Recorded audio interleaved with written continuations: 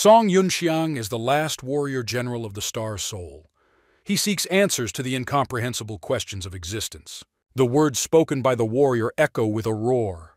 Greatness is hidden in them, a will to victory that should crush his enemies. But will he be able to cope with so many enemies because they have no number? They literally eclipsed the sky with their figures.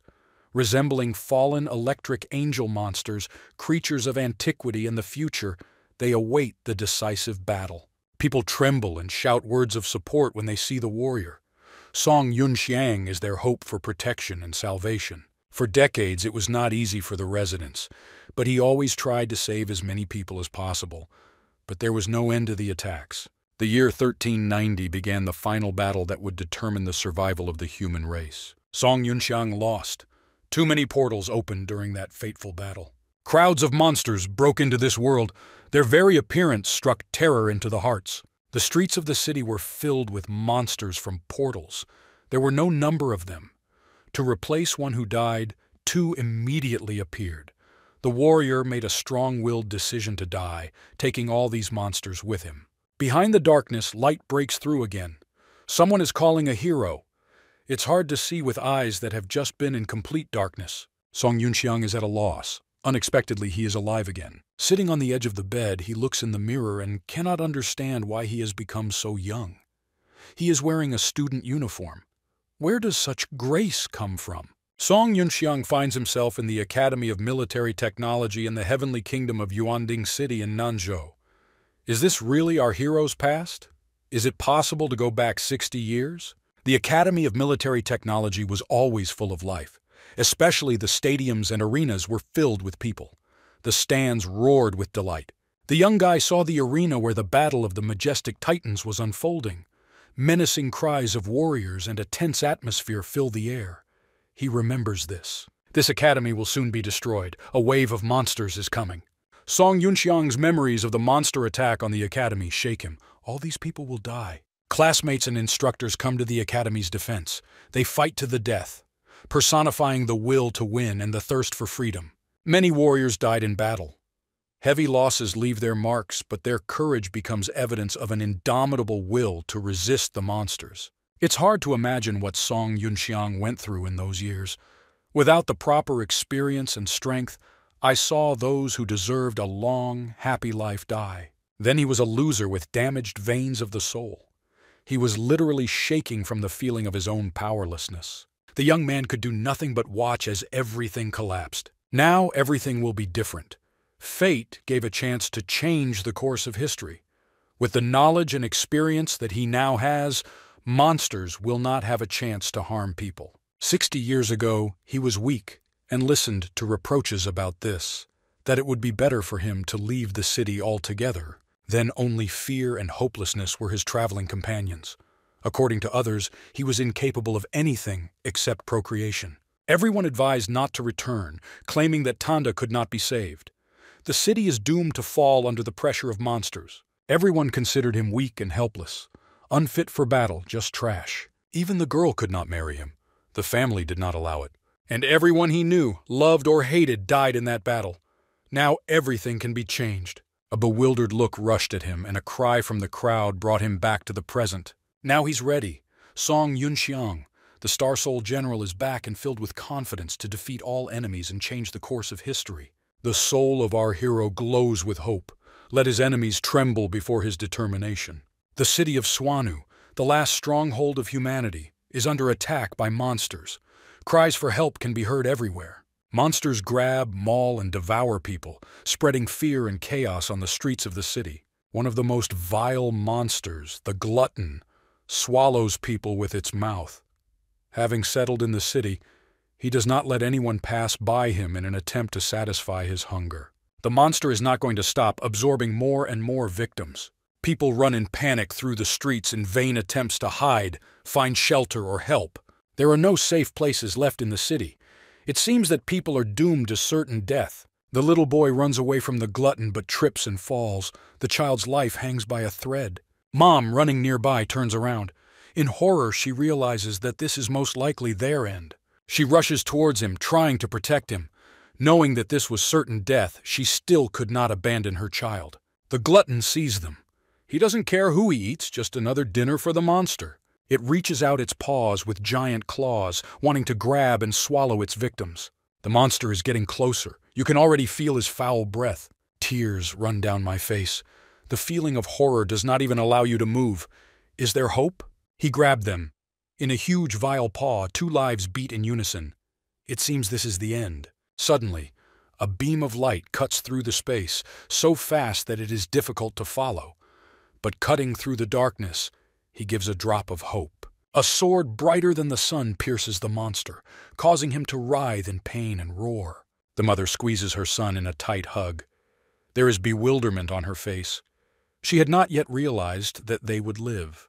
The rest of the monsters heard Glutton's screams and, sensing a common threat, went to help. The general's sword seemed to multiply, striking other monsters. He flashed barely visible among the monsters, screaming in pain. And finally, bright sword flashes hit the ground powerfully, filling everything around with light. It was like a symbol of victory and protection.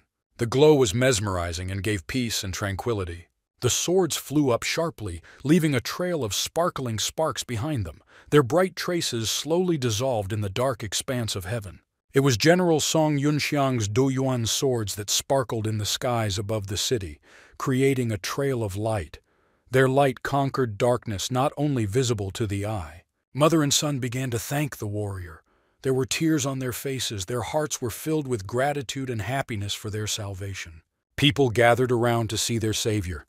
Enthusiastic glances and whispers filled the air. The general soared into the sky, leaving the battlefield. His shining sword slowly dissolved into the dark, heavenly space like a trail, as if it was not a battle, but a gorgeous performance. The warrior became an ordinary person again. His bright armor slowly evaporated, taking with it the burden of battle. A noble, strong man appeared before us. Saving the city and feeling that his strength was running out, the warrior took out the Star Soul pills from his pocket. Exhausted from the battle, the warrior did not waste time. He popped the pill into his mouth as if it were ordinary candy. Stellar energy filled the body immediately, bringing the man vitality, determination, and the will to win. For decades, Song Yunxiang alone protected people from terrible monsters, and now is no exception. The monsters have come again. Song Yunxiang stands guard over his city, destroying hordes of enemies many times. The warrior uncompromisingly strikes with his sword all the monsters that try to attack the city. People in the city are scared, but they are confident that their unshakable star warrior, Song Yunxiang, will always come to their aid.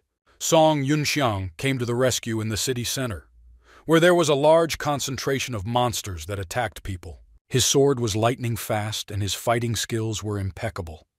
Night after night, he fought against the dark forces, protecting his city and its inhabitants from the threat, demonstrating his unwavering loyalty and courage. The warrior deployed a protective barrier against monsters to protect civilians. People looked at the barrier and shouted words of gratitude to their protector. Monsters began attacking Song Yunxiang's barrier with death rays in groups to break it and tire the hero. When monsters attack, people's houses suffer, but in any war there are losses. It's good that these are not people. People in a fog of dust ask each other, is everything over? Are all attacks blocked? Are they alive? But maintaining such a barrier drained the general's strength and left traces of fatigue on his body. Song Yunxiang, realizing that his strength now had a limit, turned back into an ordinary person. He decided that it was necessary to take the monsters away from people. Despite exhaustion, he took responsibility for the safety of the townspeople. Regaining his powerful form, he transformed into the Star Soul General, Do Yuan. His shining armor and sparkling sword once again signaled the return of the great protector. People watched with bated breath what was happening in the sky. General Star Soul's brilliant transformation left them with an ecstatic and amazed impression. The hero, concentrating on his task, gained strength for the last battle. He cast a powerful spell, filling the space around him with unimaginable energy. His words carried magic intended to protect the city and ward off the threat. The star's iron capsule began to close around Song Yunxiang. A magical barrier of energy was forming, ready to protect him in his new feat. It slowly closed, glowing brighter. The general's magical defenses were strengthened, preparing for the next act of protecting the city. Song Yunxiang's capsule slammed shut, emitting light. Tension spread all around. The light intensified, An explosion followed, spreading light like an aura around the warrior. This explosion felt power and determination, which constantly turned into a protective shield for the general. Song Yunxiang began his great transformation. At this moment he was especially strong. New strength and insane energy flowed from the body of the general, who was preparing for the next stage of his destiny. Armor formed around the warrior, as if the light itself was taking on a dense, beautiful form. The general's transformation gained momentum, giving him the appearance of star power incarnate. He transformed into the greatest warrior, the servant of the people, gaining strength and wisdom to serve his people in the fight for a bright future. But he decided to change the color of his soul and strengthen his armor and turn into a new protector. Such a view inspired awe and respect. The little boy's eyes lit up with delight. Song Yunxiang was almost ready to fight. The majestic appearance was flooded with light, and the armor shone and burned. Powerful legs stood on the heavenly surface as if on solid ground. The warrior changed the color of his star and became Cao Ren's Star Soul General. The process of changing the armor into something new has begun. The armor continued to transform further. The outlines of powerful claws, wings, and a sharp gaze appeared. A phoenix with flaming wings soared in the air above the city. Being of incomparable beauty with flames on his wings, he also inspired horror and awe. Phoenix General Cao Ren was already rushing towards the enemies, incinerating them with his fiery form. The fire hit the enemies, leaving them no chance. Their forces disappeared under a mighty fiery blow, leaving behind only ashes and peace. The phoenix's entire body was already covered in fire, and the magic accelerated it so that the enemies could hardly distinguish the blows, but did not have time to respond. From the shadows, a monster attacked the warrior, trying to strike. Darkness poured from the wide-open mouth. Cao Ren, thanks to his supernatural connection with the star, managed to notice the sneaky attack and effectively evade. Many dark, sinister paws rushed to capture Phoenix. Cao Ren spun around in a whirlwind of flames, rising into the air and avoiding the clutches of his enemies. He maneuvered expertly to avoid capture. His virtuosic movements put him out of reach, allowing him to elegantly dodge every blow. But there were still too many monsters. The clutches of death grabbed the general. But such an annoying situation rather angered the war. Heating his body with a spell, Cao Ren literally burned the dark clutches of death, freeing himself from their grip. The warrior decided to use teleportation. He simply disappeared from the clutches of death, leaving burns on his vile paws. The monsters were perplexed by this and could not understand where the general had disappeared to. This caused confusion and fear among them. The warrior appeared on the other side of the city, taking on his more familiar appearance as Star Soul General Bai Qi. Bai Qi changed the color of his star, becoming the new embodiment of power, the general of the Star Soul. His magic shone brighter, stronger. The light of rage burned in the likeness of the eyes. Cloaked in blue light, he soared on blue wings in the bottomless sky. The monsters noticed the general. Now their attack will be long range. Magic balls are already preparing to fly to Bai Qi. Numerous creatures combine their forces, delivering powerful blows. The general deftly avoids blows. His movements are dance-like, highlighting his incredible skill and superiority over his enemies. The Bai Qi spear flashed in the general's hands. Glowing stellar energy enveloped the tip, giving it incredible power. A powerful wave from the spear's impact swept through the enemies, like an asteroid, erasing everything in its path. Without giving the enemies a chance to come to their senses, the hero again takes on a different appearance. The glowing lines of his figure begin to change shape. But the enemies are not so simple. At this moment of changing appearance, the general is vulnerable. The monsters took advantage of the moment, grabbing the general. He ended up in their clutches. A powerful blow full of terrifying energy is being prepared against the hero. The creature unleashes its full power, cloaking its victims in a light of energy. The impact created a cloud of smoke in the sky, rising darkly and powerfully into the air. Its darkness covered the skies, creating an atmosphere of tension and menace. The monsters do not stop, continuing to strike the same area, raising new clouds of smoke. But General Star Soul unexpectedly responds to the merciless attacks, piercing the monsters with his recoil and spears. His figure is visible in the dissipating smoke. Confidently holding his spear, he looks around at what is happening below. The general changes the color of his star again. Shining with inexplicable magic, his armor is rebuilt again. This is a new type. Under the dragon's throat. Ancient magic bestows a powerful form, imbuing the wearer with the power of a dragon while bestowing a strange, terrifying appearance. Emerging from its back, the dragon's head and powerful limbs grip targets, preparing to strike with destruction. The power and magic of the dragon is felt in the air. The attack thunders, blooms in a bright light, scattering around with a whirlwind of green magic and the power of nature. The light of magic spreads and energy permeates every corner. The enemies don't have a single chance. The green strike completely eliminates the darkness that was trying to engulf the city. This appearance and attack required too much energy. The flickering of the starlights around the general becomes unstable. He's flying down. Like a shooting star, it approaches the earth gracefully and quickly. The general begins to cast an ancient spell. In free fall, he raises his hand and begins to cast a spell. Words imbued with magic sound in silence, calling to all that exists. An explosion occurs as the general, shrouded in star magic, reaches the surface. In the clouds of dust and smoke, a figure emerges, the mysterious silhouette of a hero. The dust begins to settle, and finally there is a partial opportunity to examine the mysterious silhouette. You can see the spear, which is still looking down, but the warrior keeps him ready. He stands up ready to fight. The new form is Star Soul General Liu Bu. The armor majestically shimmers in different colors. The general takes out another tablet and bites it. He will need a lot more strength and magic to fight. Changing the color of the soul.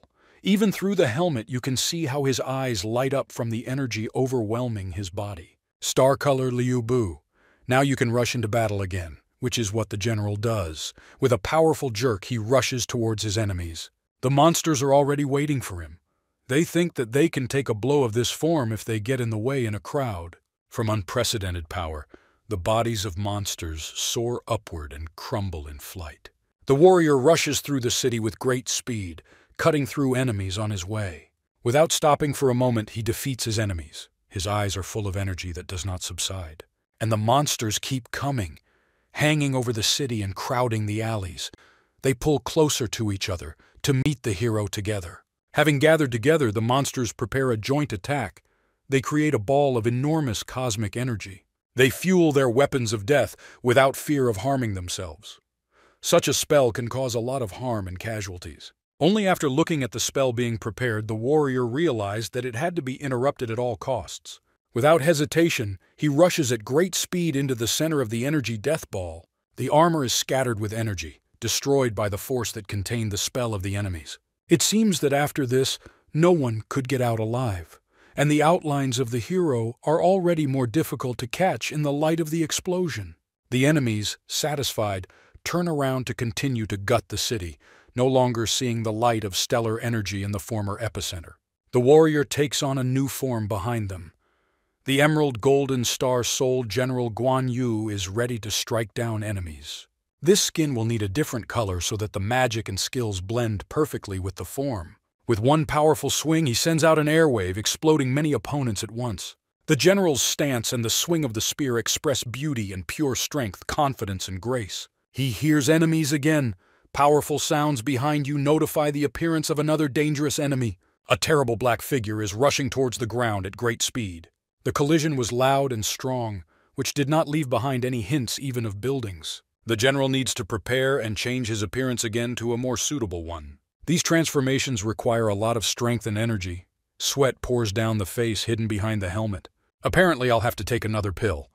But the soul restoration pills have run out. The battle lasted so long that the general did not notice how he spent them all. Another powerful spell from enemies is already rushing towards the hero. The general begins to spin his spear with great speed. Spinning it hard enough that it is barely visible, the general launches it towards the spell. When faced with a spear, the spell causes a powerful explosion that spreads out in waves throughout the area. But it was a distraction. Too late, the general noticed the fetters flying at him. Having pierced the armor, the fetters cause damage. The hero sways in confusion.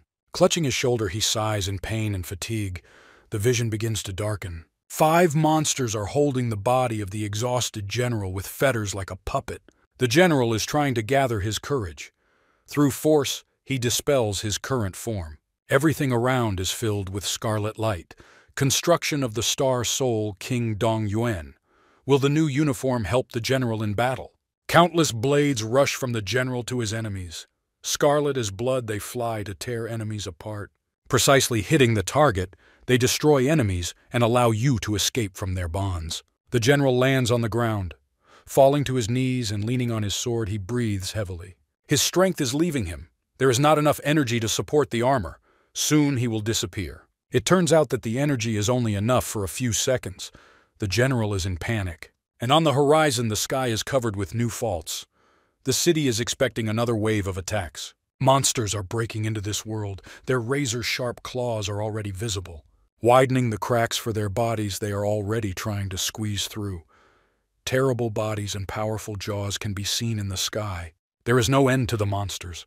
Ugly monsters flying across the sky inspire horror with their mere appearance. Once again, spells are being prepared to unleash them on the city, the innocent inhabitants, and the tired, wounded general. The army of darkness begins its offensive. Even the sky is not visible due to the number of their figures in the sky. People are panicking and trying to leave the city, running to an evacuation ship. There is panic all around. Already the fifth ship is full of people. Exhausted faces await takeoff. A worried child looks at the sky. He worries about the general. Can one warrior defeat such a crowd of monsters? One against an entire army of monsters. Things took a bad turn, but a true warrior never backs down. The star armor system offers escape routes. The general frantically thinks about what to do. The evacuation ships taking off come into view of the armor. The system advises the user to direct enemies towards them. Powerful, slow ships would be easy targets for monsters. The system shows a close-up of a mother and son recently rescued from the glutton. They are on one of these ships. The hero is shocked to show and offer him his armor. A clear, unconditional refusal comes from the lips of the general, who puts so much effort into protecting such people. He is disgusted by the very idea of hiding behind a weak population just to save his life. He announces his refusal to the system. As a man, a hero of this world, he cannot do such a thing. No escape? Only a battle for the future of humanity, for people who are capable of surprising and rebuilding the world. The general remembers everyone who entrusted him with their lives, the future of humanity, and the lives of these fragile people. Instead of a tablet to charge the armor, the general uses his own soul. The body is again covered with armor. Powerful armor illuminates everything around with light. The general feels his soul being absorbed into the armor, and the system is trying to overrule his decision in order to save his life. By an effort of will, the general creates a powerful explosion around himself, from which bright rays scatter across the area. These rays illuminate everything around and reach out to monsters in an attempt to touch them. When one of the beams touches a monster, it immediately explodes, leaving no trace. The entire sky around is filled with explosions. A roar and bright light echoes in the sky. There is smoke pouring out from where the rays were flying, so much that it is impossible to make out anything. The dim light with clouds of smoke is getting weaker. In a veil of oblivion, the general hears a voice. Someone is calling his name. Who could it be? Ordinary room? Table, bed, cabinets and shelves, patterned window. This is where the general opened his eyes. With still clouded eyes, he looked indifferently at the ceiling. What happened? Scratching the back of his head, he sat down on the edge of the bed. And suddenly his gaze froze in the realization of an incredible thing. The eyes widen in shock. He cannot understand what kind of magic could turn him from an old man into a young man. This body and uniform of the Military Technology Academy reminds him of the affairs of long ago. But it's still him. This is what the general looked like when he was 18. Could this be possible? He jumps out of bed and tries to look around to understand where he is and what is happening. The young man's gaze falls on the calendar. It seems like a joke, but the year on the calendar is 1330. This news shocks the general like a bolt from the blue. He looks out the window. This is the country of Tiandu on the eastern continent.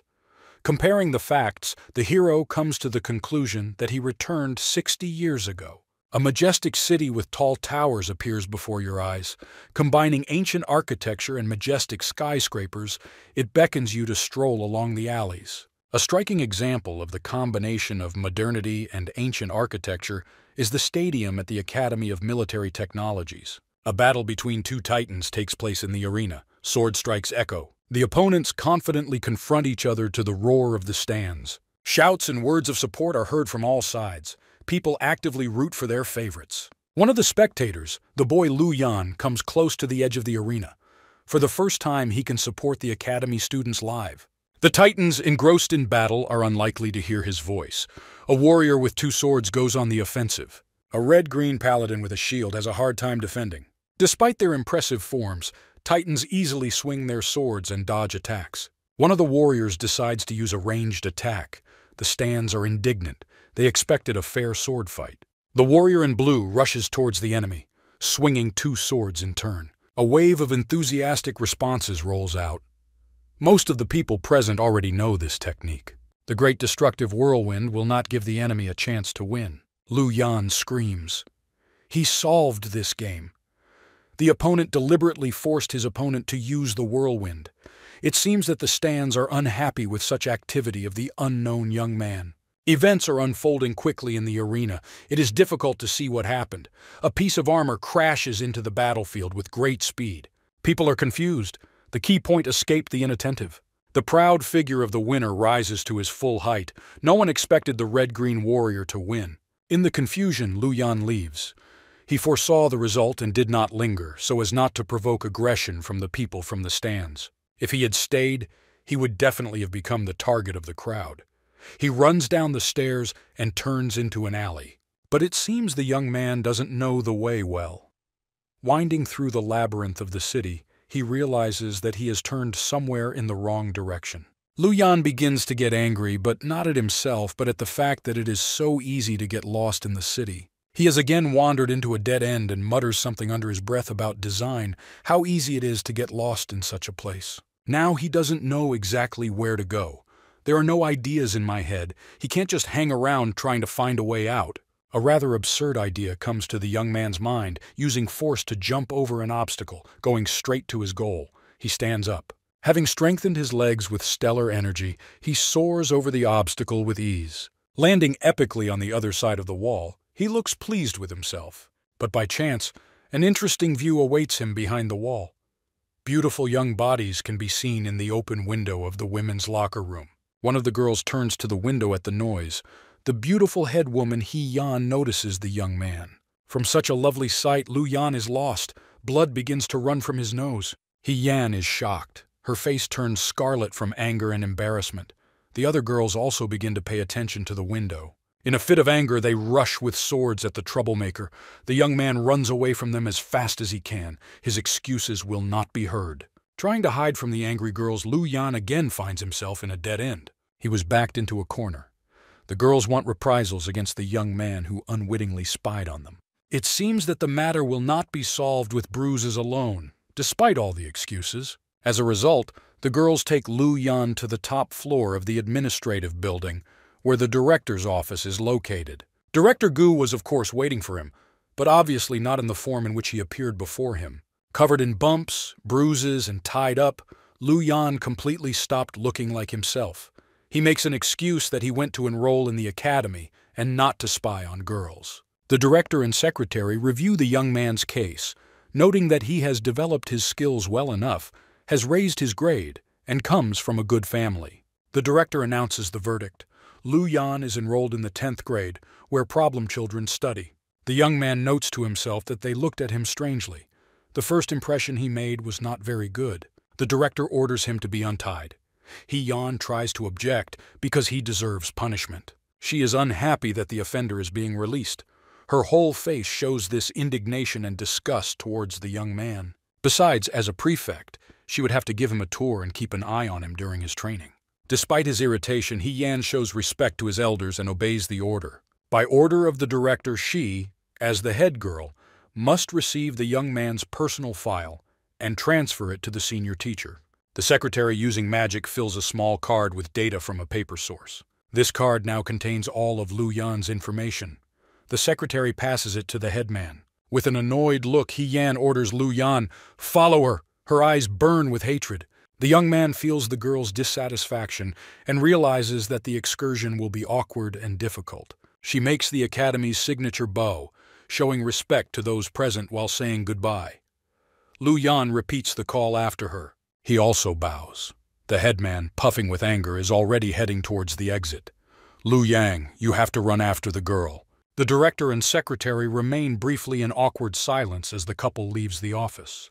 The secretary breaks the silence, returning to the pressing matters of the academy, from which this incident had torn them away. She reports a student missing, pulling out a folder from the card containing a letter from the China instructor. The letter describes that for 3 days, one of the students has not shown up for classes and has not been in touch. The question arises as to whether this should be reported to the Public Safety Department. Suddenly, something happened to the student. The director lights his pipe, saying that he remembers the guy mentioned in the letter. A worthless man with a damaged soul, who got into the academy through connections. From the report, it follows that having learned today's date, the student announced that there were 3 days left, after which no one saw him again. While the secretary was reading out the report, clouds of smoke from the pipe reached her nose. She begins to cough and become indignant. The director looks at his subordinate and just smiles sweetly and continues to smoke. As if nothing had happened, the woman releases a huge ball of smoke, which instantly envelops everything around like fog. The secretary is again indignant. The director points out that it is necessary to contact the family of the missing guy. Meanwhile, He Yan and Lu Yan are already touring the academy. Now they are heading towards the arena, where practical training in the battles of star souls should begin. The headman also points out that the young man will need to change into his uniform. The young man is distracted and looks somewhere into the distance. The girl stops too, and begins to be indignant that he is lagging behind and not listening to her. She wants to find out what happened, why the young man froze in his tracks. In his gaze, directed somewhere upward, one can read delight, awe, and joy. In front of them stands a majestic statue, against the background of which all people seem crumbs. Everyone is used to it, and no longer pays due attention. Erected in honor of a legendary hero who lived 400 years ago, the statue inspires delight and horror, and also amazes with its detail and beauty. According to legend, thousands of years ago, terrible monsters attacked the earth, killing and destroying. People were defenseless against them. But suddenly, immortals descended from heaven with unique abilities, armor woven from stars and souls. Now such abilities are known as Star Soul Generals. With this incredible power, they could crush monsters, saving the planet and civilians. The immortals also gave people jades, which could endow the Star Soul Generals worthy of them with the power. The chosen people began to be called masters. Under the protection of masters and generals, humanity grew stronger. Since then, there has been a battle between masters and monsters for the right to own the planet, for the right to live. The founder and first director of the academy was a Star Soul General. In his honor, there is a monument in the center where he, in his armor, clutches the hilt of a sword. The headman says that a jade is sealed in the statue, which will choose a new general as soon as a worthy one appears. Lu Yan's eyes light up. This story truly inspired him. He would like to be the same as the founder of the academy.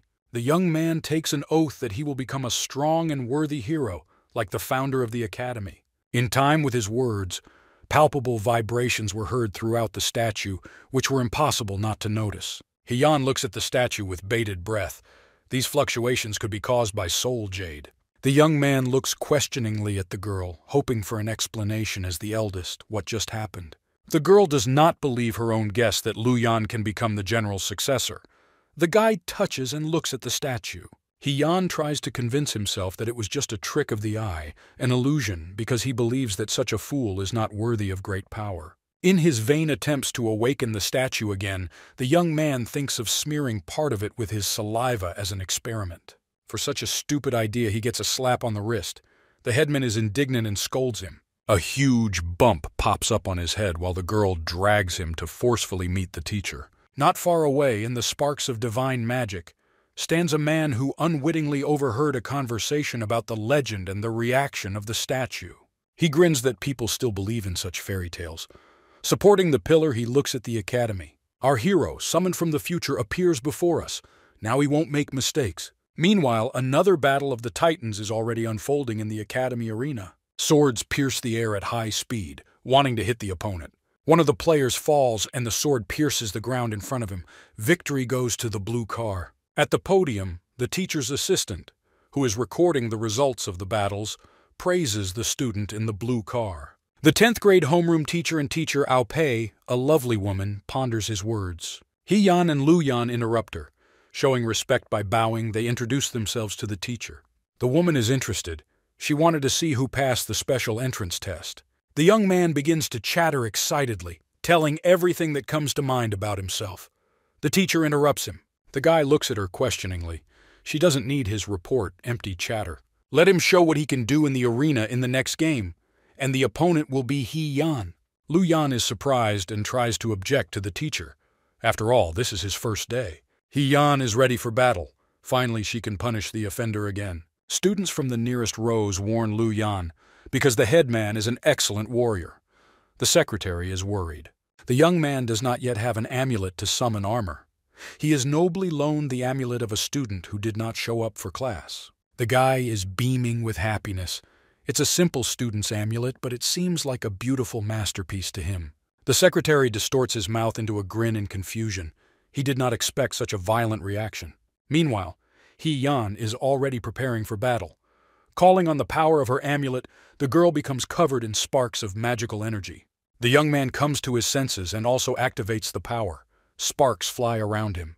With a bright blue light, magic shines in the air, merging and taking on the shape of bodies. And now, in the arena, instead of two ordinary people, there are titans ready for battle. He Yan intends to take revenge for the incident in the locker room. The stands roar and support the headman. Everyone wishes her victory over the newcomer. She pushes her foot into the arena, causing the ground to crack and lightning to spread from the armor. With a lightning-fast jump, the girl closes the distance between them, swinging one of her swords. Lu Yan manages to react and jump away.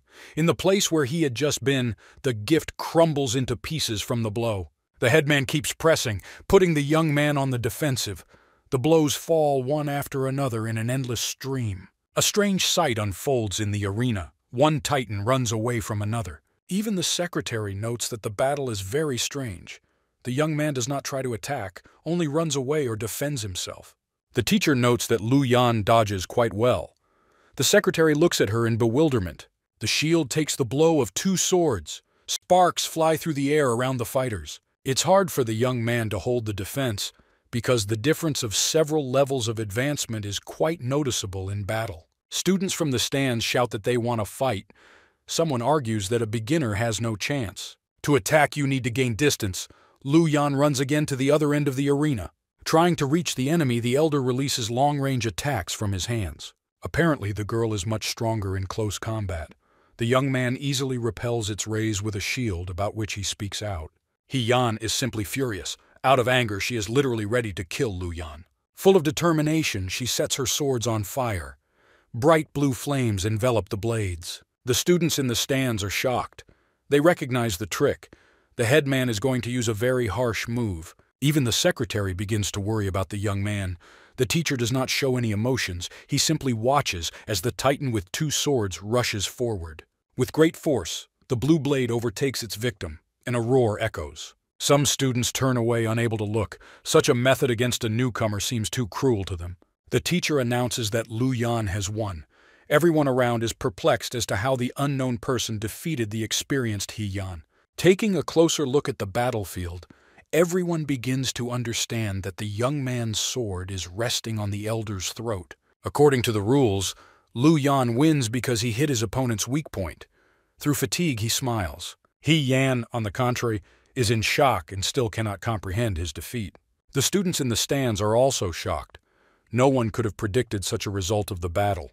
The teacher wants Lu Yan to talk about his impressions of the battle and thoughts about the course of the battle. Everyone crowded around waiting for an answer. The young man enthusiastically began to talk and praise his opponent for his powerful attacks and pumped-up armor. But he also noticed that the girl rarely used long-range attacks, which gave reason to assume that she defends herself most in battles. The teacher listened to his comments, noting that the young man was interesting and thoughtful. The young man told everything, and the girl, hiding her face from indignation, became increasingly irritated. As a result, she couldn't stand it and started screaming that he was just lucky to win this battle. Lu Yan began to panic that he had broken the car during the battle, so he ignored the girl's words. They began to calm him down. What is created from the energy of the soul cannot be broken. The amulet itself belonged to a guy nicknamed 3 Minutes. The young man was interested in what this nickname meant. Everyone around laughed. They whispered that there was a guy at the academy who was unable to maintain armor for more than 3 minutes. The teacher, in order to stop such behavior, sends everyone to the cafeteria. Suddenly a bloody stone appeared in the sky, plunging everything into darkness. The sky turned pitch black. Goosebumps run across the headman's skin. It got dark too quickly, and there was an ominous atmosphere around. The sky began to crack like glass, and monsters began to appear in the cracks. The sound of a siren sounded over the stadium. People looked around and could not understand what had happened. Some students began to come to their senses. Peering into the sky, they screamed about rifts and monsters. From horror, the students were confused and did not know what to do. Someone fell, backing away. They urgently need to hide in a shelter. Some monsters hovered in the air, their magical lightning attacks flying around.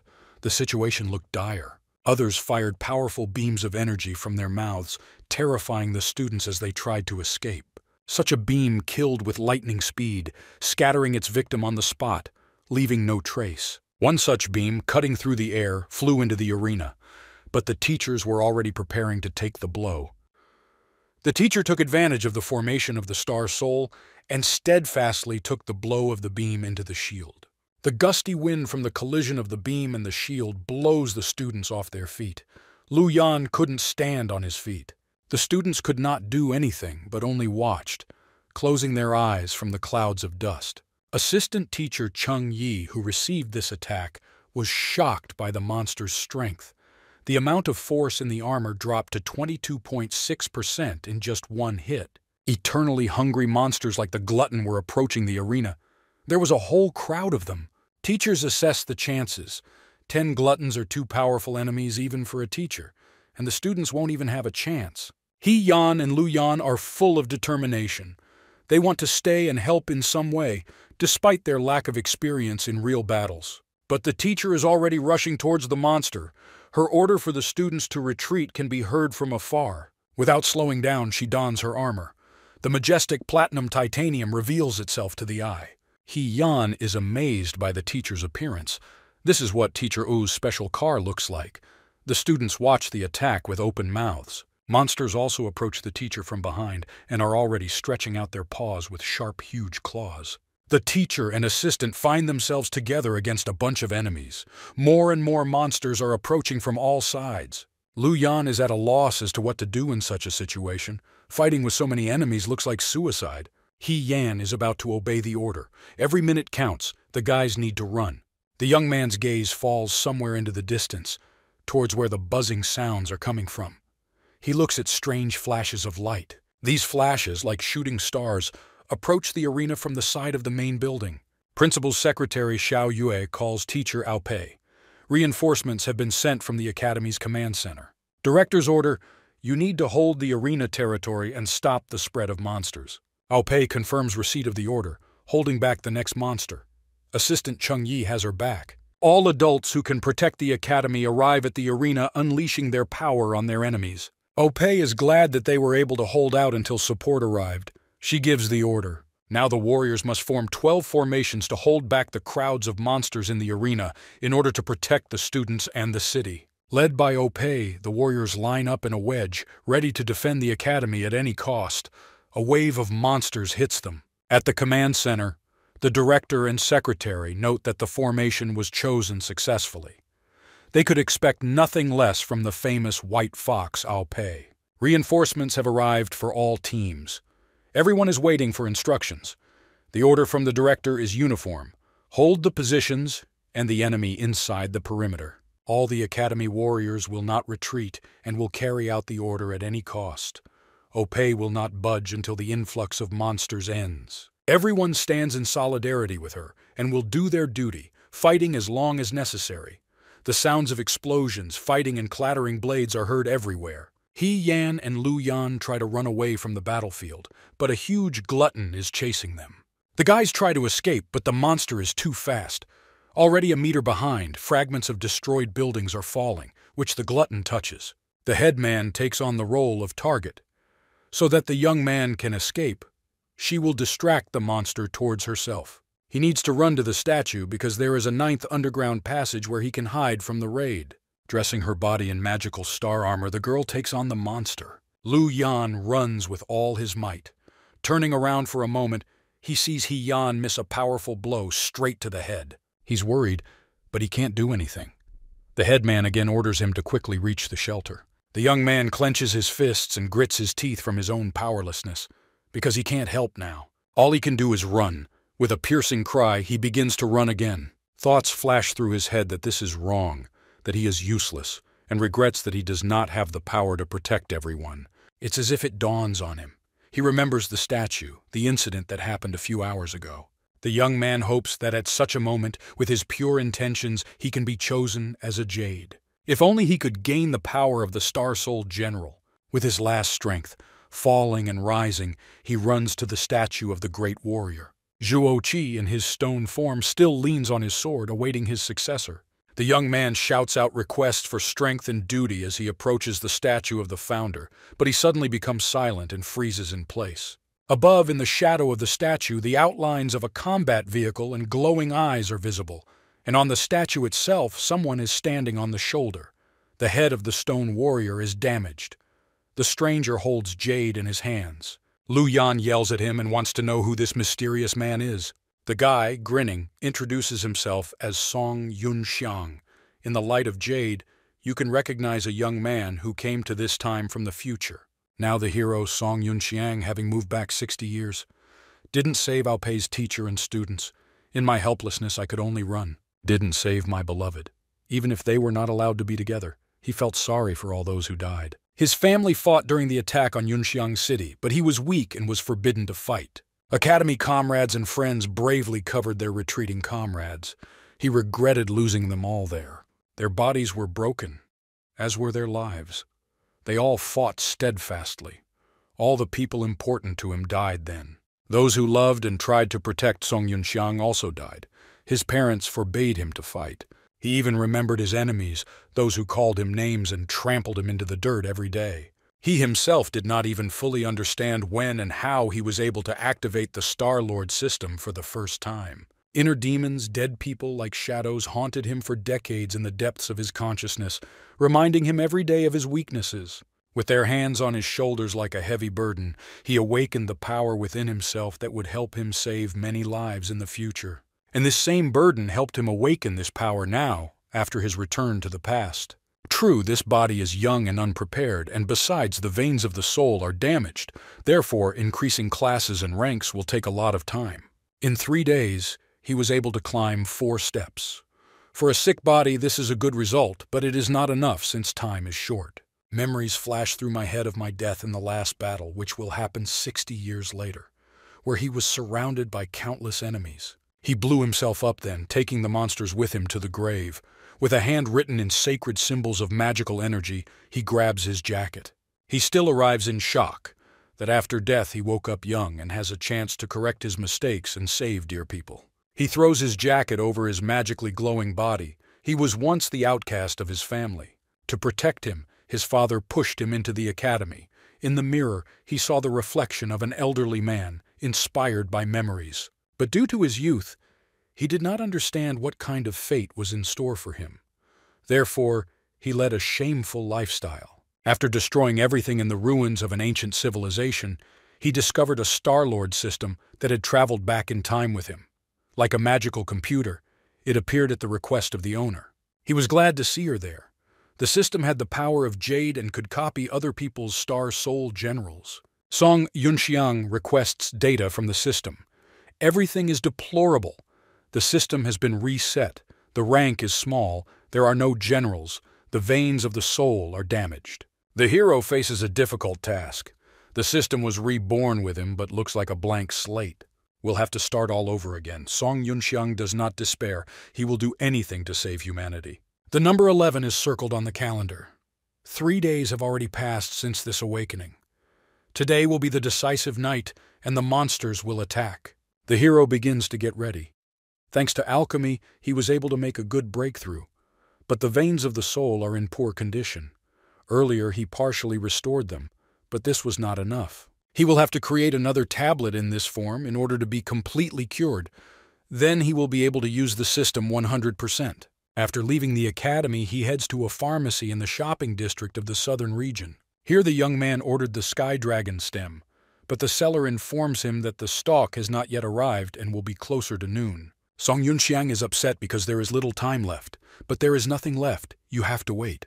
Walking through the shopping district, waiting for a message, the young man is lost in his thoughts. This will be the final ingredient for the pill that will heal the veins. The stock will only be delivered in a couple of hours, so he decides to return to the academy and prepare traps for the monsters. With the hope of minimal losses, he goes to the academy along the busy streets of the city. After a while, he already finishes installing array traps, which in technology bypass the current time in terms of effectiveness. Unfortunately, the level is currently low, so it is possible to place only slowing arrays. The young man touches the wall with the talisman. He hears a conversation from the street, which tells about the Star Titans who gave people the power of Star Generals. The guy turns towards the noise and listens to the conversation with a thoughtful face. Yan is just talking about the first director of the academy, pointing to the statue in the center of the passage not far from the arena. Song Yunxiang grins as he looks at the statue. In the past, she had not heard his pleas. He leans his elbows on the pillar, casually examining the stone warrior. Warrior Zhuo Qi does not hear the pleas, and it was not he who gave him the strength to fight. Song Yunxiang, with a satisfied grin, activates the star system and orders the statue to be scanned. The system gives results. The statue actually contains jade. The owner is absent. Due to this, the system can extract jade. The scan causes the statue to vibrate. These vibrations are felt by Lu Yan and He Yan. The guys look at the stone figure in bewilderment. Lu Yan is a little scared and asks what happened. Song Yunxiang, who is watching everything from above, still holds the star system and learns that without the owner, the system cannot use the jade. At the moment, this stone is useless to him. He hides the system and will come for the jade at night. A message arrives. Apparently, this is a pharmacy. They brought the Sky Dragon stem. Now you can leave the roof. He is well prepared and will not let people die. The hero slowly walks through the shopping area towards the pharmacy. People are crowding everywhere and signs are burning. Suddenly he notices a familiar figure in the crowd. A masked and hooded man walks past him. He may be wrong, but his instincts rarely let him down. He watches a passing figure out of the corner of his eye. He stops and looks after the retreating person, orders the system to scan him. A tense body appears before him, mental strength concentrated in the center of the chest. Like small galaxies, they shine and are connected by electrical discharges. The young man looks thoughtfully. This method of concentration is unique and is used in the north. Song Yunxiang's eyes sparkled. The man leaving must be a native of Mirin. This state is not that close.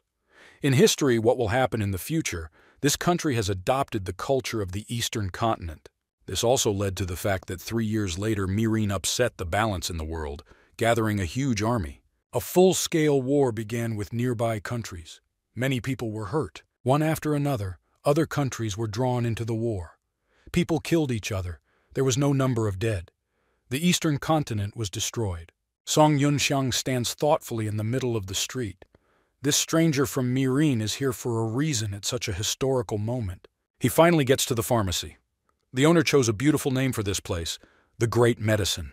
A cute girl with a poster in her hands meets him at the stairs. She smiles and advertises pills, elixirs, and powders. When she finds out that this client has come for a special order, she greets and asks to go to a special waiting area. In a chic, empty room, he sits down on one of the sofas. A girl approaches him to inform him about the payment. For urgency, the price will be higher, since an academy student cannot afford to purchase such rare materials. Putting his hand in his pocket, he announces that he does not have that kind of money. Pulling out a card, Song Yunxiang lays out alchemical potions on the table, inviting the pharmacy to buy them back from him. The employee apologizes. She is at a loss, but the pharmacy does not buy, but rather sells goods. But looking closer at the jars, she screams in surprise. The jars contain premium quality tablets. Small energy balls sparkle through the glass. The girl looks at one jar after another. With delight, she tries to identify what she sees. Song Yunxiang sits contentedly on the sofa and waits. Timidly clutching several jars, she wonders if she can take the pills to the store owner for a consultation. The young man agrees. Taking the dragon stem, he asks to show him where the alchemy room is. The girl is amazed again. Their alchemy room had not been used for a long time, but for the guy it doesn't matter. If so, the girl leaves the hall and asks to follow her, showing the way. Once in the right room, Song Yunxiang is both delighted with the vintage stove and upset that it is broken. Everything is in disrepair. He sighs heavily.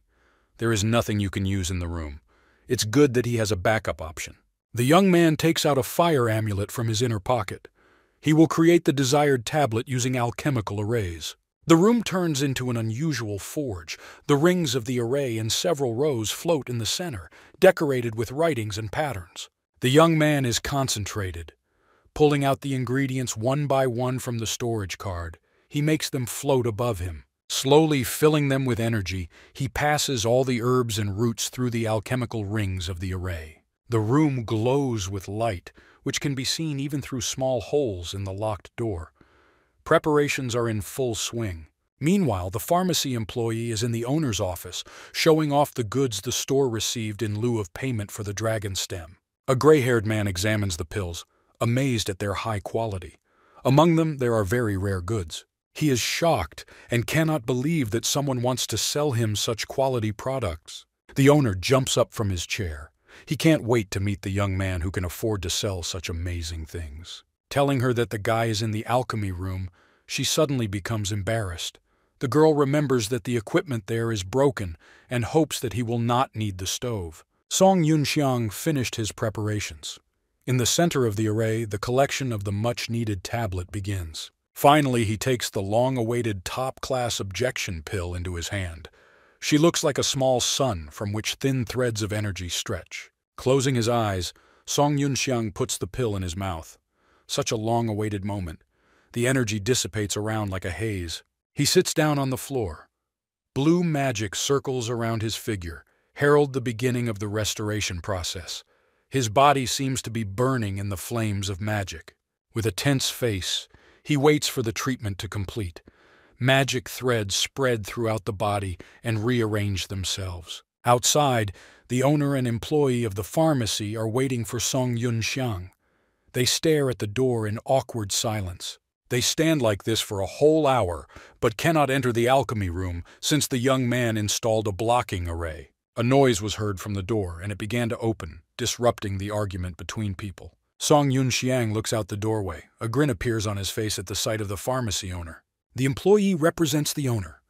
Hongfan makes a greeting gesture by clasping his hands and bending slightly. Casting an appraising glance, Hongfan concludes that this is just a student. Where he got such valuable items remains a mystery. Song Yunxiang bows back. He learns that the owner really liked his product. They both look happy. Hongfan takes out the blood-igniting pill. He wants to see if he has correctly identified the beautiful ball of fire inside the glass container. The young man praises the man, who at this time is surprised that they want to sell such a valuable thing in his store. Song Yunxiang awkwardly scratches his head, muttering that due to lack of money he has no other choice and agrees to the store's price. Hongfan, as an honest merchant, notes that such an item could be put up for auction. But the young man stops his speech, raising his palm in front of the man in a stop sign. Time is short, but money is needed. He will be satisfied with the amount being less than it should be. The man begins to count out loud, taking into account the price of this pill and other included goods. Pretending to be smart, he names the price tag much lower than the market value, but still adds a small amount to it in order to remain on good terms with the young man. Song Yunxiang understands that the price is too low. With a slight smile, he appreciates Hongfang's brilliant trading skills. He looks thoughtful, resting and scratching his chin with his right hand. Lasts for some time. Mr. Hong starts to get nervous. He sees that the young man is thinking for a long time, and frantically begins to explain that he cannot offer him anything more. Song Yunxiang smiles insidiously because this is not what he meant at all. He takes out storage cards. He pulls out 2 more blood ignition pills into his palm. Maybe this will help round up the sum to 1 million. The owner and employee are shocked. Holding the pills, he frantically turns over in his head whether he knows the young man's family. Song Yunxiang is satisfied his trap works flawlessly. Waiting, he looks at Hongfan, who is delighted. Since he knew well what would happen in the future, Song Yunxiang developed a plan in which he needed an alliance with the Hong family, who were engaged in trade over a large area. His face radiates pride and strength. In order to defeat the monsters, the strength of one person will not be enough. You need to gather an army, and for this, you need money and connections. Mr. Hong cordially offers to continue the conversation in his office over a cup of tea. Shows the direction where you need to go with your hand. In the office, in a cozy atmosphere, they sit on soft sofas. Hong Fan transfers payment for the pills. Now it's Song Yunxiang's turn to pay for the stem. Since the owner of the pharmacy is now in a very good mood, he gives the young man a discount on the product with a smile. Cups of tea rise in a pleasant atmosphere. The young man does not refuse the discount. He is pleased with how the conversation is going. The tea is wonderful. Hong Fan turns to the employee and asks her to bring the gold card from his desk drawer. The girl brings a box with a map and opens it in front of Song Yunxiang. He looks at the box with an uncomprehending look. With a satisfied face, Mr. Hong tells the young man that this is a special card, a jade talisman of the Hong family trade union.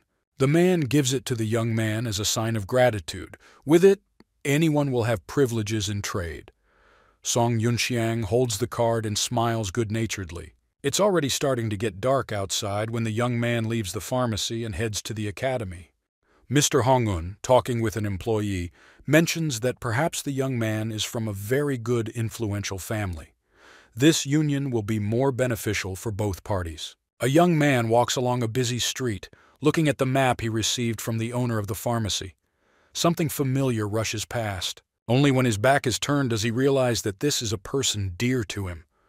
The girl with red hair did not notice him and walked past. But he remembers her. Meetings with her, tender nights together filled with love and passion flash through my head. After shouting her name, Song Yunxiang suddenly turns around and grabs the girl's hand. He didn't even expect such an outburst from himself. Girl Asan turns around. She is confused and does not understand what is happening and who grabbed her. Her hair flies away from the sharp turn and her emerald eyes look at the young man with bewilderment. He remembered her being strong, how she fought and quickly rose in class. Her armor was beautifully majestic, but she still tried to avoid battles. Song Yunxiang met Asan on the battlefield. They shared a bed together more than once.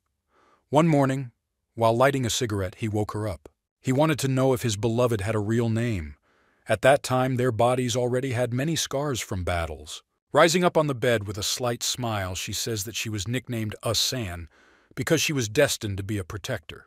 While Song Yunxiang held the girl's hand and the crowd rushed past, the system copied the girl's Star Soul General, and San begins to look at the young man angrily. At this point in time, they have not met yet, so this meeting looks strange. She holds her hand back, jumping a little to the side. A spirit sword begins to form between the robes in the other hand. She lunges sharply towards Song Yunxiang. The blade flies forward at incredible speed. He dodges, intercepting the hand with the blade. With a sharp movement, the girl finds herself in a grip. Her hand with the blade is pulled back, making it impossible for her to move. The young man asks not to worry but notices that the girl was being followed. Several hooded men approach them. While he is distracted, the girl hits him between the legs.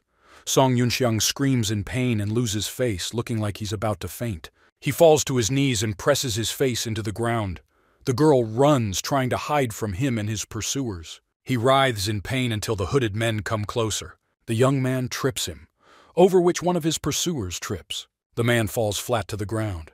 Now blood is running from his nose and he is swearing, but hooded people have no time to be distracted by civilians. Song Yunxiang gets up and, without showing his face, accuses the man of pushing him and not just leaving now. The pursuers look at him menacingly. Apparently the central one with the mustache is their boss. He approaches Song Yunxiang and quietly shows the crust. A man from the investigation department was stalking his beloved Asan. The young man shows the edge of some card from his inner pocket and says a strange phrase, convincing the men that he belongs to him. Everyone looks at each other. The central man continues the phrase and makes a welcoming gesture, but this is just a trick. Song Yunxiang introduces himself as an employee of the investigation department. The central man behind his back shows his companions with his fingers that he will detain the young man, and they need to move on. At the same time, he continues the conversation. They're both bluffing. The young man makes a disappointed face that because of them, he did not catch the criminal he had been hunting for so long. The pursuer, with a serious expression on his face, talks about the secret operation and the trap and offers to catch the girl together. Both begin to run down the street in the direction where Asan ran away. They need to catch up with the others in order to participate in the capture of the so-called criminal. Keeping behind the man, Song Yunxiang takes the opportunity to scan him. The man from Mirin again, very suspicious. Suddenly he realizes that such a number of spies from a hostile country may be connected with the disappearance of jade from the statue in the near future. Running between people and stalls with sweets, he hears tempting offers. One of the stalls sells strawberry sticks. The young man remembers that Asan loves them. He stays for a second and buys all the strawberry sticks. He will save them for his beloved in a special storage card. They won't spoil there. Continuing to run, he chews a strawberry stick, wanting to be sure that it is not sour and that Asan will like it. The men leave the city. There is a grove ahead. Song Yunxiang wonders what the name of the person he teamed up with is. They both introduce themselves to each other using fictitious names. A powerful sneeze echoes throughout the academy. It comes from assistant teacher Xiao Chen, whose name Song Yunxiang introduced himself. The sneeze was so powerful that Chen's eyes were watering and snot was flowing. He wipes them away with his finger. In the grove outside the city, the sounds of a chase are heard, which fly like an echo from one tree to another. And San is trying to hide from being chased through the trees. But the pursuers are not far behind, and are trying to surround her. A powerful jump and the girl finds herself in the center of a forest clearing. The pursuers do not lag behind, jumping after them. As she lands, Asan sees a figure standing in front of her among the trees. In outline, it is a man. The figure slowly comes into the light. She looks at him angrily. The man smiles contentedly. He was waiting for the girl to be driven into the grove with him. And San looks around. It's a trap. There are more people in hoods. Enemy titans are visible above the trees. From the tablet, the man reads out the fugitive's dossier. A killer with a good rank, the bearer of the Star Soul, General Liu Bu. With a grin on his face, he is glad that such valuable prey fell into his trap. His men slowly approach the girl. Their faces look angry. They want not only to grab the girl. An energy blade flies into the face of one, cutting the skull. And San won't give up so easily. With all her appearance, she shows that the villains are no match for her. The men rush to attack in horror and anger. At this moment, our hero overcomes the barrier with his temporary companion. He is still chewing the candy. There is still one more on the stick. He quickly assesses the situation and assumes that a spatial array is hanging above the trees and around, creating a barrier. Its fine mesh can be seen in the sky. From the side, he sees the Titans.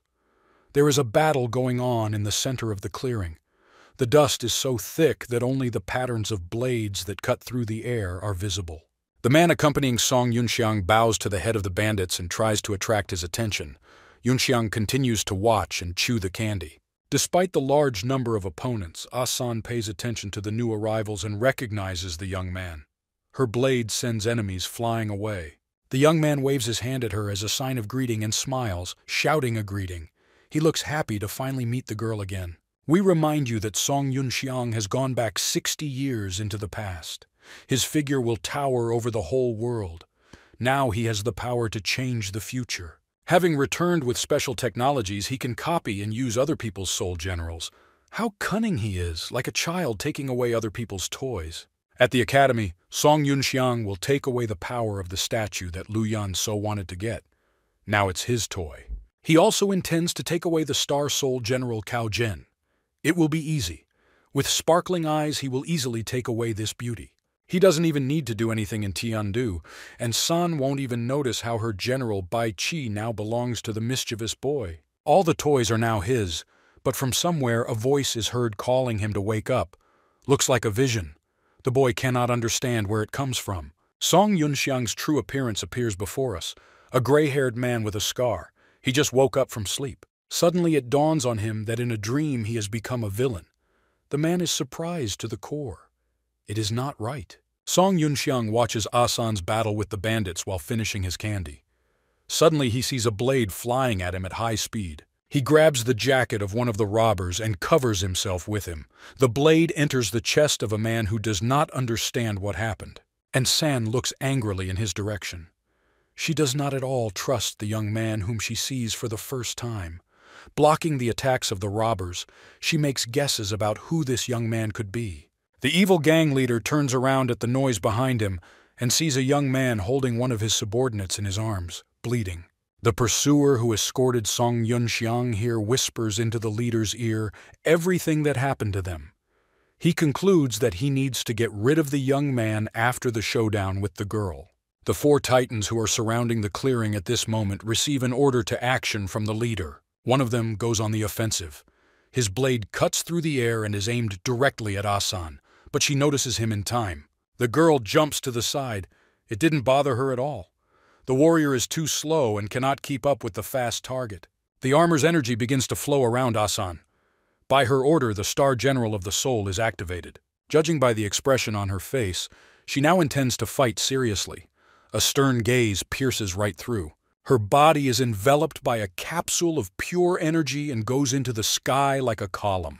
There are rings of blue glow spreading around. Armor begins to appear around the girl's body. On his head are powerful tusks resembling a crown. Having completed the formation of armor, the warrior takes a stance. The scales of the armor shimmer and shine in the remnants of spiritual energy. And San quickly rushes at one of the titans. With one blow of the sword, the enemy's armor is pierced, and the warrior falls. The titans did not expect this from a fragile-looking girl. At first they look confused. One of them makes a dash and runs towards Asan, screaming. With one powerful blow, the girl cuts the enemy in half. A bright trace of the sword remains in the air. The enemy's armor begins to crumble. The 2 remaining warriors decide to attack together and draw their swords, and San is preparing to attack. In a jump, she raises her leg to strike. A blow of such power sends enemies flying. And now they are already hiding in the distance above the trees.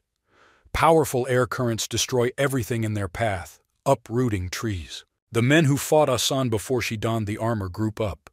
You can defeat the Star Soul General only by taking on the appearance of the general yourself.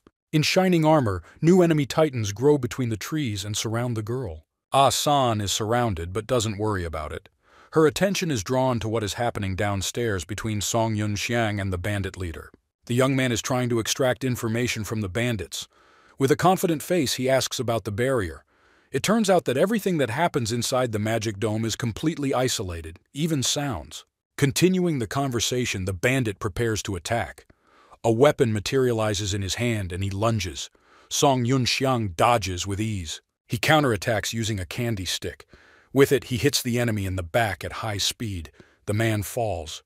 The bandit's eyes roll back. He is no longer a threat.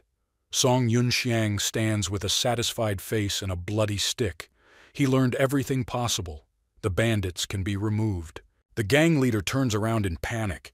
Seeing what is happening, he curses and begins to call for help. Reinforcements of 3 fighters are already rushing towards them. Song Yunxiang is ready to attack. He takes out a weapon card. A sword appears in the young man's hand. With movements barely noticeable to the eye, he rushes between enemies and delivers fatal blows. With a satisfied face, he freezes for a second. The bandits fall dead, but even more enemies are already running to help the leader. The young man starts to run. The bandits pursue him. While running, Song Yunxiang calls the system. He needs the system to hack the array. She gets to work. After performing the calculations, the system reports on the quality of the array. The analysis is completed. The countdown to the capture of the area begins. At this time, Asan is fighting off the attack of the next titans. She is attacked by enemies from all sides. The girl is strong but very tired. There's no end to the enemies. It's clear from her face that she won't hold out much longer. The leader watches the battle of the titans. The warrior's movements became less agile. It's time to use the Star Soul Shackle Array. He gives the order. Many complex magic circles appear around Asan's armor. The enemies moved away. The girl will no longer have time to jump out of the array's area of effect. Huge chains jump out of energy circles and fly towards their prey with a roar. They encircle the warrior's wrists and wrap around his neck, preventing him from moving. Asan's entire body is shackled hand and foot. The chains tighten the head, shoulders, and wrap around the waist. The girl tries to move, but the chains are too tight and seem to be draining the energy from the armor. Tired Asan sees no other way out and orders her armor to be scattered. She needs to change her form and summon the armor elsewhere. Horrified, she realizes that the Star Soul General is blocked and is not obeying orders. The armor remained in place. The bandit leader grins. He knew what the girl would do, but she couldn't get out of these chains so easily. This array was created specifically to capture generals.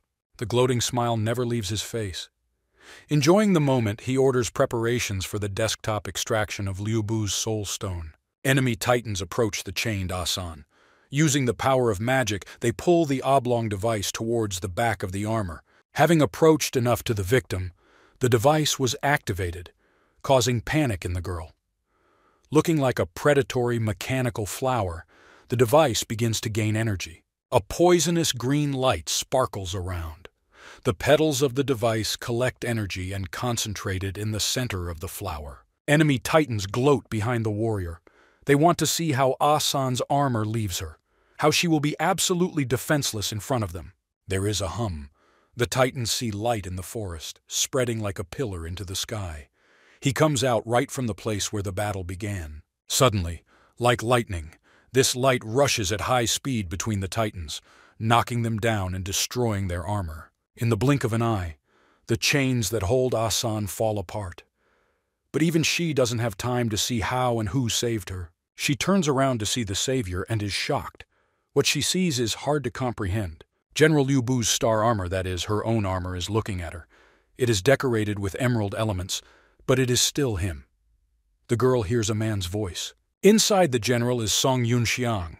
He greets Asan again and suggests ending the fight quickly since time is limited. But the girl ignores his appeal. She is in shock and does not understand how the second Liu Bu appeared on the battlefield. Suddenly, she sees Song Yunxiang take an attack stance and, holding out his spear, makes a sharp lunge in her direction. Tired and confused, Asan will not have time to dodge the blow. She just screams out of surprise and fright. The spear flies under her hand and strikes the enemy. It turns out there was a titan behind her. Already swinging his sword, he could deliver a fatal blow. The spear shimmers with energy. Song Yunxiang hit the very center of the enemy's armor and split it. The tip of the halberd, which penetrated the armor, pierced the man who controlled the titan. He can only be surprised. Song Yunxiang pulls out his weapon. Drops of blood drip from the beautiful sharp blade. This means that the enemy inside the armor is mortally wounded. The young man realizes that he miscalculated the blow. Trying not to hurt his beloved, he stuck the halberd not so hard. The plans were to kill the enemy with lightning speed and painlessly. And San, at this time, comes to his senses and points his weapon at the self-proclaimed Liu Bu.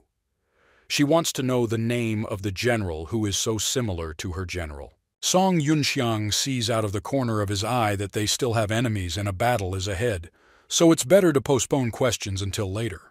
And San sighs with displeasure but understands that the young man is right. Now is not the time for small talk. He needs to deal with the enemies. The generals stand with their backs to each other, simultaneously lunge and hit their enemies with spears, and San can't take his eyes off Song Yunxiang even during the battle. These attacks, blows, techniques amaze her. The red emerald halberd spins and flies clearly into the center of the armor of the next titan, piercing the armor. The armor crumbles instantly, creating a fireworks effect. Energy scatters around. The enemy's body remains hanging on the tip of the weapon. Song Yunxiang looks pleased. Now the force of the blow is exactly what is needed. Everything is perfect. One after another, the bandits fall to the ground without armor and with a pierced chest. It's unlikely that enemies will even be able to sneak up on him from behind. Turning sharply, he pierces the titan clearly in the center of the armor with a halberd. This is instant death for the enemy. Enemies attack from several sides at the same time. Song Yunxiang makes a sharp circular attack. Thus, he literally cuts opponents in half. And San is starting to get pretty tired from the battle with the bandits. The long battle and the mechanical flower had a profound effect on her. She breathes heavily after each blow. And now another enemy comes under attack from an emerald red weapon. As usual, the blow hits the target, killing the enemy with lightning speed. Trying to catch her breath, Asan still watches out of the corner of her eye the deft movements of the second Liu Bu, whose cultivation, obviously to her, is at the yellow rank. Two generals tower above the trees. Remnants of energy from the crumbling armor of defeated enemies fly around. With one precise movement, the emerald-red general destroys one enemy after another. The energy is reflected beautifully in his armor. The immobilized bodies of opponents fall among the trees. The girl looks at the back of the second Liu Bu. He didn't even move from his spot during the battle. Song Yunxiang looks at the last enemy. His gaze is cold and indifferent. The young man is waiting for the attack of the enemy titan. A warrior with two swords stands opposite the general in complete confusion because he understands that he has no chance. Inside the last enemy armor is the bandit leader.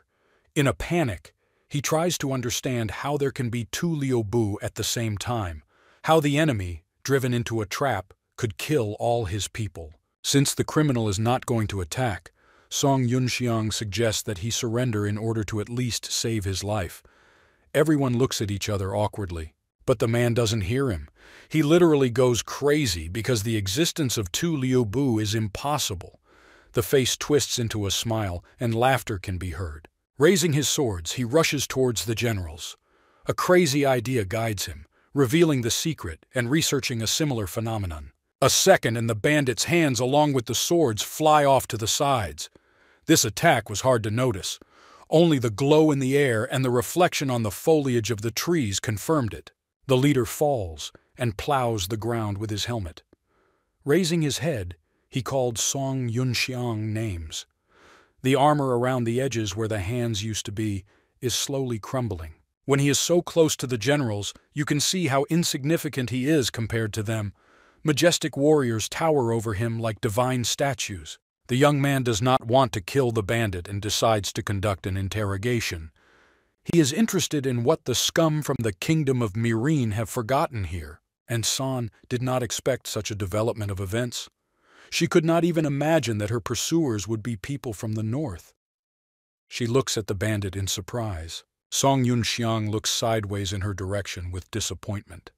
He thought that his beloved inner youth was smarter and not so naive as to assume that the Tiundu investigative department was hunting for her. The girl grumbles dissatisfiedly and looks away. She feels embarrassed that they looked at her like that and is a little ashamed of her mistake. The bandit leader glares at Song Yunxiang. He doesn't understand how they could find out about his plans, but now it doesn't matter. The man laughs evilly. You can see complete madness on his face. He screams and curses at the young people, spraying saliva. Lightning begins to run across the criminal's armor as if covering it with a special shell of yellow light.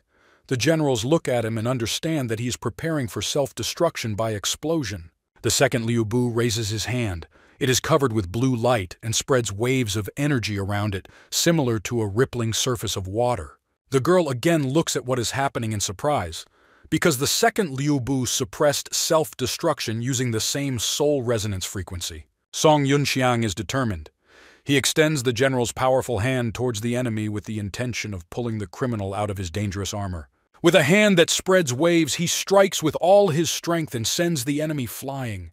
The enemy armor is enveloped in the energy of the general. The titan explodes, scattering soul energy around the generals. The body of a man falls like a twinkling star in the sky. He loses consciousness and slowly falls into the arms of the forest. Energy and drops of blood fly around him. Song Yunxiang dispels his armor with a stern face and watches the man approach the ground. The leader falls. The impact causes the ground beneath him to sink. His entire face is covered in cuts and bruises, and a trickle of blood is running from his nose. The young man approaches him and grabs him by the jaw, opening his mouth. Drops of blood fly off the beaten face. Song Yunxiang lifts the man's head. He examines the bandit's teeth. A highly toxic poison is hidden in the left cheek near the second tooth. From experience, the young man knows that Yeo Wang's subordinates do this. The bandit's eyes are terrified. He looks at the young man and does not understand how he can know about the commander. And San scattered her armor and was already approaching the men. She cannot understand how Yeo Wang is involved in this attack. There were different stories about him, but the fact that his armor inspired horror and that he himself was strong was an indisputable fact. Like a demon, he towered in the sky above his opponents, turning part of his armor into a kind of wings. In himself, he was a handsome, stately man with a prosthetic arm instead. Long silver hair flowed, and a black kimono emphasized his decisive nature. According to history, when his homeland sank, he led his surviving compatriots and became the leader of the mercenaries in Marine. Time made him tough. He took an active part in the battles, destroying more and more people by the will of Marine. In the upcoming battles, Su Yunxiang often crossed paths with him on the battlefield. Their swords clashed in fierce battles when everything around was on fire. Then he had to bow and retreat before this enemy.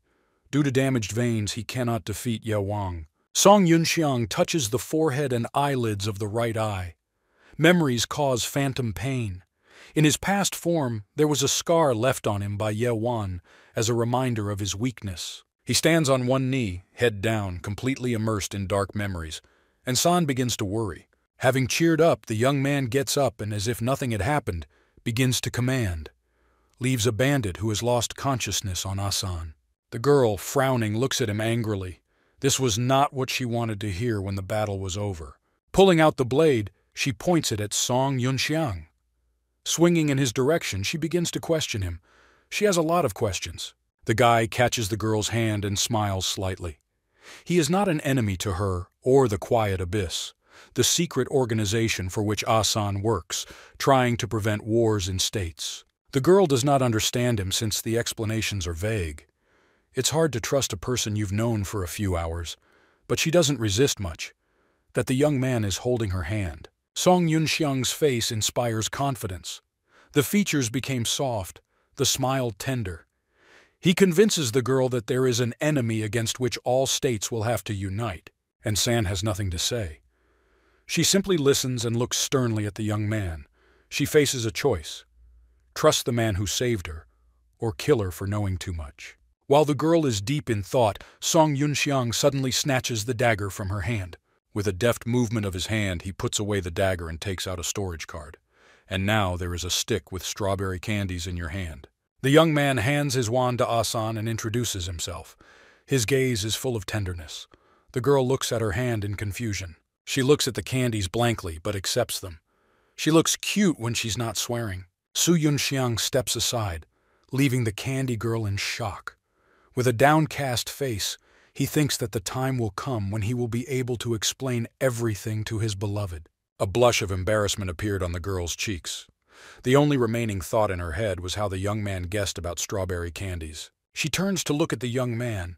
He slowly approaches the bodies of defeated enemies. And San quickly takes out his storage card and hides the candy in it to enjoy later. Song Yunxiang, meanwhile, is looking at the storage cards for the dead and is indignant that the mercenaries are so poor.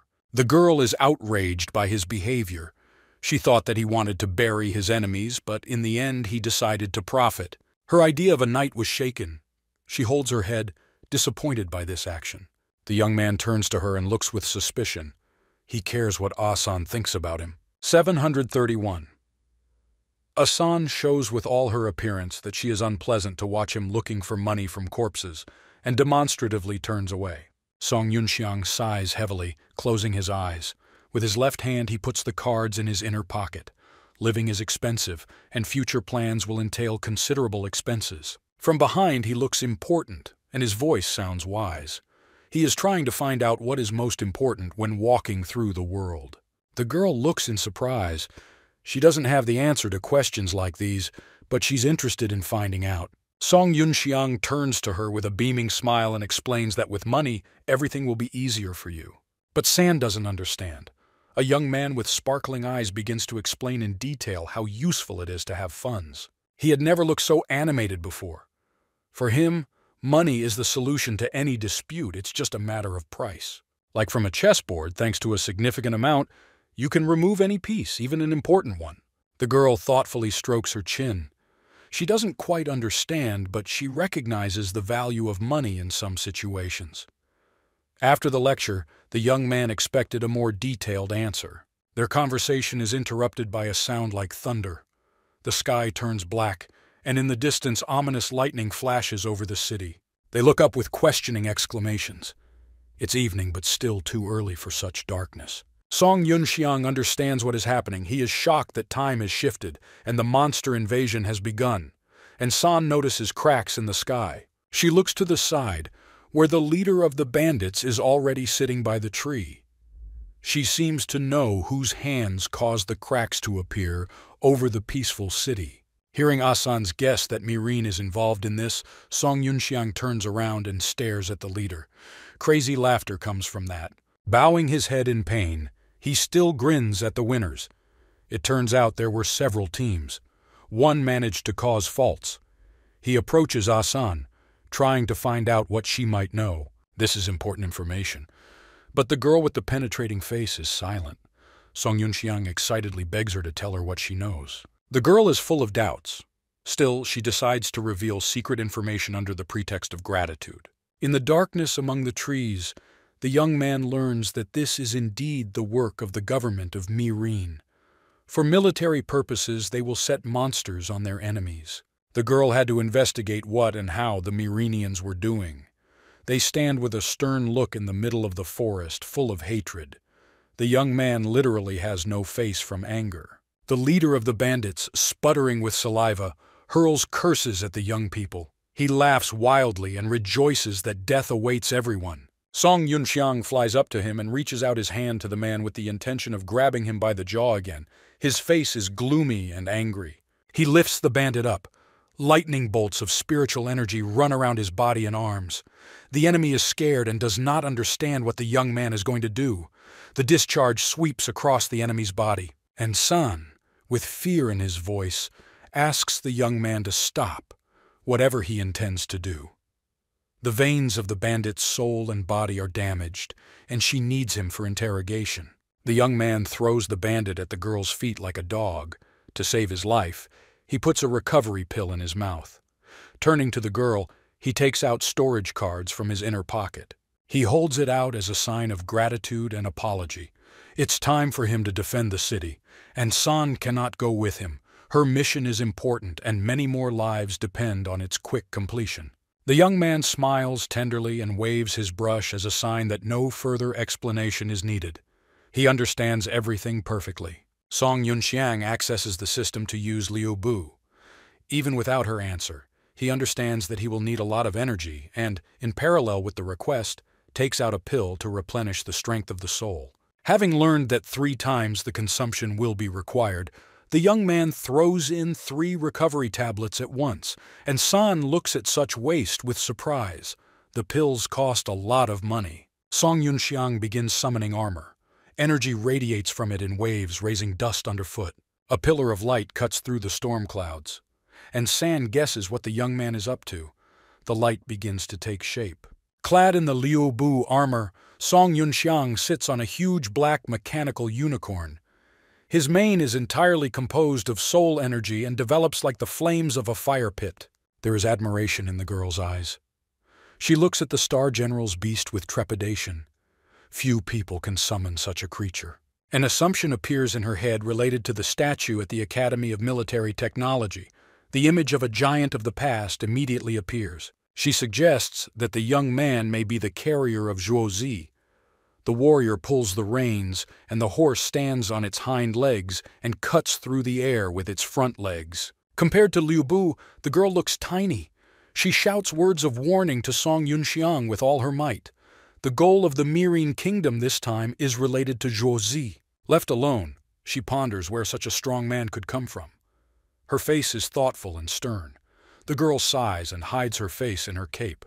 It's time for her to go. Song Yunxiang speeds up his horse and rushes at full speed to the military academy. He quickly covers the distance to the city. The young man is focused and upset. Perhaps the appearance of faults earlier was a consequence of his return to the past. The city is on fire, sparks and smoke fly around. Cries for help can be heard from everywhere. The Xicheng area looks like the epitome of hell on earth. In the middle of the street, one of the teachers is on his knee, holding a sword in golden armor. Judging by his appearance, he is wounded and tired from the sudden battle. He is covered by 3 warriors, members of the city's army detachment. They try to protect the teacher from a crowd of approaching monsters. Several titans lift the teacher from his knee. Their task now is to take him to safety. Teacher Guo Yuan is in the armor. He is a fairly young man with golden hair, matching his armor, and light brown eyes. He can barely stand on his feet and thanks his saviors and commander. A stately warrior in almost classical armor thanks him in return for bringing the students to help. He looks at the dead bodies with sadness. Not all students were able to survive this battle. Many died. With hatred, he looks up at the monsters and screams in despair. The big gluttons are getting closer. The warriors have spread out and are trying to hold the defense, but the enemy is arriving. One of the students notices that 2 more monsters have appeared and are approaching from the left. Another warrior from the senior ranks inspects the right side. In horror, he notices the approaching figures of monsters. 2, 3, 4. Sweat runs down his face as he sees the whole picture. A crowd is approaching from the right, about 40 monsters. His voice is trembling. Hearing notes of panic in the ranks, the commander tries to call them to military duty. They are ordered to maintain a perimeter so that civilians are not harmed. 781 ordinary people, old people and children who cannot summon armor, will not be able to survive in such a situation without the help of the military. They can only hide and watch, waiting in horror for the outcome. The Titans cannot retreat. They rush forward toward the enemy, preparing their blades for battle in the name of the safety of the city. A lot of people count on them. The monsters open their terrifying jaws and rush towards you. Now they will face each other in their greatest battle. The commander strikes the first blow with his sword. The monster catches him with its powerful coal-black paws. The energy light from the weapon blinds and burns. The man decides to use a trick. He pushes the monster away, letting go of the sword. With a turn, he takes out another blade and cuts the vile creature in half. A student who supports Teacher Guo asks him if it is possible to begin a retreat. He hangs weakly on his arm, but does not intend to leave. Reinforcements will arrive soon. There are more and more monsters. They throw back students at high speed who are unable to withstand such opponents. The monsters attack quickly. One of the guys gets caught in a tight grip. His helmet cracks under the pressure of the claws. The monster opens its mouth. Without much effort, he tears off the young man's hand. The student feels hellish pain because the armor is part of himself, part of his mental education. The monster opens its mouth to swallow the helpless. His sharp teeth will tear through armor with ease. The young man has no way to escape on his own. They manage to come to his aid. A friend supports the student by the head.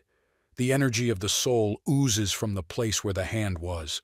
You need to rise, need to stay alive. Another student calls the commander for help. He is dragged by the leg among the rubble by several monsters. He grabs the ground, leaving ruts. The commander responds to the call, but at that moment he himself was holding back the enemy, pushing back the huge mouth with his sword. The monster swings its paw and throws the man away. There are a lot of monsters. The squad can't cope. The screams of the wounded can be heard. The students cannot understand where the reinforcements are. The rest cluster together. Even the wounded Go teacher holds his sword and fights off the attacks. He has little strength. The monster hits him in the chest. The teacher falls. He is holding on to his ribs. He will not be able to stand up on his own. The glutton brings his hands together and is about to hit Mr. Guo with all his might. The students see this. They scream in horror. The teacher maintained their morale even in such a deplorable situation. Only a miracle can save him and the entire squad. Teacher Guo's eyes well up with tears, and he quietly prays for salvation. People from shelters are trembling. The defenders of the city and the students of the academy cannot resist the onslaught of monsters. The squad leader is pinned to the ground and can do nothing to help. He also screams and prays for someone to come to help. The monster's hands clenched into a single fist fly towards Teacher Go. He closes his eyes and tries to cover his head with his hand. When there is no longer any hope of salvation, light falls from the sky. Like a spear, it pierces the monster right through to the very heart. Silence reigned all around. Warriors and monsters do not understand what happened, where salvation came from. Civilians look out of hiding to see who protected Teacher Guo. The city awaits the appearance of its savior with hope. The smoke and dust from the battles subside a little. A familiar red emerald halberd is stuck into the ground. Among the sparks, smoke, and dust from the destroyed buildings, a figure begins to emerge. The warrior pulls the halberd back towards him. Like a magician at a circus show, he spins a halberd in his palm, dispersing dust and attracting enemies to him. Clad in red and emerald armor, the warrior looks majestic and dangerous. His horse glows with the energy of the soul and also inspires awe in its owner. The monsters feel the strength of the new enemy. growl, and rush to attack.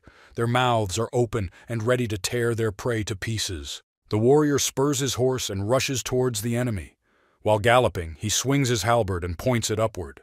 A ball of energy bursts out of the halberd and falls in an arc at the running monsters.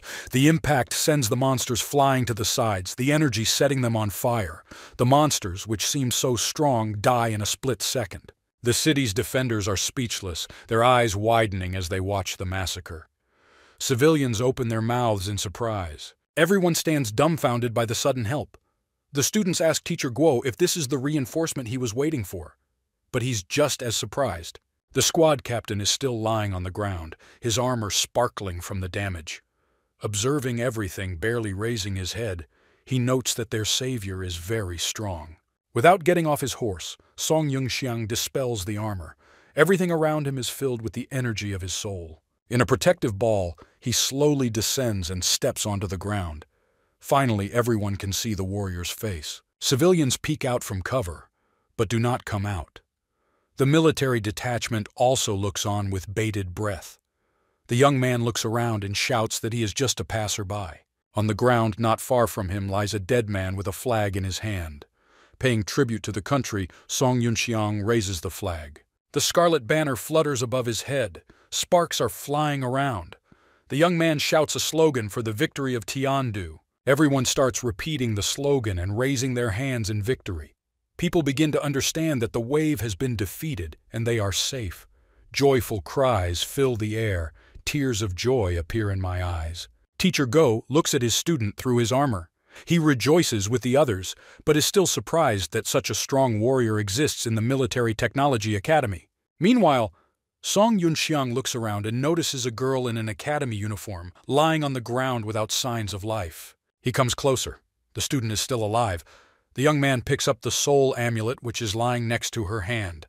This will be the price for salvation. He puts a healing pill in her mouth. Now she will be completely fine. Picking up the girl in his arms, he carries her to the rest of the squad. The squad leader comes forward and introduces himself. Zhou Tong brings his hands together in a greeting gesture and bows slightly. He thanks the young man for his help. One of the squad whispers from behind to the commander whether it is worth addressing an academy student so respectfully. Zhou Tut throws an angry look at him, saying that it couldn't be any other way. Song Yunxiang has no time for polite conversations. He holds the girl in his arms and asks him to take care of her. Teacher Go comes to pick her up. The young man moves away from this place of battle. The warriors look after him. Teacher Go asks the student to introduce himself. In response, he throws something over his shoulder. The commander catches a mysterious object. Already from afar, everyone hears the name of the savior and his advice to prepare for further battles. Teacher Guo is excited about this meeting. He is also interested in what Zhong Tong caught. He looks at the hand holding the jar in confusion. His eyes widen when he realizes that the jar contains soul replenishment pills. It hits him like thunder. Some students do not even know what such a drug is. One of the military men enlightens the squad. The tablet is very rare. The cost of one at auction is 50,000 coins. The commander cannot contain his surprise. The military notes that this was a very generous act on the part of their savior. The wounded girl comes to her senses. Conversation is in full swing around. Everyone is discussing Song Yunxiang. Hearing his name, she repeats it thoughtfully. The city of Yuanding opens before your eyes, hidden in the smoke of battle. Sparks fly around and give an orange tint to the surrounding area. The rider rushes as fast as he can to the Academy of Military Technology, cutting monsters on his way. One precise swing of the halberd and the monsters fall dead. Their huge carcasses land with a crash. The warrior does not turn around. He knows that his blow is fatal. Only the dead bodies of enemies remain behind. He doesn't even notice the civilian who has climbed onto a piece of the building and follows him with his gaze. The man looks down at the carcasses of the killed monsters and smiles. He finds it interesting that one person can do this. In the command post, the director, secretary, and administration watch the battles, which they can track and assess losses. The screen shows that many fighters have fallen ill. Many units have lost more than half of their soldiers and need reinforcements. The director excitedly adjusts his glasses and wonders what is happening inside the academy. The secretary reports that things are better inside. thanks to the slowing arrays, there are no casualties. At the same moment, the secretary receives Teacher Guo's report. The perimeter in the 3 o'clock direction has been completely cleared by an unknown Star Soul general. The director looks intently at the screens. The secretary also notices that the teams at 4 and 5 o'clock also observe the unknown and send an image. A picture appears on the screen. A rider in the armor of a general, riding a black horse, rushes through the city past several detachments. The director runs closer. Taking a closer look, she is surprised to note that the rider is holding a halberd, a rare weapon for those with armor. She shouts out a suggestion that it could be Star Soul General Liu Bu. At this reaction, the secretary turns and waits in surprise for an explanation.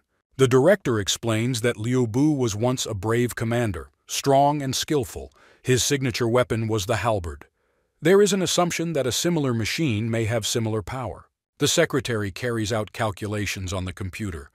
With a confused look, she announces that the general is heading to the Academy of Military Technology. The director lowers his eyes and again falls into thoughtfulness, repeating the secretary's last words. Song Yunxiang is already approaching the academy. Outside, the wind carries sparks from battles, but the houses nearby stand intact. This means that the academy teachers did not release the enemy. Having climbed onto a hill on a horse, the young man sees what is happening in the courtyards and in the arena of the academy. He is glad that there are no losses. Apparently, the pre-positioned arrays improved the position of the defenders and helped them hold their positions. This means he still has time to do some things.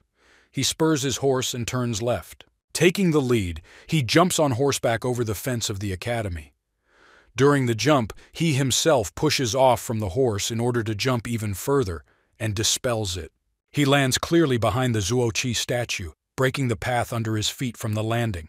His general is not inferior in size to the stone general. He examines the frozen giant through the technology of the armor, trying to figure out where the jade is hidden and whether it even exists. He needs to come closer. Song Yunxiang orders the armor to open. The armor dissipates in the chest of the armor. The young man goes down, comes closer, and orders the system to scan the statue. The inspection process begins. Now every second seems like an eternity. The academy is waiting for his exploits, and he is waiting for the results. The location of the jade has been discovered. The system highlights the part of the statue where it is hidden. This is the head, the very top part. Song Yunxiang looks up. With deft leaps, pushing off the details of the armor, he climbs to the target. He takes a final leap, pushing off the helmet, and lands on the shoulder of the majestic statue. The young man collects a ball of spiritual energy in his outstretched hand and aims at the stone head. He launches the ball. The centuries-old stone begins to crack and collapse, crumbling into small pieces. Song Yunxiang extends his hand into the hole that is formed in the general's helmet. The young man smiles contentedly. He's been waiting for this all day. He takes out the jade. At this moment, Lu Yan runs up to the statue, hoping to be saved, and sees a figure on the statue's shoulder with a glowing hand. Many questions flash through the student's head about who this is and what he is doing here. He notices that the statue is damaged and makes the assumption that the jade of the soul is burning in the hands of the stranger. Song Yunxiang is in good spirits. He notices Lu Yan and smiles at him as if he had met an old friend. A picture from the past appears, where Lu Yan takes a shortcut, jumping over the walls on the premises of the academy. He lands and sees a young man in the bushes. He doesn't know him yet, but this is Song Yunxiang, who spies on the girls in the locker room. He shouts at the suspicious young man, pointing his finger at him. Song Yunxiang tries to calm him down, putting his index finger to his lips. Several girls notice the guys. Headman He Yan shouts at the scoundrels. This is not the first time Song Yunxiang has spied on the women's locker room. Young people are running away. Girls with bats run after. Lu Yan tries to justify himself in horror. Song Yunxiang, on the contrary, angers the ladies even more with his sharp tongue. They both end up in the director's office, tied up and beaten. Lu Yan is also enrolled in 10th grade. In Song Yunxiang's memoirs, it was he who gave a tour to a newcomer and talked about the Zhuoqi statue. It was he who was placed in the arena as Lu Yan's opponent in an exhibition battle. This was his chance to get even for being discovered by girls peeping. Lu Yan won, of course. Song Yunxiang's memories are interrupted by the cry of a newcomer.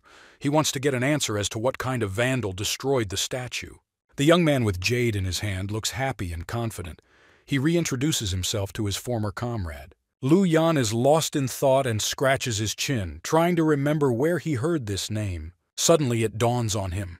He points his finger at Song Yunxiang, and with a strange expression of anger and disgust, calls his nickname Mr. 3 Minutes that the students were talking about. But while Lu Yan was remembering how he knew the stranger's name, he disappeared somewhere from the statue. A feeling tells him that he is already standing behind him. There is no time to react. Song Yunxiang strikes and Lu Yan falls face down on the ground and passes out. He didn't want to hurt him, so the blow was as gentle as possible. For now, this is what is needed. The young man asks for forgiveness. In his past life, Lu Yan disappeared on this day, becoming a Myrine experiment. He turned gray and always wore a mask, using the code name Zero. Later, his shackles were removed. He could again look at the world on his own and joined his saviors. Their group was the basis of peace and order in many territories. These 5 people gave their all for the good of humanity. Song Yunxiang thought as he looked at Lu Yan stretched out on the ground.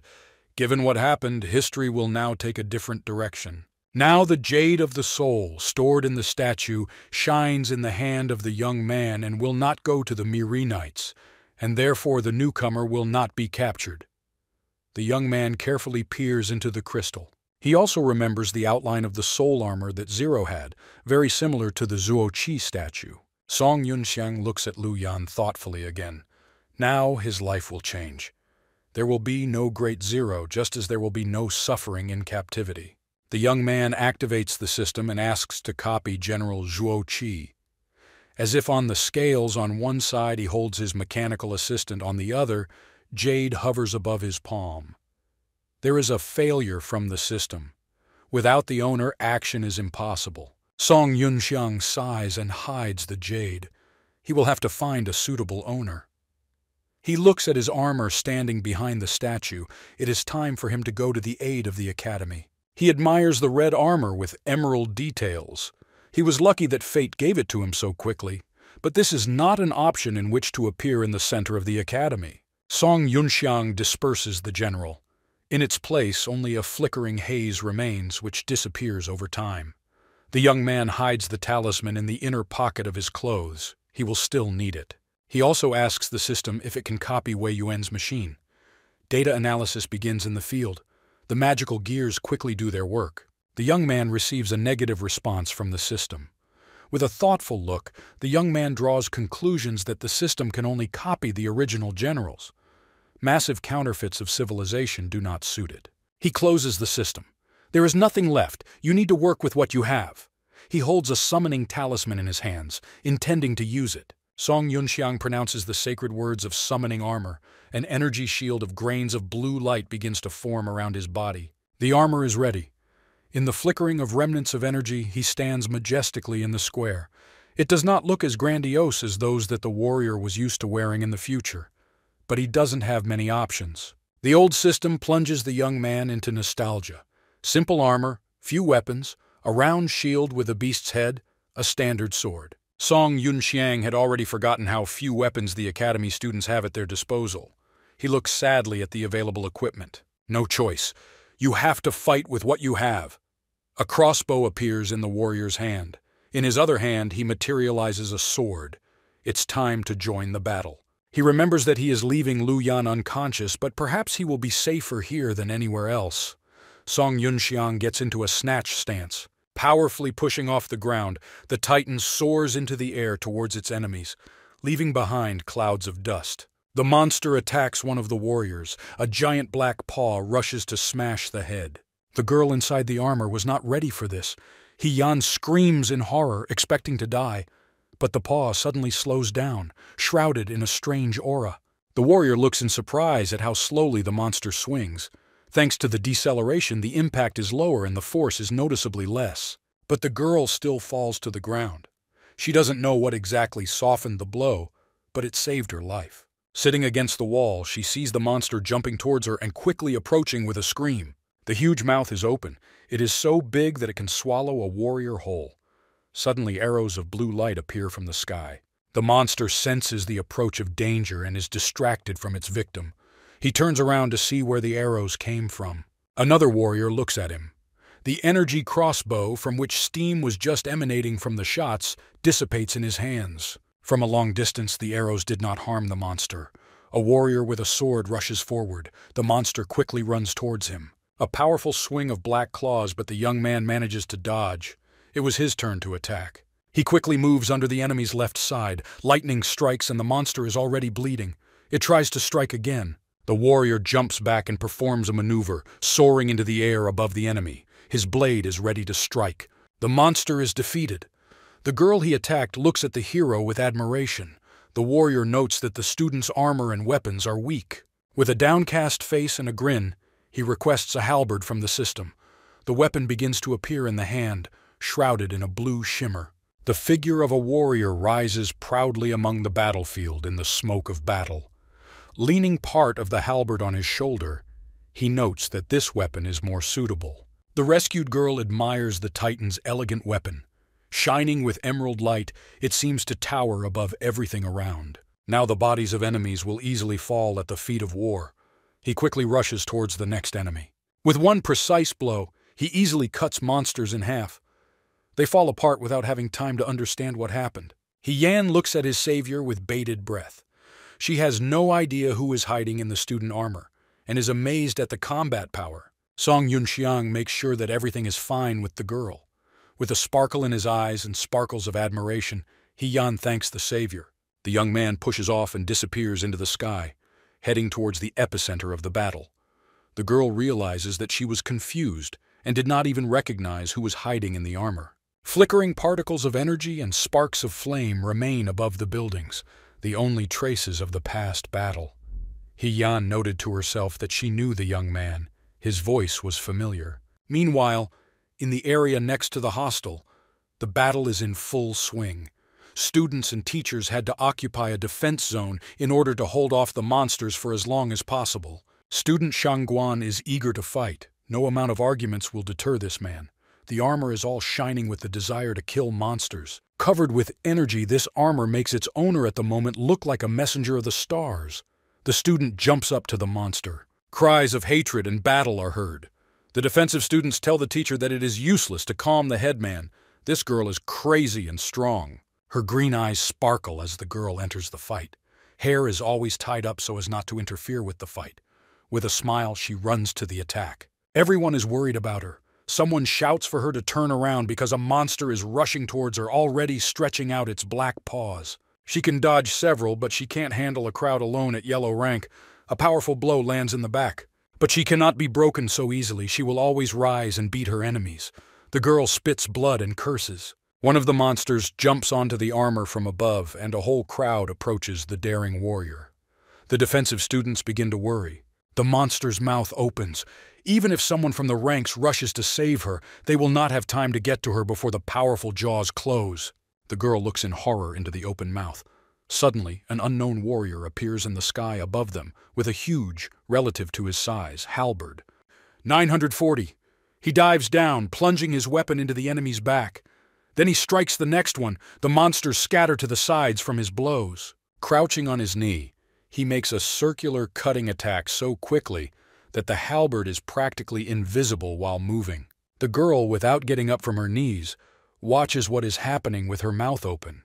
It seems that the unknown person has conquered her girlish heart, that she cannot even look away. Love shines in the eyes, blush fills the cheeks, the heart beats like crazy. The man's movements and heroic stances look incredible. The students look at the newcomer in confusion and are glad that the older student, who is a dear comrade to them, has been saved. Everyone admires the strength and skills of the unknown fighter, but they themselves are still in a trap surrounded by monsters. The system warns Song Yunxiang that the remaining soul power is 5%. He sighs awkwardly. The halberd is too heavy for such armor. Student Shangguan, against the backdrop of what is happening, is trying to at least get to her feet.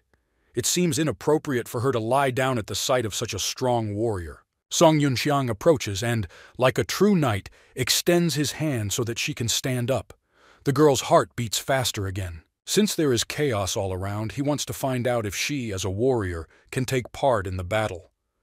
Even through the armor, it is clear that the girl blushed again. She responds, haltingly and gently, that everything is fine. Her whole being expresses love for the unknown fighter. The students are shocked that a rude girl can be so polite. The teacher shouts out to Song Yunxiang. They too could use the help of such a strong ally. The young man is already in a hurry to help. As he approaches, he sighs, concentrates, and repeats his spin attack to take down as many enemies as possible per hit. The halberd dances in the air, cutting through the bodies of monsters. Finally, the academy squad can break out of its defensive formation. Teacher Chung thanks the young man. Now everyone can get back to the fight. The command sounds to change formation for a counterattack. The order is to follow the student with the halberd. Nobody has any objections. Students run to quickly take their places in the ranks. They line up in a beak-like pattern with 5 cars at each edge. This formation is good at resisting monsters. Their swords are raised and ready to attack. One of the students was unable to squeeze into the ranks. He begins to count the fighters, and one turns out to be extra. But no one listened to him. Everyone rushed into battle. Surprisingly, for a late student, it was he who became superfluous in this attack. Another lagging warrior, Senior Shangguan, approaches him from behind. She calls him to fight with her, covering her savior from the rear. 960. She's already eager to join everyone else in battle, finally cheering up the upset student. He is at a loss from carrying words. Because of her unusual behavior, Elder Shangguan looks frightening and is not herself. The student even begins to worry. Meanwhile, Song Yunxiang wipes out another batch of monsters with a powerful blow. His halberd floats in the air like a pen on paper in the hands of a skilled writer. Teacher Chung orders the right wing to prepare. The students are ready to wait for the signal to attack. Their task is to surround and kill the separated monster, which was not hit by the swing of the halberd. The teacher surrounds the prey with them. With a flourish, they cut the enemy's body with swords, chanting out loud a call for the destruction of opponents. Morale has clearly increased. Song Yunxiang, who alone fights a crowd of monsters, still manages to keep an eye on the teacher and students. He notes that they are equal in strength to one glutton. The system distracts him from his thoughts, reminding him that the armor will soon dissipate. 16 breaths left. On the contrary, this situation pleases the young man. Having restored his soul veins, he was able to use the armor at his current rank for more than twice as long as before. He smiles contentedly. He has cool armor and soul replenishment pills, but there is no point in wasting money against weak monsters. One thought makes him sad. The weapons in this era are very bad. The Academy warriors would have a better chance of winning without help if they had better attack options. It dawns on him that once the battle is over, he will be thinking about how to improve the weapons of Wei Yuan's machine. He has a lot of ideas in his head. He closes his eyes for a second, imagining what he would borrow from the generals for this classic armor. The system returns him to the ground, 1% and 8 breaths. Song Yunxiang opens his eyes and will think about improvements later. The squad's slogan is heard across the battlefield, inspiring them to fight. They attack the next monster. There are 3 more enemies left who are approaching and ready to attack. You can't relax. The warriors stay close to each other. Once again, the halberd flies over the battlefield. There are already 6 breaths left. Another turn. The halberd flies to the next enemy. Remaining mental energy for 4 breaths. Song Yunxiang is almost finished. There's only 1 monster left. The young man estimates the distance to the target. Filling the halberd with energy, he swings and sends it flying. At high speed, raising the wind, the weapon crashes into the monster and knocks it over onto its back. The warrior himself jumps onto the halberd protruding from the body, driving it deeper into the enemy, and balances in the air on the tip of the spear. At the same time, the system announces the time again. There is 1 breath left before dissipation. He is calm, glad that he was able to meet everyone. Teachers and students will finally breathe calmly, without worrying about themselves and their friends. They look at the warrior standing on the halberd and admire him. Song Yunxiang's armor structure begins to dissipate. Everyone looks in his direction in surprise as he plunges into the blue light. The young man jumps to the ground, landing on one knee. Particles of energy flow from him. He had an epic landing. Having looked closely, some students recognize the one who came to their aid and do not believe their eyes. For those who don't know, he quickly tells about Mr. 3 Minutes Song Yunxiang that he is a complete loser. Everyone reacts differently. Teacher Chung understands who he is talking about and is very surprised along with the students. Elder Shangguan is happy that she recognized the name. She is all glowing with happiness. It is clear from the young man that he is very tired. For some time he continues to stand on one knee, as if giving himself the opportunity to rest. The command headquarters observed everything that was happening. A close-up image shows a tired Song Yunxiang. The director does not understand how this is possible. A malicious offender at the decisive moment literally saved the academy and many lives. The monitor shows tired titans and killed monsters. The secretary sums up that the warrior with the halberd destroyed 23 targets. The remaining 9 were removed by a detachment of the remaining titans. The director adjusts his glasses. She still doesn't believe what happened. She can't comprehend how such a student can be so strong. She stands thinking that perhaps the student was hiding his talent. And if so, then Liu Bu was probably controlled by him too. Suddenly, her eyebrows tense. An assumption arises in my head related to the general of the Star Soul, Zuo Zi. She remembers a powerful titan whose statue stands on the school grounds. According to legend, he could change his appearance at will and cause illusions, thereby confusing his enemies. Thoughtful, she bites the tip of her finger. She has a lot of thoughts about Song Yunxiang's strength. The result was the decision to call the young man for questioning. Meanwhile, the secretary is checking the security situation and issuing orders to inspect the area. Sparks from the ending battle fly over the buildings. The academy's warriors are still at the ready. Teacher Wang gives a report. Everyone is ordered to remove their armor. The battlefield is filled with sparks of blue light. The armor is slowly disappearing. The students land in the arena. Everyone is tired, need rest. One of the girls is running somewhere. The teacher announces that everyone should restore their mental strength before the next wave. Song Yunxiang can be seen in the distance from the students. He sits in the lotus position on the ground and examines the talismans for the activation of the generals. Apparently, he was improving them and was very successful. He notices someone approaching him from behind and his face becomes very serious. The man thanks him for his help and asks him to introduce himself. Song Yunxiang gets up and puts his hands in his pants pockets. He introduces himself with a satisfied grin. The wind blows his jacket and hair. The students sit on the ground and rest. Subtle streams of energy flow from them like steam. Hearing that they were saved by a freshman, they begin to whisper. The girl he saved in the center of the battle approaches him. She introduces herself as Shangguan Yinqin. Covering her face, red with embarrassment, she thanks the young man. Song Yunxiang is stupefied when he hears her name. Was this the same woman he knew? Possibly a coincidence. In the historical events of the future, she is a treacherous and strong opponent, a traitor to her country with a powerful soul general. If not for luck, the hero would have died in the future at her hands. He remembers this with his head down. Unexpectedly for everyone, he approaches the girl and grabs her hand. The young man stands close, looking gloomy. The girl sighs loudly in surprise.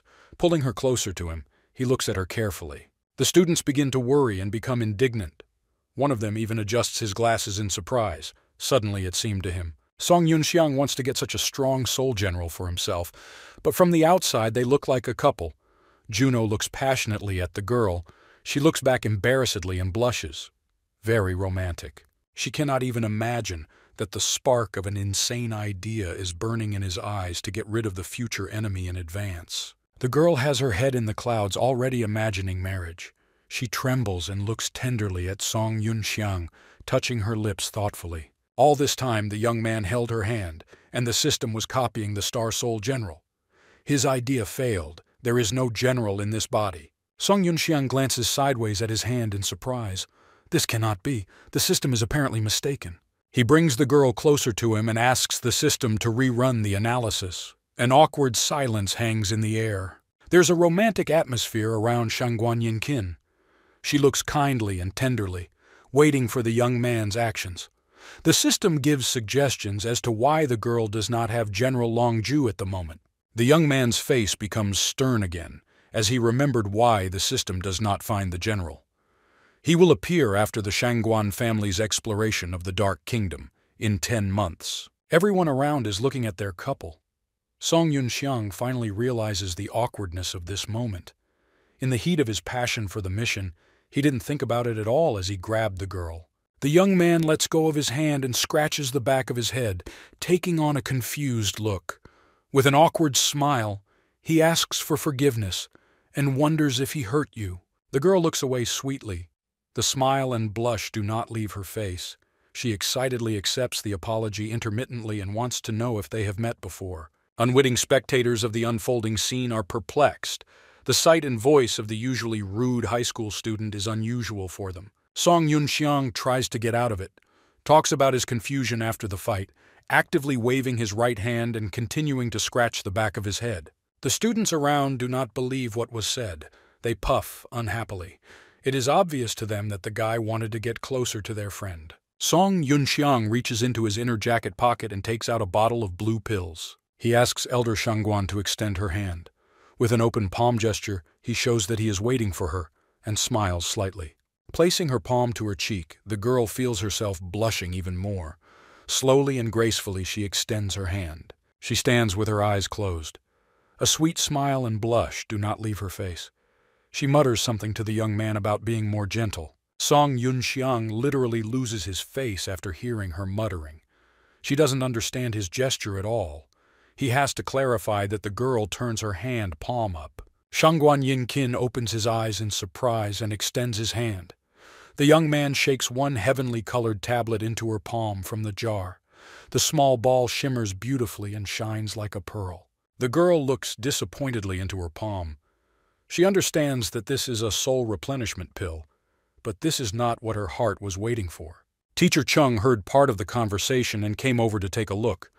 From his enthusiastic cry that this is a very valuable item, the girl has a smile on her face. Shangguan Yinkin looks at Song Yunxiang with confusion and asks if it's really her now. The young man, bowing his head, confirms and clarifies that this will replenish his strength for battle. The teacher looks at the gift with envy. He continues to look at the girl. Considering that events would now take a different turn, he would need to keep an eye on her until she received General Longju. Shangguan Yinkin casually pops the pill into her mouth. A wave of unbridled energy fills her body, spreading magic into every cell of her body like ecstasy. She is enveloped and pierced by the light of energy, spreading around in pairs. The jacket flies off due to the whirlwind of energy. The girl floats in the air for some time. There is delight and amazement on her face. She had never tried products of such quality. The threads of soul energy are still floating in the air and are slowly beginning to dissipate. The teacher, folding his hands in a prayer gesture, awkwardly and embarrassedly asks Song Yunxiang for spare pills for the others. The young man doesn't have many of them. The teacher's refusal did not stop Chena. He comes closer, puts his hand on the young man's shoulder and quietly begs for himself a pill, or at least half a pill. With a distant face, Song Yunxiang announces that there are no pills, but he can give something else and takes talismans out of his pocket. Everyone around is waiting to see what will happen next. The young man activates the cards. They begin to shine, rise from the palm of his hand and spin. With the charm of a great magician, he throws the cards up. A trail of sparks extends from his hand. Everyone looks up. Talismans circle over the battlefield, leaving behind bright trails in the air. Their rotation causes dust to rise along the edges. Like snowflakes, energy falls into the circle made by the talismans. She showers students and teachers, accelerating the restoration of mental strength. People look up and see the sky dotted with falling luminous grains of sand. One of the guys determines that this is a special array of multiple stars. They see such beauty for the first time. Song Yunxiang is about to leave. Not all the monsters have been destroyed yet. You need to take care of other units. In addition, he also regained some strength under the array. Taking out the summoning amulet, he puts on his student armor again and leans the Liu Bu halberd on his shoulder. With one powerful leap, he leaves the boys, the teacher, and Shangguan far behind in a cloud of dust. The girl would like to go with him. She is not yet fully recovered, but she is ready to run into battle after him. The girl takes out the soul talisman. She quickly forms armor and with the same powerful jump moves away from her squad, so that no one has time to say anything to her. The teacher shouts after the student, but she is already far away and will not hear anything. The squad continues to rest while the array is in effect. Meanwhile, Teacher U's squad is in the very center of the academy holding the defense.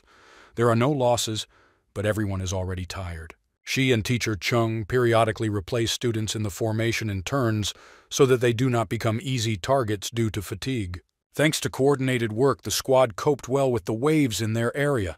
There's one more monster left. Teacher Uyu distributes tasks in the squad. 4 students in defense, 4 helping her with attack. Having surrounded the monster, everyone rushes at the same time to attack, their swords cutting through the hostile creature. Teacher U accelerates and jumps to increase the power of the blow. She hovers over the monster, raising her sword. In free fall, the woman envelops her armor with energy. Her blade seems to be covered in flames. Giving the students a break, she herself was already very tired. Trying to catch her breath, she gives the order to change formation. The Titans stand in 2 rows, with teacher U in the rear. Everyone is ready to strike again. Suddenly the sky is filled with falling stars. The teacher determines that this is an artillery salvo.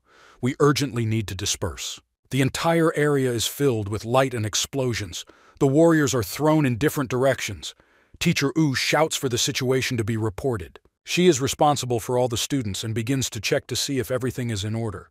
It's hard to see through the rising clouds of dust. Gradually the dust settles and you can see that new enemies have arrived, but they are keeping their distance. Smoke streams from the open mouth of each.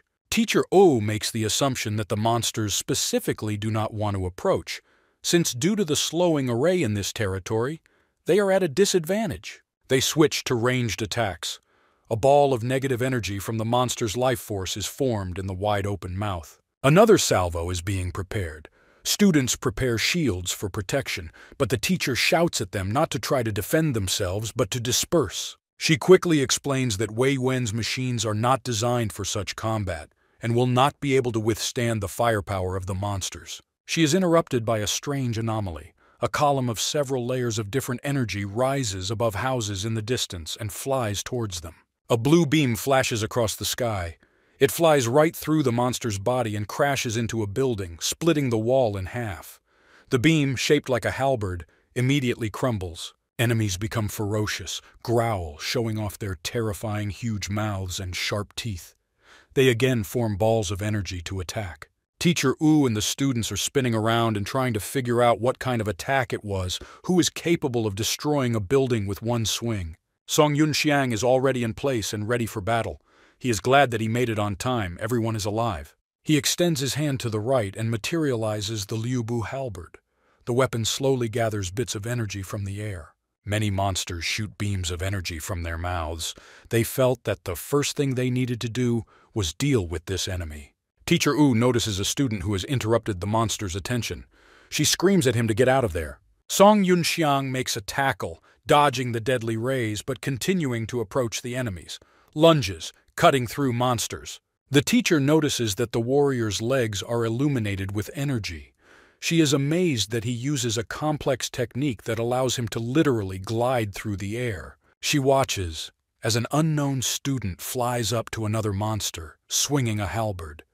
Enemies try to escape from him in horror. The woman had never heard of such a weapon being used on Wei Yuan. The entire squad, as well as Teacher O, watches the fighters' pirouettes. They are amazed that something like this can be done using the same student machine as theirs. Teacher Chung is trying to figure out who it is. In his opinion, the fighter is outrageously strong. He even becomes envious. Teacher U glances from the side at Teacher Chena. He notices this.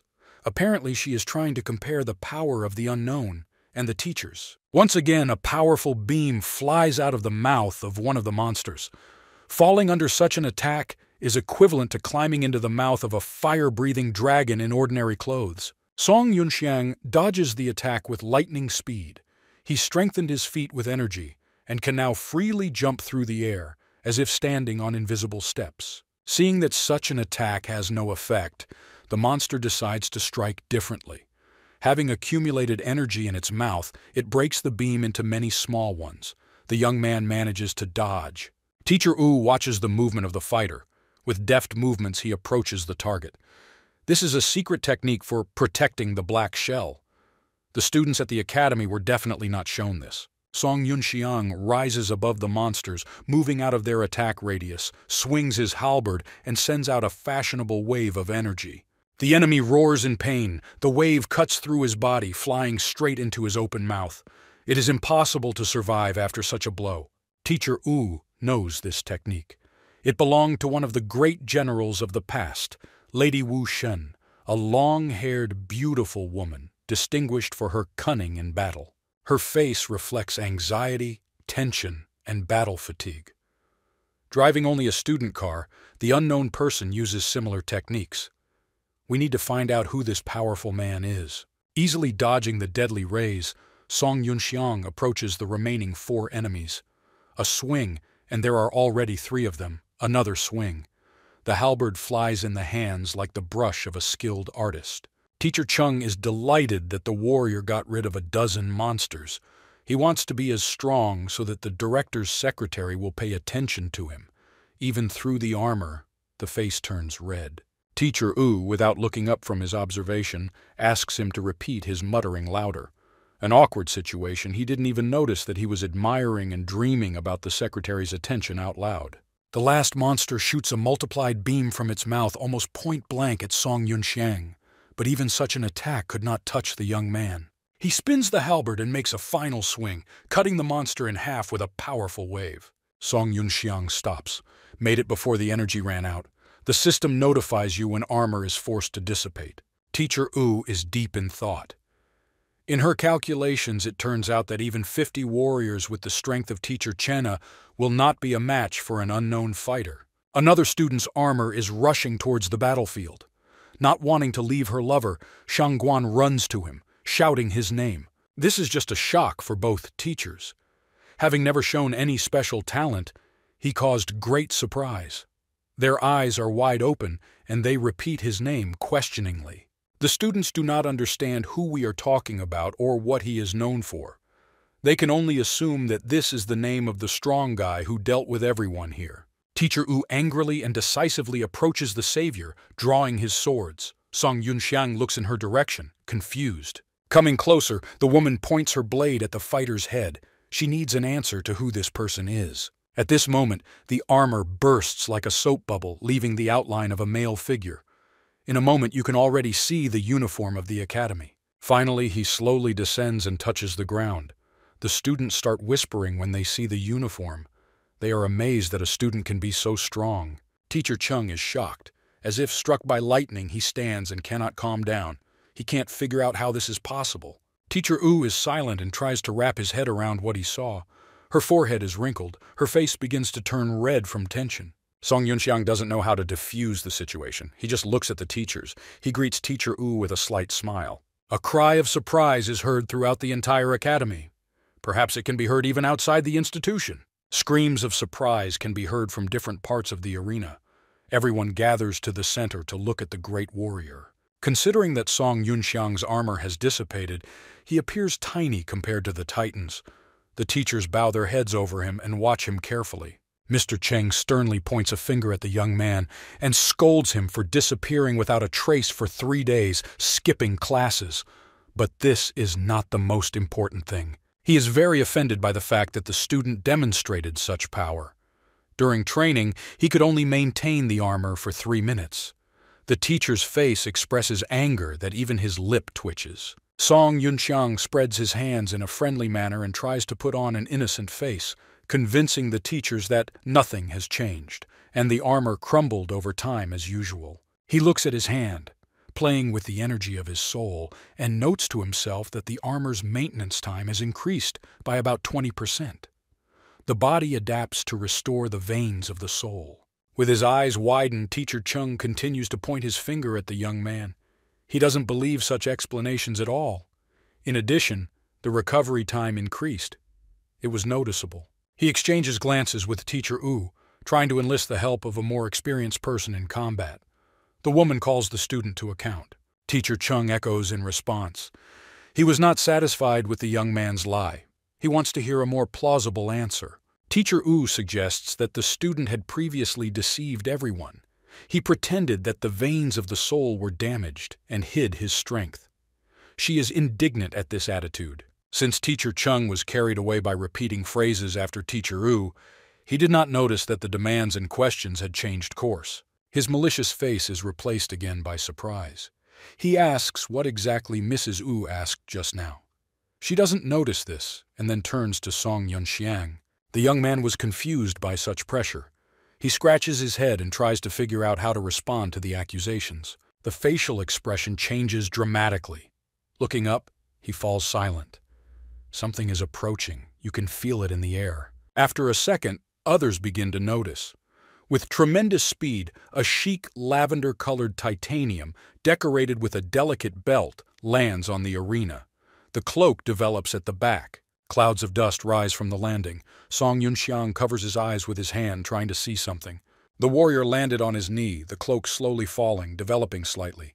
The armor is similar to that of a general. The Titan did not come to fight. Dispersion occurs.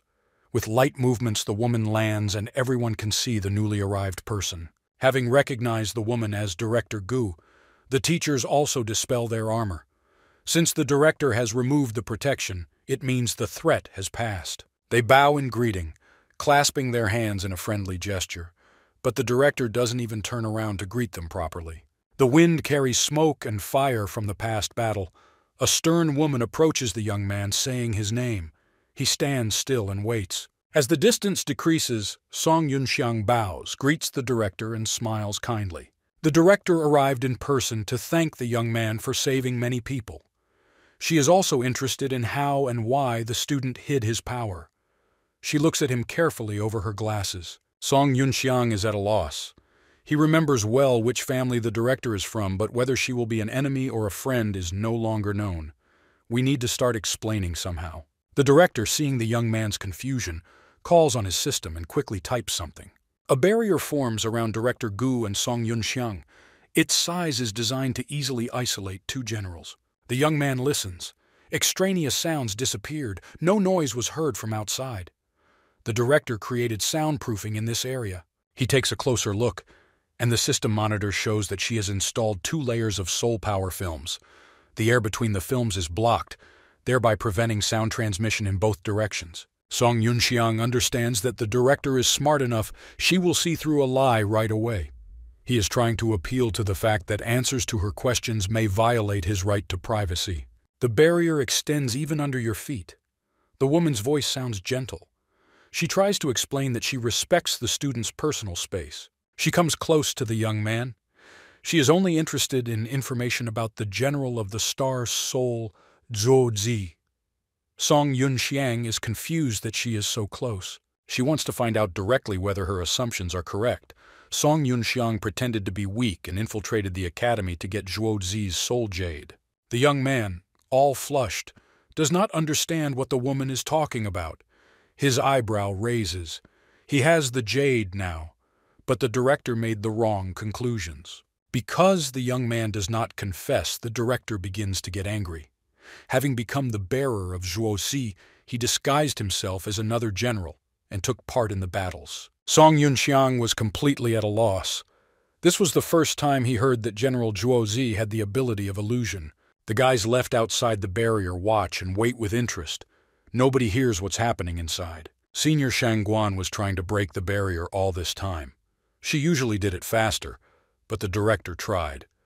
The girl looks carefully at the monitor, eavesdropping on the conversation. Meanwhile, the director shows footage of Liu Bu during the battle and moving around the city. She says that Zhuo Zi could copy not only the appearance, but also the movements of the original. Walking close to the young man again, she points a finger at him, noting the fact that even now he is using illusion to hide his true level. Teacher Chung and Teacher Wu also appear to be inside, but are not taking part in the conversation. They only listen with surprise to the reasoning of the head of the academy. Even the young man himself almost believed Director Gu's story. A plan matures in the young man's head, and an insidious smile appears on his face. He had no intention of hiding his skills, but since the director herself had come up with a story for him, it would be easier. Rubbing his nose, he pretends to admire the woman. He raises his hand and loudly praises the director's insights. There is a confession that Song Yunxiang has obtained Zhuo Zi's soul jade. Director Gu smiles contentedly, crossing her arms over her chest. She has figured out the Song family's plan. But there is no reproach in her words. even when she talks about the theft of jade. She judiciously talks about options for the development of events and smiles at the young man. He, in turn, worries, not knowing how the end of this conversation will turn out. In the background, Teacher Chung literally sheds a tear. In his eyes, Song Yunxiang became a very kind and righteous person who put people's lives above his goals. The young man rubs his forehead. This is an awkward situation for him. You will have to agree with all the director's reasoning, since they are structured logically. There is one thing. The director's face darkens. All jades of such generals are recorded by the state. If you get jade without notifying the Starry Sky Control Archive, you can get into a lot of problems. Song Yunxiang understands that things could turn out badly. He didn't even know about such subtleties. Averting his eyes, the young man tries to justify himself by talking about his family. But the director doesn't need his excuses. The woman looks at him sternly. Occupying a favorable position for herself, she offers to make a deal. The young man understands that the director planned this from the very beginning, when Liu Bu saw him. He angrily asks what she means. The woman again calls on the system and carefully examines the pattern of the appearance of faults. According to the Academy, the faults were artificially created, and there is an alleged place where they could have appeared. The screen marks points on the map and shows battle locations. The director plans to personally lead the research team to take control of dangerous areas. Song Yunxiang quickly moves to the left of the director, looking into the monitor. He was interested in what would be required of him. The woman looks at him displeasedly. The young man's assignment from her will be a rescue mission. He will need to protect one person. Song Yunxiang immediately becomes more serious. He looks into Director Gu's eyes. The person she wants to save is probably very valuable. Her words spread like thunder about the need to protect a member of the royal family, Prince Tiandu. Seeing her face, you can immediately understand that this is not a joke. The young man did not know this man personally. According to history, he asked to proactively launch a military special operation against Mireen. In the hero's past life, the prince died, but San was persecuted, considering him a murderer. He thinks about this situation, going through options for the development of events. It is unlikely that Asan was the one who encroached on the royal life. It dawns on him that these are all people from Mireen. The director interrupts his thoughts. The whole point of the deal is that he saves the prince, and the Academy will do everything so that Song Yunxiang is legally recognized as the owner of Zhuozi. The young man realizes that he can earn more from this deal. He begins to realize that this is a difficult task and will be very dangerous. The director's jaw twitches from such impudence, but the matter is urgent. She will fulfill any of his requests when the job is done. The woman quickly agreed. Song Yunxiang understands the situation that the Gu family does not want to reveal their secret connection with the prince's faction. He also understands that this is still a headache. Having accepted the terms of the deal, he leaves the barrier radius, leaving the director alone with the teachers. He is worried about whether he will meet Ah-san on a mission. The young man takes out soul replenishment pills. Throwing 3 pieces into his mouth at once, he summons the armor with a dissatisfied look. At least now you don't have to hide your power since it was such a headache. The young man's body is enveloped in energy. The outlines of armor appear, which shimmers with all the colors of the rainbow. The teachers are shocked. Liu Bu rises above the barrier on a horse made of soul energy. It looks beautiful and powerful. It's not something you see every day. The students' eyes widen in surprise. They haven't taken off their armor yet, but they still seem small compared to Liu Bu. All the fighters express their admiration. Teacher Chung admits that Song Yunxiang looks very cool in armor. The question arises as to why it does not look like the Zhuo statue. The director has no explanation for this, other than linking it to the ability of illusions. She shouts to the warrior the coordinates of the area where he needs to go. Song Yunxiang salutes like a military man. The task is accepted. Shang Guan is going crazy downstairs. She wants to get involved with him and make him her husband at any cost. Considering that she has not dissipated her armor all this time, the girl quickly jumps onto the horse to her lover and hugs him from the back. The young man is unhappy with such a fellow traveler. From the past life memories, the Shangguan family was on the prince's side, so it is okay to take her with you. The girl is glad that she was not driven away.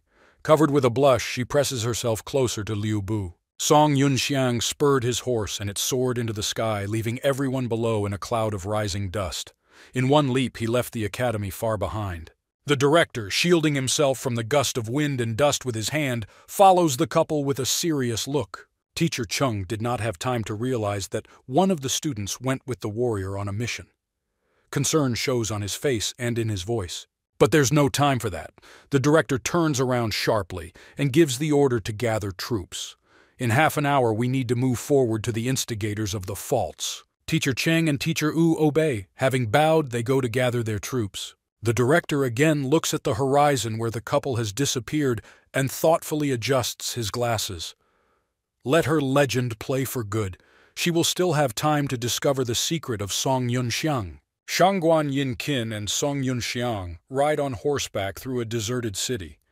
There is fire, smoke, and monsters everywhere. Shouting curses at his enemies, Yinqin fires his pistol at them. The young man is not distracted. The bulk of the monsters have been destroyed. The guards will take care of these. The monsters react to the girl's screams and shots, roar, and try to attack. Yinqin's shots hit the head but do not cause much damage. Song Yunxiang summons a weapon, makes one swing with his halberd without getting off his horse, and the monster falls dead. Elder Shangguan screams and shoots, but in fact there is no sense from her presence yet. All the monsters on their way were defeated by Song Yunxiang. The young man, who is already tired of waving his halberd in all directions, asks her to calm down. With her behavior, she only adds to the hassle and slows it down. The girl apologizes. This is rare for her. Lost in battle, she does not think at all about those around her. He glances contentedly at her over his shoulder. This girl will survive in any situation. Never give up. He likes it, but he will still keep an eye on her. However, he does not want to give up his plan to copy her general and kill her just in case.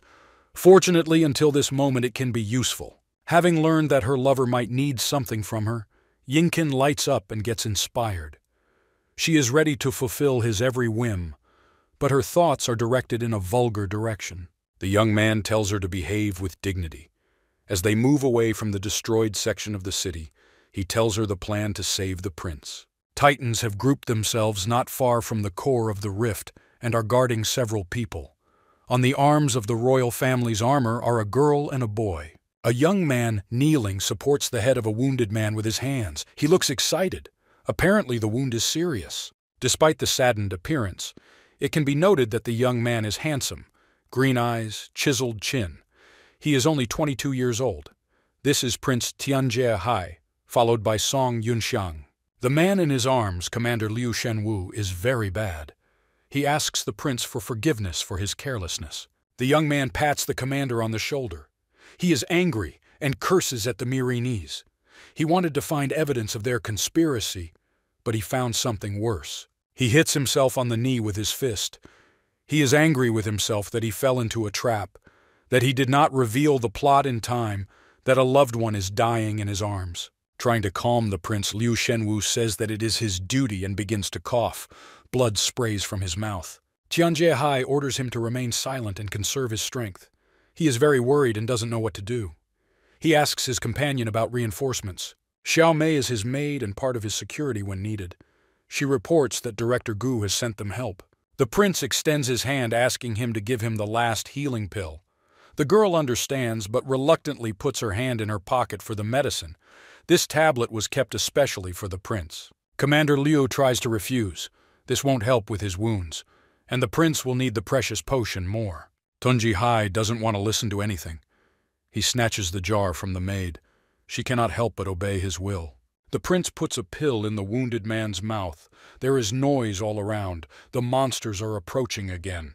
The young man is not able to command the detachment now. He orders Xiao Mei to take command. The girl obeys. In a split second, she leaps into the air and summons her armor. Everything around is filled with a golden glow. Taking the form of a titan, she gives the order to take the lunar formation position. The titans stand in a semicircle, blocking the prince, and wait for an attack. All their armor sparkles with gold. A rumble is heard from the top of the building, and many monsters, the Qiongqi type with 2 heads, jump down in front of the warriors. They growl, opening their mouths with many teeth. Huge hands, with teeth on their palms, reach out to their victims. On the other side, the outlines of another enemy appear in the haze. The approaching figure looks terrifying. In the smoke, you can see a halberd pointed forward. The fracture site looks ominous. A black crack with neon lightning along the edges divides the sky all the way to the ground, creating whirlwinds of ominous clouds over the city. Director Gu Shijing, dressed in her purple armor, stands on one of the buildings and looks at the rift. The cloak flutters in the wind. The order to line up sounds. She has hundreds of city guard vehicles, teachers and students at her disposal. She distributes roles. Guards in defense. Teachers are responsible for surprise attacks. Students in the rear cover their backs. On the huge square of the city, among the high-rise buildings, an army of titans stretched out, ready to defend their homeland, under the command of Gu Shijing. Everyone's eyes are directed towards the crack, from where the gnashing of teeth begins to be heard. A dark figure flies out to meet the titans. The director orders everyone to prepare for battle. Troops in the rear guard load crossbows and take aim, waiting for orders. The signal to fire sounds. Meanwhile, in another area under the third rift, another army is waiting. It would be more accurate to say that a small detachment was hiding here. In the center stands an elderly man without armor. His body is slightly illuminated by a white aura. The monster Qiongqi appears in front of him. He roars in two mouths, runs towards the man, spreading his monstrous arms in different directions. Wind and dust are raging around. Everyone covers themselves with their hands, but the elderly man continues to stand still and smiles slightly. He smiles carefreely and takes out a tattered amulet from his pants pocket, the edge of which has been broken off. He looks at him tenderly and addresses him as a friend, urging him to fight. The titans on the buildings are talking. There is no point in going down and helping the old man. At the heavenly rank, he can tear the monster apart with his bare hands.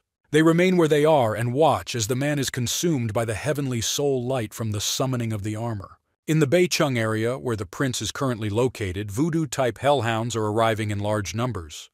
At high speed, they approach the squad. They, like hyenas of the other world, hunt loners or clean up the remains. Climbing onto a ledge, one of them howls at the sky, foreshadowing an imminent attack. Surrounded on both sides, the royal guards begin to panic. From their formation, one can hear phrases of indignation about imminent death. The titans are ready to sacrifice their lives for the sake of the prince. They turn to Mistress Mei with an offer to distract the enemy so that they can get to a safe distance. Liu Shenwu is very bad. The blood gushes non-stop. He knows his strength and is ready to die in battle so that the prince lives and not wait for death, lying on his back. The prince looks towards the enemies and keeps the captain from making hasty decisions. He senses something on the opposite side of the hounds. The aura of the approaching enemy does not belong to the monster. Tianjie hopes that an ally is approaching them. Perhaps all is not lost. Xiao Mei looks in surprise at the opening from where the figure is approaching. Her beautiful lilac eyes are full of hope and despair. Reinforcements would be welcome now. The monsters are preparing to attack. The Qiongqi monster forms a growth instead of a hand. Huge and sharp as a blade, it can easily penetrate any armor. And so the attack begins. In a second, the monster disappears from its previous location, creating gusts of wind that prevent the party from seeing enemies. The titans, the prince, are trying to cover themselves with their hands. The power of the wind causes small stones to fly into them. The warriors are confused because the monster ignored them and ran past. He moves towards the figure from the opposite side. A wave of spiritual energy flies out of the haze. The figure did not wait for the enemy to come closer. It's easier to hit enemies at a distance. Qiongqi and Wudu growl at the smoke, but stop when they see the beam approaching. He crashes into the monsters standing in front, and they scatter in different directions. After this, the remaining monsters boldly fly into the fog and come close to the owner of the halberd. Song Yunxiang arrived at the scene on horseback. He gallops forward towards the monsters. Energy lightning flashes around. Xiao Mei looks at the unknown warrior. Reinforcements from the Military Technology Academy look strange. Tianji Hai looks towards General Liu Bu with disbelief. He had never seen such armor before, especially on a spirit beast. Song Yunxiang turns to Elder Shangguan. While he fights, she must examine the corpses of the monsters. Apparently, the girl did not listen well to the lecture during the journey. She looks at the young man in surprise, completely absorbed in romantic feelings. The young man gets annoyed. but he has to briefly repeat it so that the girl, in a certain place in the monster's stomach, pulls out the fracture crystals from the corpses. Qiangqi manages to dodge Liu Bu's halberd. Even at a distance, without hitting the monster, the weapon deals damage with lightning bolts. The monster extends its clawed paw, but runs into an invisible barrier, which hits its victim with small discharges. The prince's squad watches what is happening. They stand near the wall so as not to interfere with the battle between the general and Qiangqi. Further away from them, it is clear that the monster has now fallen into a trap. Tianjie carefully peers at the barrier against which the monster is beating. With surprise, he assumes that he sees an array. Xiao Mei hears this suggestion and cannot believe it. In their time, arrays were not so developed and widespread, and were rarely used in battles. The prince clenches his teeth. The warrior is very good. He cannot figure out how exactly the blocking array appeared, but connects it with the weapons stuck in the ground in front of the enemies. The titans begin to talk to each other. Some suggest retreating while they can, others think it will be safer to be near Liu Bu. Tianjie is more attentive than his guards. He estimates the rate of dissipation of soul power. The barrier will not last long. He voices his assumption. The barrier is just a trick to stall for time. He didn't put it there so he could retreat. At this time, Xiao Mei is watching Shangguan Yingqin, who is tearing apart the monster's shell. Nobody understands what is happening. The maid sees Shangguan take out the purple stone from the enemy's corpse. She voices this to the prince. Tianjie voices in shock that this is a breaking stone, but it still remains unclear why waste time on something like this. Xiao Mei doesn't quite understand what it is and why. She looks questioningly at the prince. He tries to explain that this is quite a valuable thing. It is used in the creation of storage talismans. It sounds sickening that the stones have to be removed from the insides. In addition to storage talismans, you can use them to create talismans for Star Soul generals. Therefore, this valuable material costs a fortune. Xiao Mei's eye begins to twitch in irritation and disgust towards their savior. The warrior decided to enrich himself from their misfortune. Meanwhile, the red emerald Liu Bu channels his soul's energy into maintaining the array. The bright planet is burning with a monster that is trying to break through the barrier. The young man is completely out of breath. All his strength goes into maintaining the barrier. In any case, this array will not last long. Throwing another portion of soul replenishment pills, he shouts to Shangguan, wondering how things are going with her. The girl, whose armor is covered from head to toe with the blood of monsters, runs to Song Yunxiang to show how many crystals she managed to pull out. She is holding 3 huge stones. He extends his hand towards the girl. 3 crystals are not enough for his plan, but that is all that is available at the moment. The energy of the soul begins to flow from the hand. Quickly through the air, she reaches Shangguan. The crystals from her hands rise into the air and fly towards Song Yunxiang. She is again amazed at how much her lover knows and can do. He gallops towards the barrier with the monsters, with rift crystals flying behind him. It's time to go on the offensive. The young man rushes past the prince's guards. They give way a little. The hooves leave potholes in the ground. As Liu Bu rushes past, the guards and prince can appreciate the majestic scope of the armor up close. Tianjie carefully watches the warrior. Song Yunxiang turns around to look at the prince. Their gazes meet for a moment. Seeing the knight a few meters away, Tianjie recognizes his armor. This is the Star Soul General Liu Bu, only in a different color. The rider jumps and scatters the horse. He doesn't need it anymore. Sparks of spiritual energy fly across space. While above buildings and monsters, he summons his halberd back. The weapon disappears from the base of the barrier and appears in his hand. The monster looks at what is happening. He checks the air with his paw. The barrier has disappeared. Now nothing is holding him back. A ball of energy is collected in the huge mouth and a beam shoots into the sky at the floating Song Yunxiang. He deftly dodges in the air. The beam flies a few centimeters from the armor. The monster decides to shorten the distance. With powerful paws, he pushes off the ground, breaking the surface under his feet and jumps towards the enemy. General Liu Bu will not be scared by this. He swings his halberd from a turn and calculates when the monster is within reach. Silhouettes crossing weapons are visible in the sky. The monster uses a sharp appendage on its paw instead of a sword and shield and puts up a block. Streams of air and energy spread around.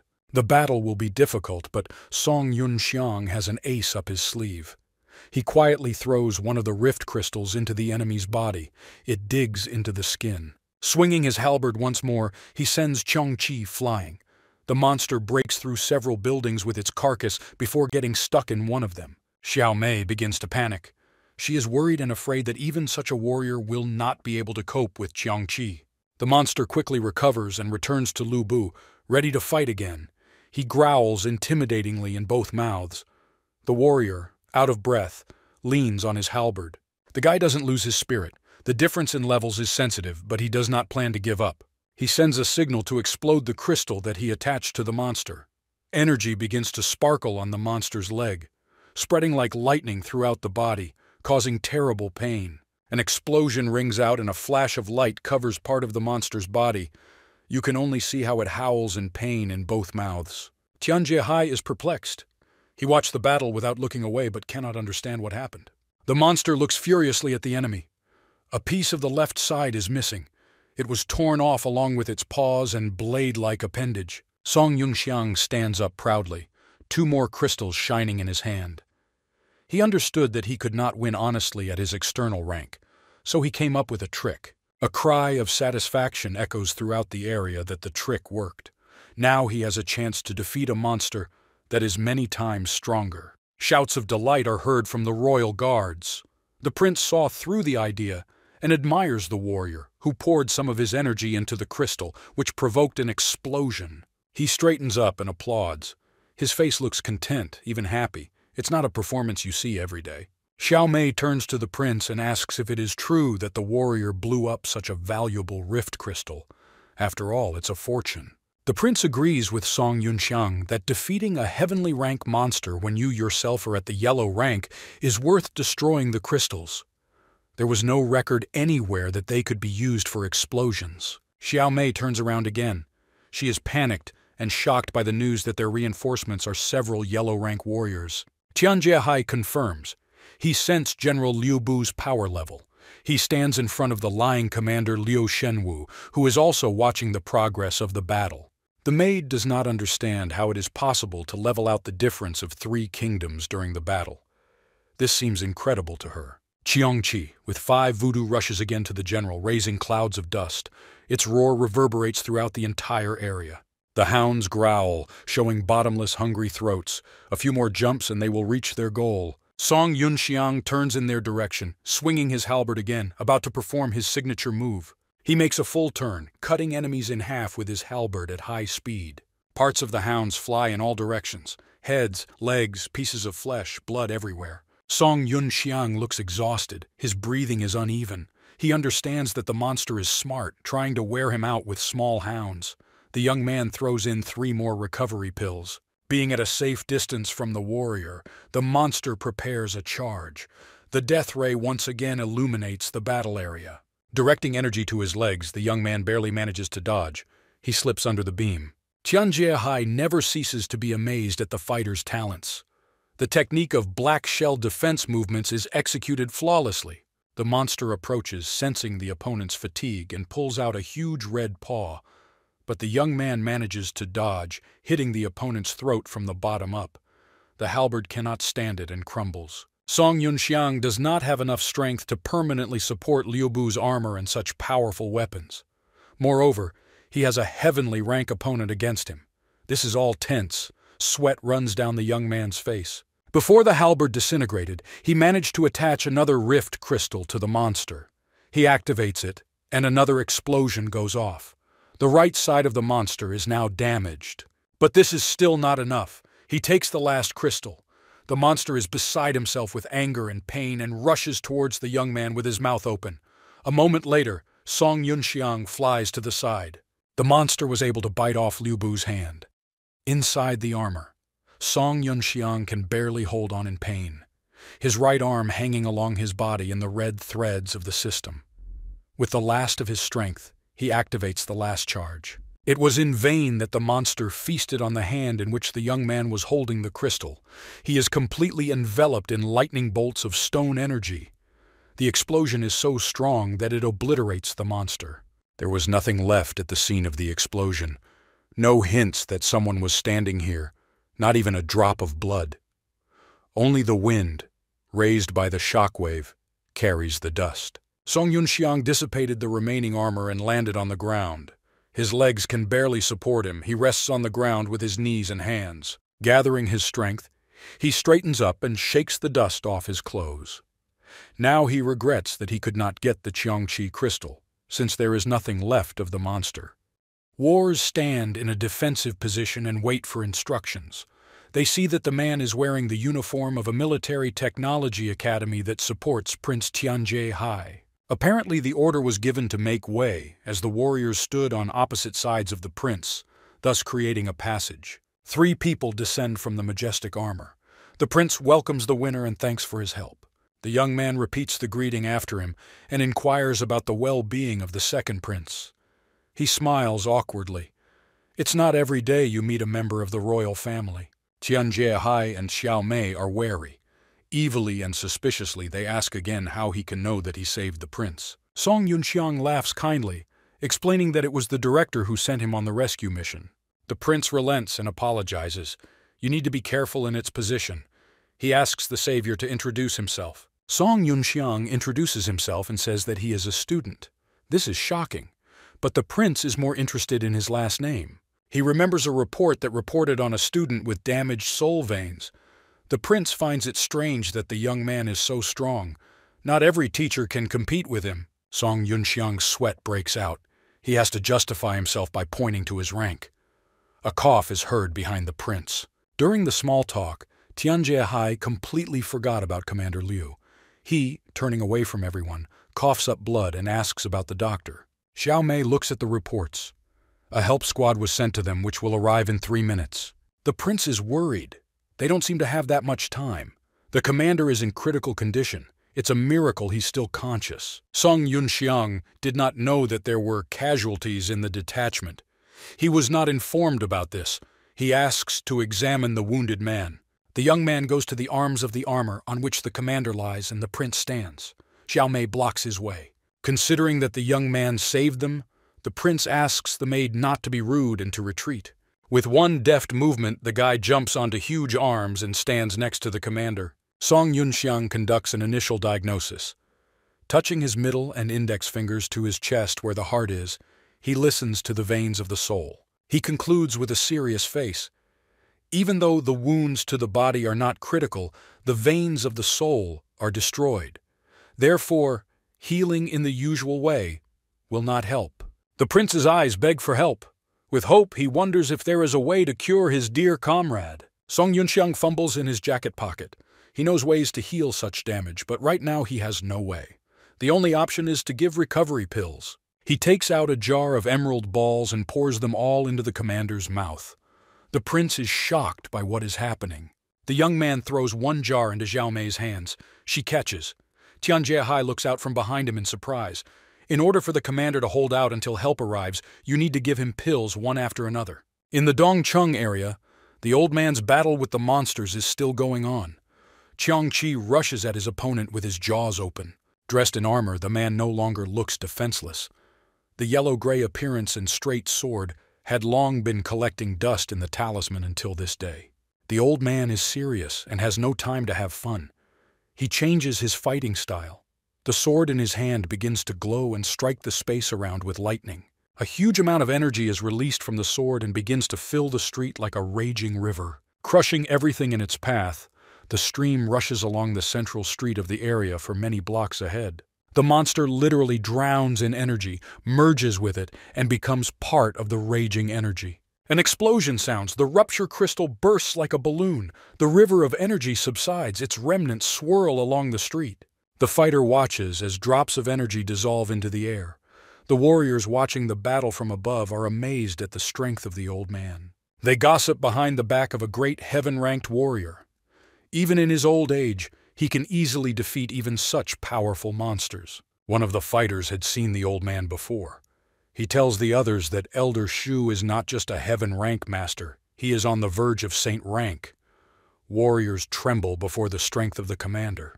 When they look down again, there is no one on the street. The old man has disappeared somewhere. They were too busy chatting instead of doing their duties. They turn their heads in all directions, trying to figure out where the warrior went, but he is nowhere to be seen. It seems the squad was left alone in the middle of a deserted area. There are no monsters. Perhaps, having completed the task, Elder Shu did not want to stay with the talkers. There is strange-looking equipment on one of the buildings. Bright red discharges burst out from the core, like the flames of a fire built by travelers at night. Men in mirror hoods and gear crowd around a strange object. One of them says it's time to retreat. There are a lot of expensive devices here that they have worked on for a long time. One of the Miri Knights doesn't understand how they can leave everything here. Pulling the scarf higher over his nose, the sensible man orders him not to worry. It's time for them to move out and join the rest of the squads. Suddenly, on the canopy of the building in front of them, like a ghost, the figure of a man appears. He is outraged that they did not ask permission to leave his territory. One of the Miri Knights recognizes the man, and horror appears on his face. This is the old man who erased Qiangqi with one stroke of his sword. Uninvited guests, in a panic, rush to the sides like cockroaches. We urgently need to summon armor and kill the old man. But the man does not have time to utter the calling phrase. A slap flies at him. 1,367. The force of the throw was enough to knock the main one over like a beetle onto his back. He didn't even have time to finish the word. The man falls onto his back, and like a pebble being thrown across a surface of water, bounces off the floor several times and slams into a stone wall. He won't wake up soon. The people of Mirin are shocked. Their captain was so easily put out of action without even allowing him to summon his armor. They look at their comrade in arms pinned to the wall. The old man looks at them. While they are talking about martial arts and the old man's sneak attack, the man knocks out the Mirinese with a kick from his bare foot. One moment and the entire enemy squad is lying on the floor. They didn't have a chance against the elder in the first place. 1,372. Turning the talkative young man over with his foot, he launches into an instructive tirade. Only there is no one to listen to him. The guy, like all Miri Knights, lies unconscious. Elder Shu slowly approaches the captain of this gang, picking up his shoes along the way. The unconscious captain leans his back against the wall. He grabs the uninvited guest by the collar, jumps higher with him, drags him by the cheek to the very edge of the roof and examines the city. Fire rains everywhere. The city shimmers in orange and red tones. The elder from here feels that the monsters are almost finished. The last one remains, and according to feelings, he will soon fall too. The elder speaks to the Mirinese, who begins to come to his senses. He will have to go with the old man. Whether to go good or bad is up to him to decide. Considering that the old man is holding the guy by the cheek, moving to his destination will be quite painful. She jumps from one building to another very quickly. The elder carries the Miri Knight as if he weighs nothing. The last Qiangqi remained in the Nanchang area. Here, Director Gu sent an entire army to neutralize the monster, which surrounded it. The monster is bleeding. His whole body is like a sieve. He can barely stand on his feet. One giant paw is pierced through, the other is missing. The warriors behave carefully. Each has a shield. They take turns attacking, while others cover with a shield. The monster falls dead. The warriors do not believe that they managed to kill an enemy of heavenly rank. The realization of victory does not come immediately. Then they become bolder, and the realization of victory comes. The Titans shout joyfully and wave their swords above their heads. Director Gu stands over their heads. She watches everyone's joy. Thanks to her excellent leadership, the battle went smoothly. Since she is in the form of her armor, her image inspires confidence. The tassel on the helmet and cape effectively blows the wind. No one sees the tired face under the armor. The woman wipes sweat from her forehead and sighs heavily. She was exhausted. Heaven-rank monsters are very strong. She examines the tired and joyful soldiers. Many are injured. Some have damaged soul veins. Suddenly she notices a man without armor who, jumping on the roofs of high-rise buildings, approaches her. He lands a couple of meters from the purple warrior and greets her. It appears that he brought with him a man in a Mirinese uniform. The director recognizes the elder. She dispels her armor to talk to the old man without making too much noise. Sparks fill the space. She immediately bows and greets the man. Elder Shu thanks her for the work she has done. He casually tosses the Mirinese forward between them, explaining that he caught this intruder in the area he was keeping an eye on. Director Gu argues, crossing his arms, that spies should be handed over to the city guard or the investigation department. The old man interrupts her, pointing out that there may also be spies in such bodies. That's why he brought the Miri Knight here to her. Smoke and fire billow over the city. In this kingdom of ruin, a shimmer can be seen on one of the buildings. Something glass reflects light.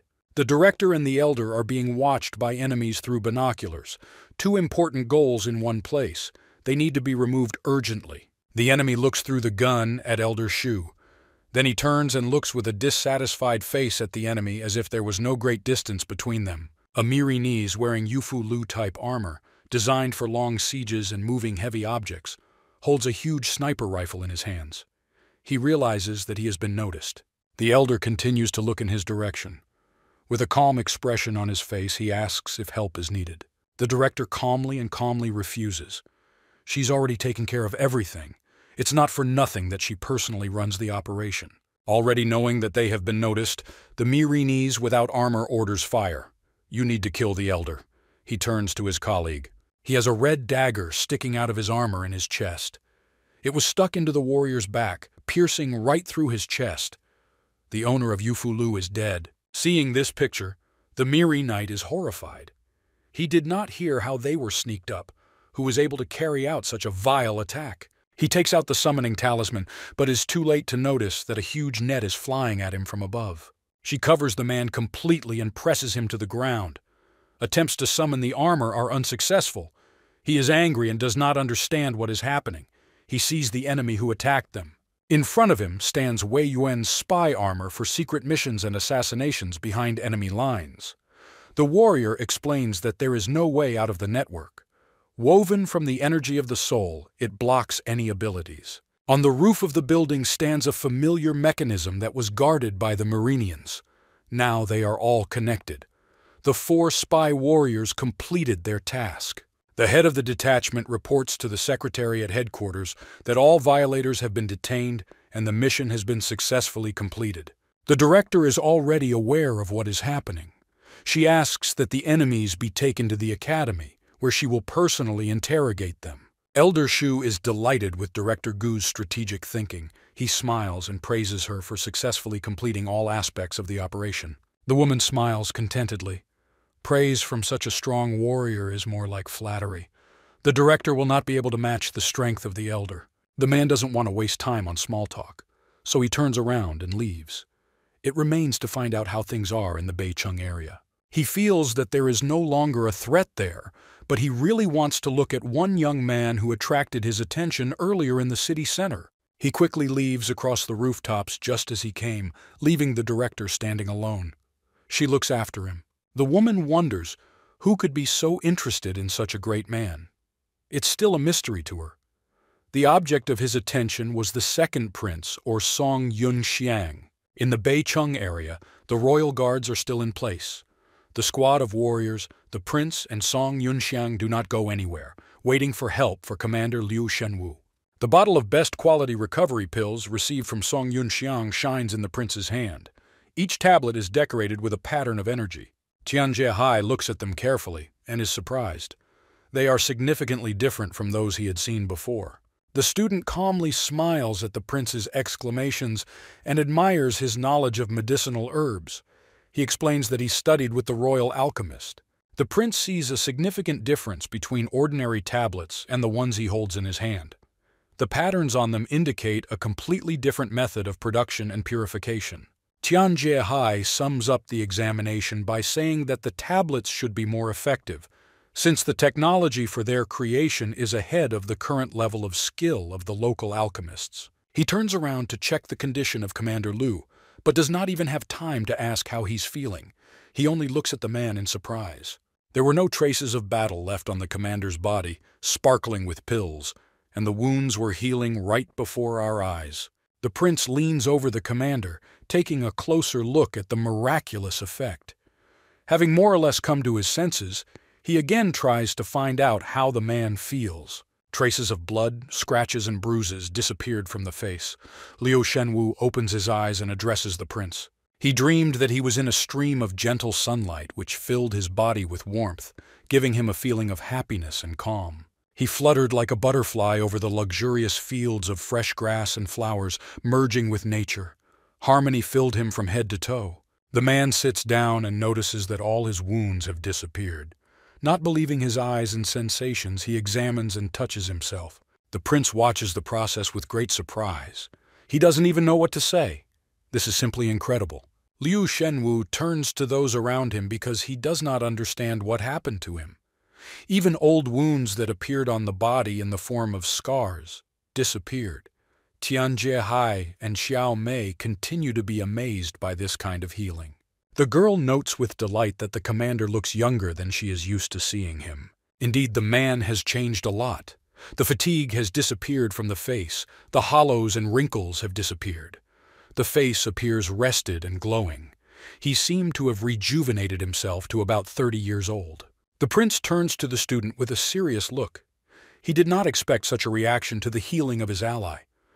Knowing Song Yunxiang's level of power and knowledge, the prince wanted to make friends with him.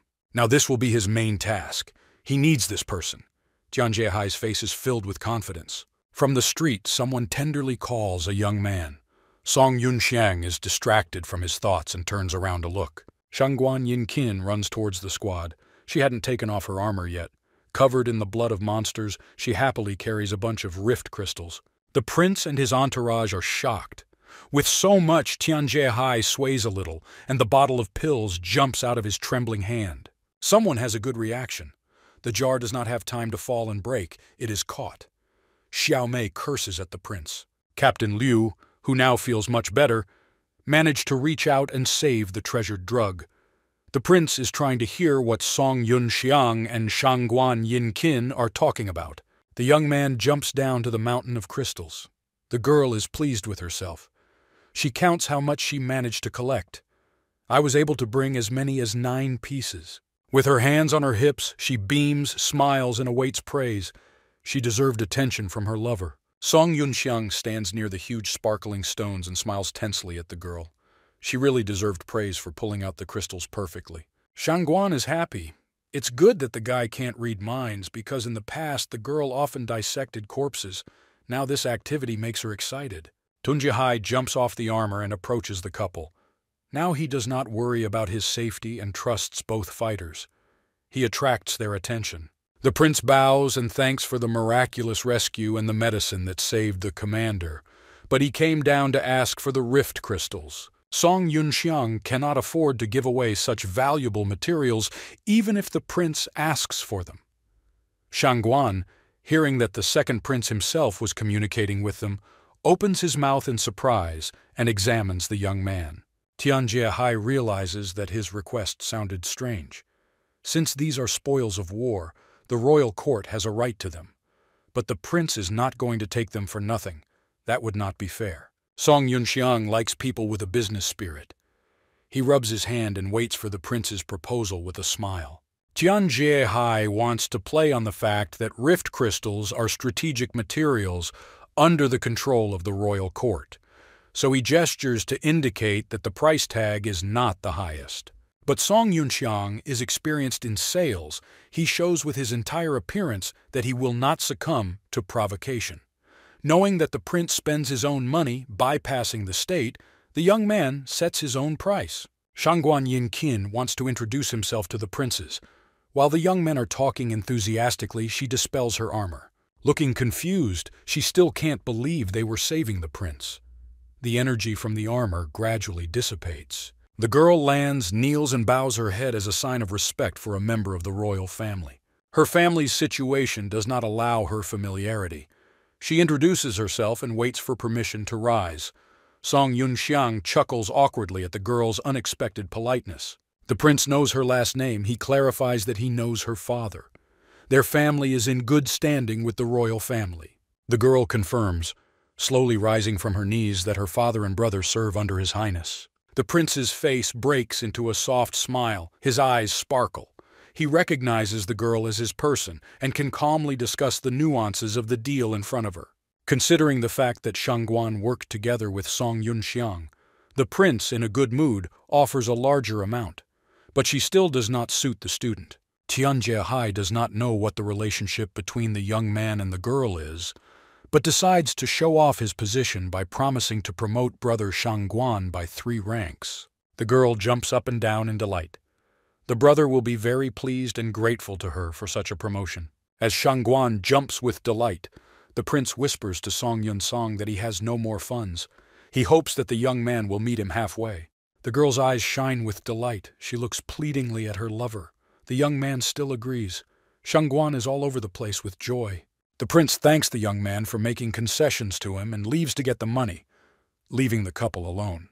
He thoughtfully looks after the retreating Tianjie, not noticing how Shangguan is admiring him. Considering that the prince did not die in this story, there is no point in her family betraying their homeland.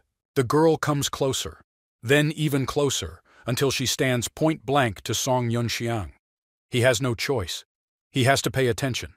He glances questioningly at Shangguan. The girl grabs his clothes and hugs his chest, creating awkwardness between them. She asks for a rift crystal. It's not clear why she wants him, but she really wants him. The young man is portrayed as discontent and misunderstanding. Why would she ask him for a crystal, even if not for free, when she could easily pull it out of a corpse? The girl makes a cute face and shyly taps her index fingers together. Her eyes are shining and her lips are pouting like a little child's. She makes the excuse that these were all the crystals that could be obtained. Lowering her head, she closes her eyes and fidgets in place. She searched all the monsters and brought all the intact crystals to him. While she begs for the crystal, the prince, surrounded by guards, tries to take the money from Xiao Mei. The maid holds the card to her chest with tears in her eyes, trying to find other options for obtaining crystals. They had been saving money for so long that she was sorry to part with it. She looks toward Shangguan, pointing out that since her family serves the prince faithfully, the girl could butcher several monsters for the prince personally. Commander Liu Shenwu tries to calm the maid by patting her on the shoulder. It is possible to get the crystal. The difficulty lies in destroying the monsters. Besides, not everyone can pull a stone out of them. The prince is glad that the commander is on his side. Killing a monster is difficult, but killing a monster without damaging the stone inside is even more difficult. Tears run down Xiao Mei's face. She turns away from the insult and hands the card with money to the prince. A very offensive moment. The prince takes the card and smiles sheepishly, trying to defuse the situation. The prince looks at the map and becomes absorbed in his thoughts. From history, he knows that the Song family was once in good standing, and in their family there was even a genius who was ahead of his era in knowledge. The prince looks towards Song Yunxiang. In the past, the Song family suffered from an unpleasant situation and was exiled to guard part of the border. Grandfather was wounded and died. As he continues to watch the couple a few meters away coo about something, he notes to himself that young son will be the salvation of his family. From a bird's-eye view, people without armor seem very tiny. The prince's guards are still on guard. He goes to complete the deal. Tianjie hands the card with money to Song Yunxiang. Despite the fact that they have been saving money for so long, he does not mind parting with it. The storage talisman contains $500 million in cash in Zhishui currency. The young man is glad that they paid him right away and is a little surprised. The young man literally drooled, and his eyes widened when he received the long-awaited money. He looks hungrily at the storage card. The prince is pleased. He also managed to surprise young son today. He crosses his arms over his chest with a proud look. Currently, Sushui coins are worth more than the currencies of other countries. The young man smiles at the prince and praises him for his caution. Since the state of Sushui tries to remain neutral, their currency is more stable. He hides the card in the inside pocket of his jacket. Tianjie loves to be praised. In addition, caution has become his constant companion. Many pairs of eyes are watching him. He also wonders if the young man wants to count the money. Song Yunxiang looks kindly at the prince. It is unlikely that he will deceive him. And besides, the recount would take a lot of time. The young man takes the royal at her word. Tianjie thanks for the trust and calls the soldiers to take the rift crystals. Song Yunxiang reaches into his pocket and takes out strange colored cards. They are purple with delicate patterns on the outside. He makes them float in his hand, attracting attention with bright pink lightning. With a satisfied face, he provides the prince with the free delivery service like in the store. Tianjie does not understand what is happening. He watches with his mouth slightly open what Junior Song is going to do. The young man throws the cards into the air. They begin to circle above the fracture crystals, forming bright patterns in the air. The array is being deployed. Commander Liu Shenwu is surprised as he watches the array cover the crystals. If he's not mistaken, then it should be a spatial array. The prince could not guess, but the commander understands what the young man is doing. Since rift crystals themselves emit spatial energy, putting them in a storage talisman will not work. But compressing them together with the space around them using an array is a good idea. Junior Song pulls back the array cards he sealed the crystals into. The cards shine in the young man's hand. The lightning subsides over time. He performed an unheard-of brilliant manipulation. Song Yunxiang hands the cards to the prince. He still stands in a stupor and simply looks at the young man's hand. We have to explain that this way, they will attract less attention than dragging huge crystals with the help of generals. The cards in the young man's hand look harmless. This is a one-time array. He tells the prince the code and reminds him that he will need to find a spacious place for the crystals. Tian Jiehai carefully takes the precious cards with several fingers and thanks the young man. Sweat streams down your face from the unexpected solution to the transportation problem. Song Yunxiang waves goodbye to the prince. Since the task is completed and the royal person is safe, he can return to more pressing matters. The prince is glad that he has such an acquaintance. In a respectful gesture, he brings his hands together and says goodbye to the guys. He promises that no matter what happens, he will always come to the aid of the younger son. Song Yunxiang turns around to also bow goodbye and thanks you for your good attitude. He knows that soon there will be an opportunity to turn to the prince for help. When the couple moves a decent distance away, the prince's face darkens. If the young man does not become his friend, then everything must be done so that he does not at least become their enemy. Song Yunxiang was also lost in thought. He didn't feel Asan's aura, which means she left the city safely. He has a lot of things to do at home. Remembering the past, images of a destroyed city emerge in his mind. Then the wave destroyed everything here. He, among the refugees, took 20 days to reach his family. But home was not safe for long. Crowds of monsters descended on the border. His entire family died in that massacre. He was weak and couldn't help them. The young man clenches his fist. This time he will change history. Then the guys from the Black Shell saved him. This time he himself will save everyone. There are 2 months left before the attack on the border. He has time to prepare, become stronger, and protect his family. Suddenly he stops and listens. Someone's aura is quickly approaching him. He looks away. It seems another enemy has appeared. Song Yunxiang swings his leg to strike. In the clouds of dust, the enemy is not visible at all. The blow was quite strong, but the enemy remained on his feet, although he drove back several meters. In the dust, you can make out a male figure who grabbed the younger son by the leg. The unknown person is happy that he managed to meet the funny boy. The prince's squad has difficulty seeing what is happening in the distance. They are anxiously trying to see who attacked the young man and what will happen next. The prince is scared. He knows how to distinguish a strong opponent. The man exudes a terrifying aura of heavenly rank, maybe even higher. Commander Liu Shenwu is also tense. He also felt an aura of almost saint rank. Such an enemy will be too much for them now. The dust cleared. The young man sees an elderly man in front of him.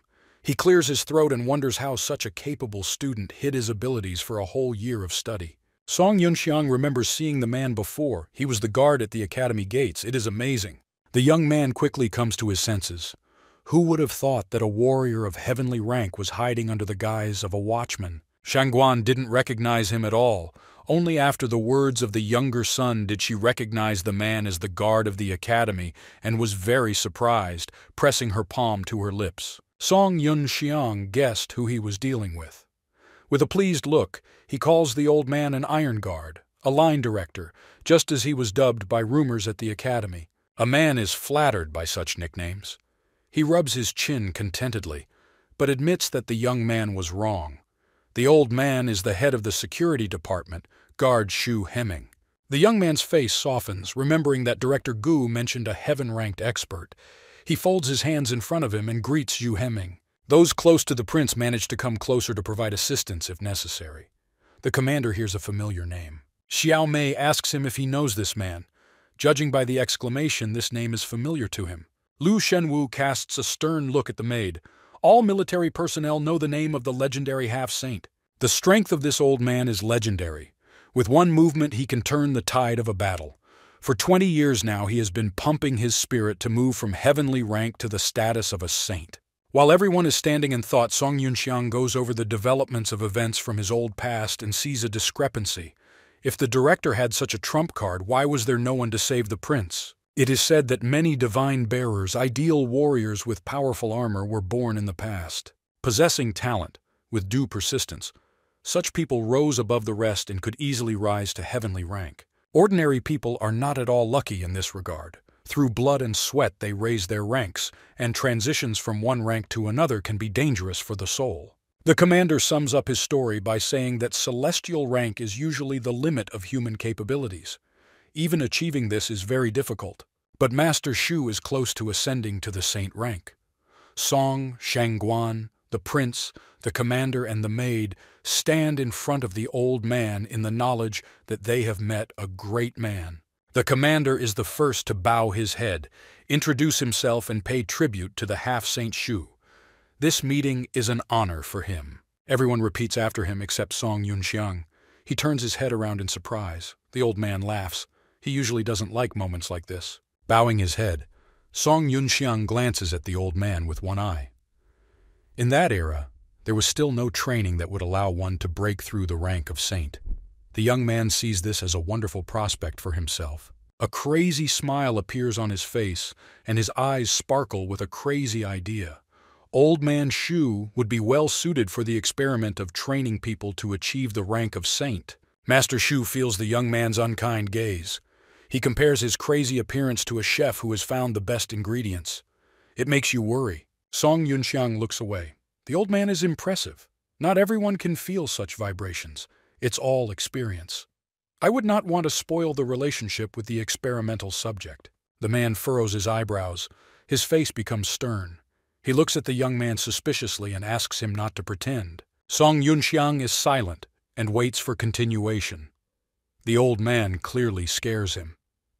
Master Shu is interested to know whether the young man is truly the carrier of Zhuozi. Everyone gets shocked when they hear a question like that. The prince and his subordinates look at Song Yunxiang carefully, waiting for an answer. Considering that Xiao Mei is not good at identifying generals, she took the prince's word for it that Liu Bu was saving them, but Zhuozi is much stronger. The prince rests his chin and says thoughtfully that he has heard that Zhuozi can copy other generals. The prince reasons that Song Yunxiang is thus misleading the public for security reasons. The young man is upset that even the prince with his knowledge cannot think of a different state of affairs. It's easier for him to agree with their reasoning than to explain about the system of the Lord of the Stars. Everyone is waiting for an answer. The young man looks stupid, laughs, scratches his head. He asks those around him to keep everything a secret. Tian Jiehai beams and is embarrassed at the same time by Song Yunxiang's request. Calling him brother, he promises to keep the secret. The young man thanks the prince. Considering that he had saved him and the royal guard, one would not have expected a different answer. But the master cannot be fooled so easily. He looks at the student suspiciously and pauses. What he was up to remains a mystery. He sighs. It remains a mystery whether he knows the truth or not. The old man clarifies whether it is true that the local monster of heavenly rank was killed by him. There is silence. The young man feels awkward confirming the information. Apparently, he will surprise others for a long time. Since Master Shu did not see the battle, he is interested in how an academy student, being at the yellow rank, defeated an enemy 3 ranks higher than him. Everyone is silent. The silence in which the old man's voice is heard depresses and puts pressure on the young man. Master Shu suggests that Song Yunxiang is hiding his power, or perhaps his family has special secrets. Xiao Mei wants to stand up for the young man. As soon as she stutters about using crystals, the prince interrupts her. It is better not to disturb the student in case something comes up that he would like to keep secret. Xiao Mei realizes that she almost said too much. She makes an innocent face and covers her mouth with her hand. Song Yunxiang waves his brush to the prince and his subordinates. He sees no point in hiding the details of the battle from the master. A young man's story about a monster and defeating it with the help of rift crystals is heard over the ruins. Elder Shu is surprised that the young man used the rift crystals in his military strategy. The man has extensive experience in various fields, but this is the first time he has heard of stones being used for something other than making talismans. Song Yunxiang says with a smart look that it's not that simple. You need to use a special technique that few people can guess about. After this, everyone comes closer to him so as not to miss anything of the secret knowledge. They are silent and listen carefully. Song Yunxiang was not very willing to share his knowledge, but this is not such serious information. Therefore, he says that in order to explode a crystal, you must first burn an array on it and catalyze it using alchemy. This is a rather complex process that requires knowledge. The prince is once again amazed. It would be difficult for an ordinary person to repeat something like this. The student grins contentedly, crossing his arms over his chest. It is possible to learn how to explode rift crystals, but it will be a little difficult. Song Yunxiang pauses, narrows his eyes, and looks behind him. He feels danger approaching. He's the only one looking up somewhere. Nobody noticed anything except him. He has to warn everyone that enemies are nearby. Old Man Shu tenses up and tries to sense the outsider's aura. He begins to sense someone else's presence. The man is standing behind Song Yunxiang. Despite the fact that strangers have sneaked up on them, the old man is more worried that the young man noticed it faster than him. The royal guard quickly runs up and stands in a semi-ring around the prince and everyone else. Swords at the ready. Finally, figures appear on the roofs of high-rise buildings. Even from afar, it is clear that the people are wearing armor. There are many of them. They surrounded the detachment. Enemy Commander Yu Fuluo stands in heavy armor with small horns on his helmet. It is unknown how long they have been watching the people below. Previously, they were hidden by a hiding array, which crashed during the update. They don't care about the guards or other people. Their target is Prince Tianjie Hai. There is an order to kill him at any cost. No one is going to flee the battlefield. Everyone will fight with the prince side by side. Song Yunxiang counts the enemies. The guys and Master Shu stand in a circle to be safe from the back. They are surrounded by 8 groups of 3 cars.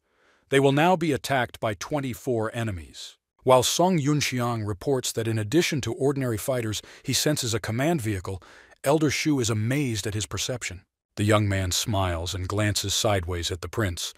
The Kingdom of Marine strongly desires to get rid of the royal person. The prince listens with displeasure to the caustic remark.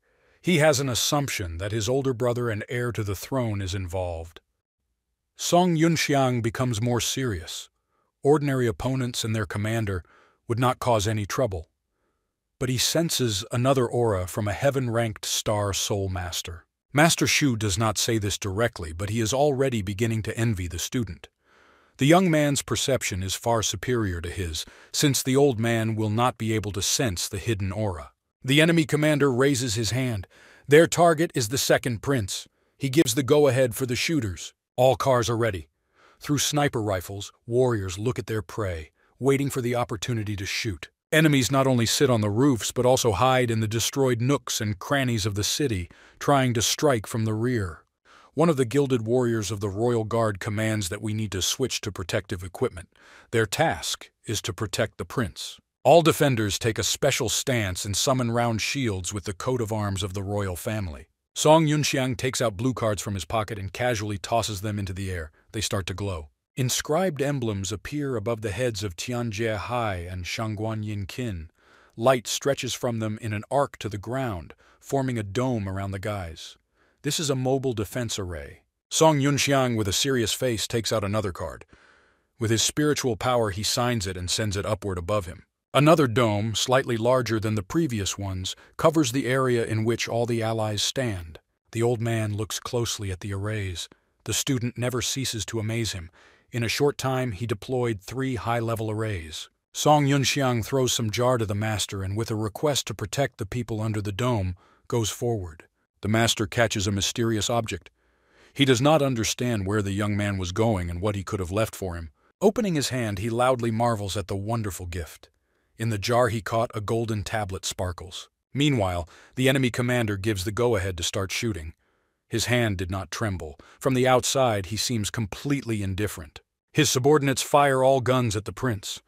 Beams of spiritual energy fly out of rifles at high speed. The blows fly one after another. Such shelling raises clouds of dust that almost reach the roofs. The defenders bend over the prince and his allies. They try to be as close to each other as possible and cover themselves with shields. They withstand the rain of shells. Finally, everything calms down. The rising dust is carried by the wind along the street. From a distance, it seems that all the guards are safe. Xiao Mei, who defended the prince among the Titans, turns around excitedly to find out how things are. Those rays that slipped between the defenders fell into the arrays. The prince marvels that his dome absorbs the rays of the enemy's soul power. As soon as the shelling stopped, Song Yunxiang left the dome and rushed towards the enemies using enhanced jumps. Taking off from the ground, he makes several jumps on Xiao Mei's armor.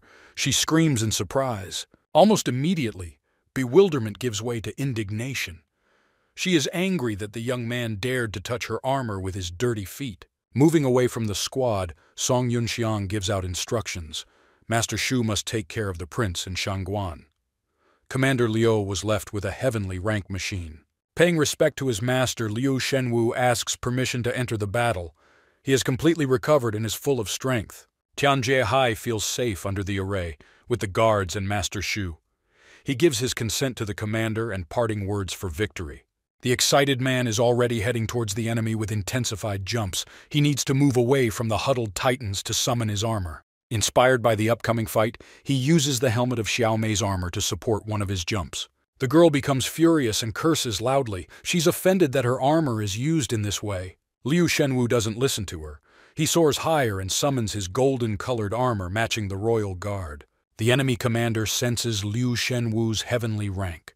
Not noticing that the fighter is now in excellent shape, he expects that he will get rid of him in 10 moves. A round shield with teeth along the edges materializes in his hand. Because of this, it resembles a chainsaw. The enemy rushes forward to attack. After running a short distance, he swings and sends the shield flying. It spins, cutting the air with sharp blades. Liu Shenwu easily dodges, slowing down a few seconds before the impact, and moves slightly to the left. But the attack was not easy. The shield, having flown another 20 meters, turns around and flies back like a boomerang. Xiao Mei, who is worried and looking after the commander, tries to warn him about the danger behind. Liu Shenwu turns his head to judge the distance. In his hand he has an interesting-looking spear, the tip of which is branched into 4 blades. He shatters the shield with one precise swing. The warrior stood on the roof in front of his opponent, cursing his pomp and arrogance. He argued that such coloring and decorations on the armor had no practical value. He believes that the country is rotten, and tries to hide it, which manifests itself in appearance. It's time to prove your words. Without wasting time, the enemy goes on the attack. He channels all his hatred into striking. The commanders cross blades, creating sparks and sounds of steel clashing. They are determined. Commander Liu tries to challenge the outsider's claims, saying that his system is still the best. Moreover, the mercenary has no right to condemn him. Meanwhile, one of the enemy soldiers peeks around the corner. Apparently, he is puzzled by something. He turns his head, trying to find one of the opponents, the nimble young man who created the arrays. After he left the dome, no one saw him. Being a cautious and experienced fighter, Song Yunxiang seemed to pop out of the ground and quietly approached his opponent from behind. Having made a powerful blow to the back, he inflicted a mortal defeat on his enemy. The enemy collapsed to the ground without having time to offer any resistance. For the young man, it was easy. He grins maliciously as he pulls his weapon from his enemy's body as it begins to crumble. Other opponents turn around at the noise and see a picture of how the enemy killed their comrade. They warn others. Now the battle will not be so easy. All the small soldiers point their guns towards Song Yunxiang. We need to quickly get rid of the enemy. They shoot, but the young man is fast enough to dodge their rays. Due to the fact that they stood parallel to each other, the warriors hit their own comrades. Seeing that the enemy is approaching, one of the fighters warns the others that they need to switch to close combat. Perhaps this way, there will be a better chance of defeating him. But they do not have time to materialize the weapon. Song Yunxiang doesn't even stay close to them after striking. With one swing, he cuts through the armor of his opponents. His blade cuts through an enemy's spiritual armor the same way a table knife cuts butter. He doesn't need to strain himself. If he could defeat the heavenly rank, then enemies of his rank would not pose a threat. With the halberd he makes his signature circular swing. Parts of the armor go flying and crumble before reaching the ground. Enemies only have time to look as the beautiful red emerald Liu Bu raises his weapon over them. This is the last thing they are destined to see. There is panic among the uninvited guests. They are terrified. No one warned that such a strong enemy would be with the prince. The halberd re-enters the enemy's body. She cuts the enemy's head, leaving no chance for life. Song Yunxiang, meanwhile, was pretty exhausted. Liu Bu requires a lot of strength. He pops some soul replenishment pills into his mouth. But the most beautiful battle now takes place in the center of the street, where commanders gracefully cross blades and evade each other's attacks. Despite the fierce battle, the enemy commander still spots Star Soul General Liu Bu, who destroys his men in the rear. He assumes that it was Ah San who came to help the prince, and curses the mercenaries who could not capture her. Liu Shenwu is outraged that the enemy has enough time to look around. He raises his hammer for another blow. Their battle continues. The enemy jumps up, kicks the hammer away, and raises his weapon in response, holding it with both hands. Due to their fierce battle, the enemy commander's armor is not in the best shape. From the outside, it seems that they are fighting on equal terms. But Liu Shenwu can win. Song Yunxiang is already dealing with the opponents on the roof. His halberd strikes directly into the chest of another soldier. The armor crumbles, and the body of a man hangs at the tip of a huge weapon, holding the tip with his hands. He's still alive. On a nearby rooftop, other panicked soldiers load their weapons and point them at Liu Bu. If he comes close to them, he will destroy them. They understand this. Having thrown the man from the halberd into the jaws of the city streets, the young man runs up and jumps towards the next opponents. The wounded man falls at the feet of the prince, who all this time watched Song Yunaxian easily fight. These pawns are not his level. Tianzihai addresses his guards. He wants all the guards to cover the young man while he clears the area. There is no point in sitting on the defensive. The warriors obey. A crossbow materializes in everyone's hand. Without leaving the prince, they will cover Liu Bu with long-range attacks. Each royal guard is proficient in using both hands in battle. With both hands they fire at enemies perched on the roofs. Now the soldiers of Mirin will have a hard time. They can't even look out of their hiding places to assess the situation. Song Yunxiang, meanwhile, calmly bypasses enemies from behind. The people of Mirin look with horror at the approaching destruction. They try to shoot at the general, but not a single beam reaches the target. Having warmed up his legs with spiritual energy, the young man easily dodges. This technique moves from the one he used previously. The prince notices this. Such movements are characteristic of the guards of the Black Shell. Black Shell is a group of 6 talented heroes who rose in rank early. Their commander was once a member of the Song family. Unfortunately, 5 heroes were killed 16 years ago. The prince thinks hard. Now the Black Shell has a new head, who adheres to neutrality. It remains a mystery whether the head maintains contact with the Song family, but he is loyal to Tiandu.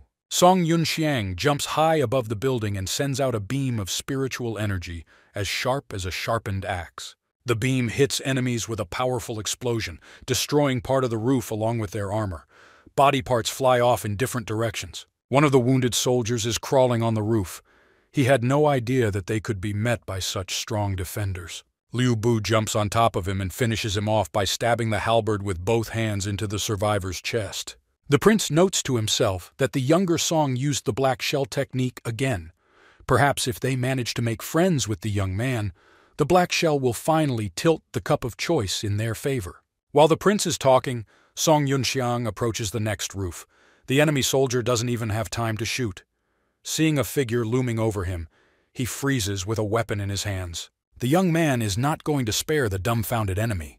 The halberd cuts the soldier from shoulder to stomach. Song Yunxiang got tired faster this time from a large number of dodges. He pops several replenishment pills into his mouth again without stopping from attacking. The young man also notices that the hiding enemy expert never revealed himself. This is very suspicious. Perhaps some kind of trap is being prepared. The battle is in full swing around the protective arrays.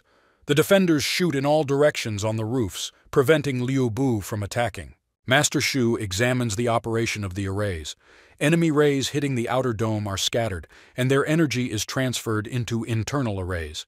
Thus, both the outer dome is restored and the protection inside is enhanced. Realizing that long-range attacks have no effect, and Liu Bu is cutting through their formation with great speed, the soldiers go on the offensive with close-range weapons. The royal guards begin to worry that they will not be able to protect the prince from an enemy who outnumbers them.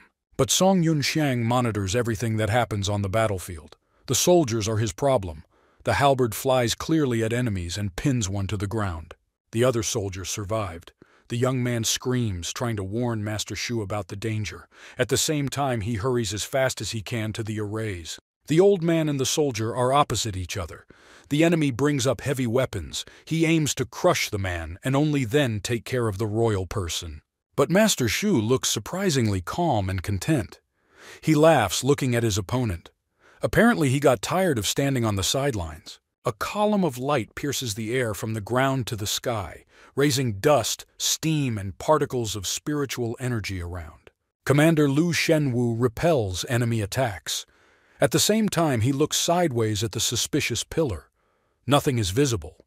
What is happening with the arrays is not clear. Xiao Mei is worried about the prince.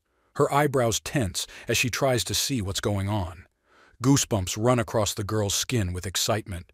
The clouds slowly dissipate, and you can see that the prince's dome is in order. The enemy stands on one knee. His blade rests somewhere down, closer to the ground. The soldier is sweating in horror. What he saw shocks him to such an extent that it becomes difficult to move. Old Man Shu caught the blade with his bare hand. He holds on to the tip of the point. His clothes flutter in different directions. The man looks calm and relaxed. Smiling, he looks at his opponent and makes a caustic comment that the general of the soul can afford to attack a defenseless old man. Oh times, oh morals, as they say. The soldier does not comment on this in any way. Frozen in the pose of a perfect blow, he still cannot realize that Old Man Shu is so strong that he was able to stop the spiritual weapon with his bare hands. The fighter looks at the master with admiration, awe, and horror. He is trying to understand how this is possible, as if he had seen a great miracle. Old Man Shu sees no point in explaining anything to the future dead man. Lightning bolts of spiritual energy begin to disperse around him. The eyes sparkle with anger and overwhelming power. He still holds the enemy's blade with several fingers of his right hand. The soldier finally begins to sense the man's true aura. Unknowingly, he attacked a half-saint rank expert and now regrets it very much. Old Man Shu rises into the air and freezes in front of the enemy's helmet. A trail of lightning stretches from him to the place where he had just stood. Pushing off from the armor so that cracks spread across it, he flies higher above the enemy. Sparks and lightning fly around his body. He concentrates a powerful stream of spiritual energy in his right hand. All the lightning that was circling around him moves to the right side. Just as martial arts masters easily cut through boards and stones with the edge of their hand, so a man cuts through the enemy's armor with a sparkling hand. The hand flies to the side. For the next blow, he concentrates the power of his spirit in the lower part of his palm and withdraws his hand to make the blow. He channels the accumulated power into the hole from the severed arm. A powerful explosion is heard. The shoulder crumbles. Pieces of armor fly to the sides. The soldier is defeated and falls to the ground with a roar, rolling several meters. The armor begins to sparkle and should soon disappear. The royal guards turn and look at the powerful old man. They admire that he was able to dismantle a combat vehicle with his bare hands. The guard commander is also distracted from the battle and exclaims enthusiastically that the power of the half-saint expert is terrifying. Song Yunxiang watches from the edge of the roof. He doesn't say anything, but he thinks to himself that the old man overdid it. However, he smiles. Master Shu's plan is most likely to provoke the hiding expert to come out. To do this, he epically and beautifully butchered the enemy. Liu Shenwan's fight continues. Knowing that the prince is safe, he can no longer be distracted and goes on the offensive. He pushes back the enemy, who is shocked by the skill of Old Man Shu. Commander Liu runs at the enemy, putting his axe back to swing. The enemy does the same. They rush towards each other screaming. Only one of them must survive. Making a sweep from below, Liu Shenwu hits the enemy commander like a baseball. He cannot stand on his feet and flies several meters away. Colliding with the ground several times, he crashes into the wall with a roar, causing its pieces to fly apart. Climbing out through a broken hole in the wall, the enemy becomes indignant. According to the report, Liu Shenwu should have been seriously injured, but on the contrary, he seemed to have become stronger than before. He surveys the battlefield. The battle is not going in their favor. The presence of Liu Bu and the half-saint spoiled their plans. The enemy commander falls to his knees and stretches out his hands to the sky in prayer. His scream echoes around. He asks the holy ambassador to come to the rescue. Everyone turns around at his scream. They don't understand who we are talking about. Perhaps this is the one Song Yunxiang sensed. A figure appears on the roof of one of the dilapidated buildings, completely shrouded in a red aura. Like flames, lightning dances around the stranger. The woman Manhua appears before people's eyes. She has a beautiful figure in a red dress. A black cloak with fur flutters in the wind. Her face is hidden by a horned mask. Her mask is made from the skull of some kind of animal and is covered in cracks from battles. Gray hair flows over the shoulders, but the body looks young. She looks at the Miri Knights with displeasure. The prince recognizes the mask the woman is wearing. She is from a demonic sect. This is a very strong and cunning opponent. Xiaomei becomes wary. Goosebumps run through her body again. She had heard about the demonic sect as merciless killers. Old Man Shu, whose plan was successful, looks at the woman sternly. The appearance of a witch from a demonic sect here portends a great disaster. Song Yunxiang also stands in shock, looking at the woman's outfit. This is a representative of the sacred Pingtian sect, which, due to its dark past, the people dubbed it demonic. According to historical data, the eastern continent was once led by emperors of divine rank. The king of Mirin made the emperor's illegitimate son his puppet. His daughter fled and founded Shishui. When the son grew up and left the harmful influence, he went to war against Mirin, after which he founded Tiandu. When the king of Mirin died, someone of divine rank stood up for him, thanks to which a new Mirin was founded in the north. Thus, the continent split into 3 states, which periodically fought with each other. The one who saved the life of the king who founded the new Mirin was the ancestor Ping Tian, who founded the demonic clan for the glory of the new state. The warrior inspired fear with his very appearance. With huge horns and spikes on his armor, he really looked like a fiend from hell. Rumor has it that the monster is still alive and sits on a throne in a dark dungeon, surrounded by the skulls of his enemies. Song Yunxiang thinks about it. In his past life, he had not seen a divine rank ancestor fight in the capital of Tiandu. Perhaps because the troops were coping without his participation, there was no point in demonstrating force. Liu Bu and Man Luo look at each other. The young man still has many secrets to reveal in his new life. The story turns out to be more complicated than he expected.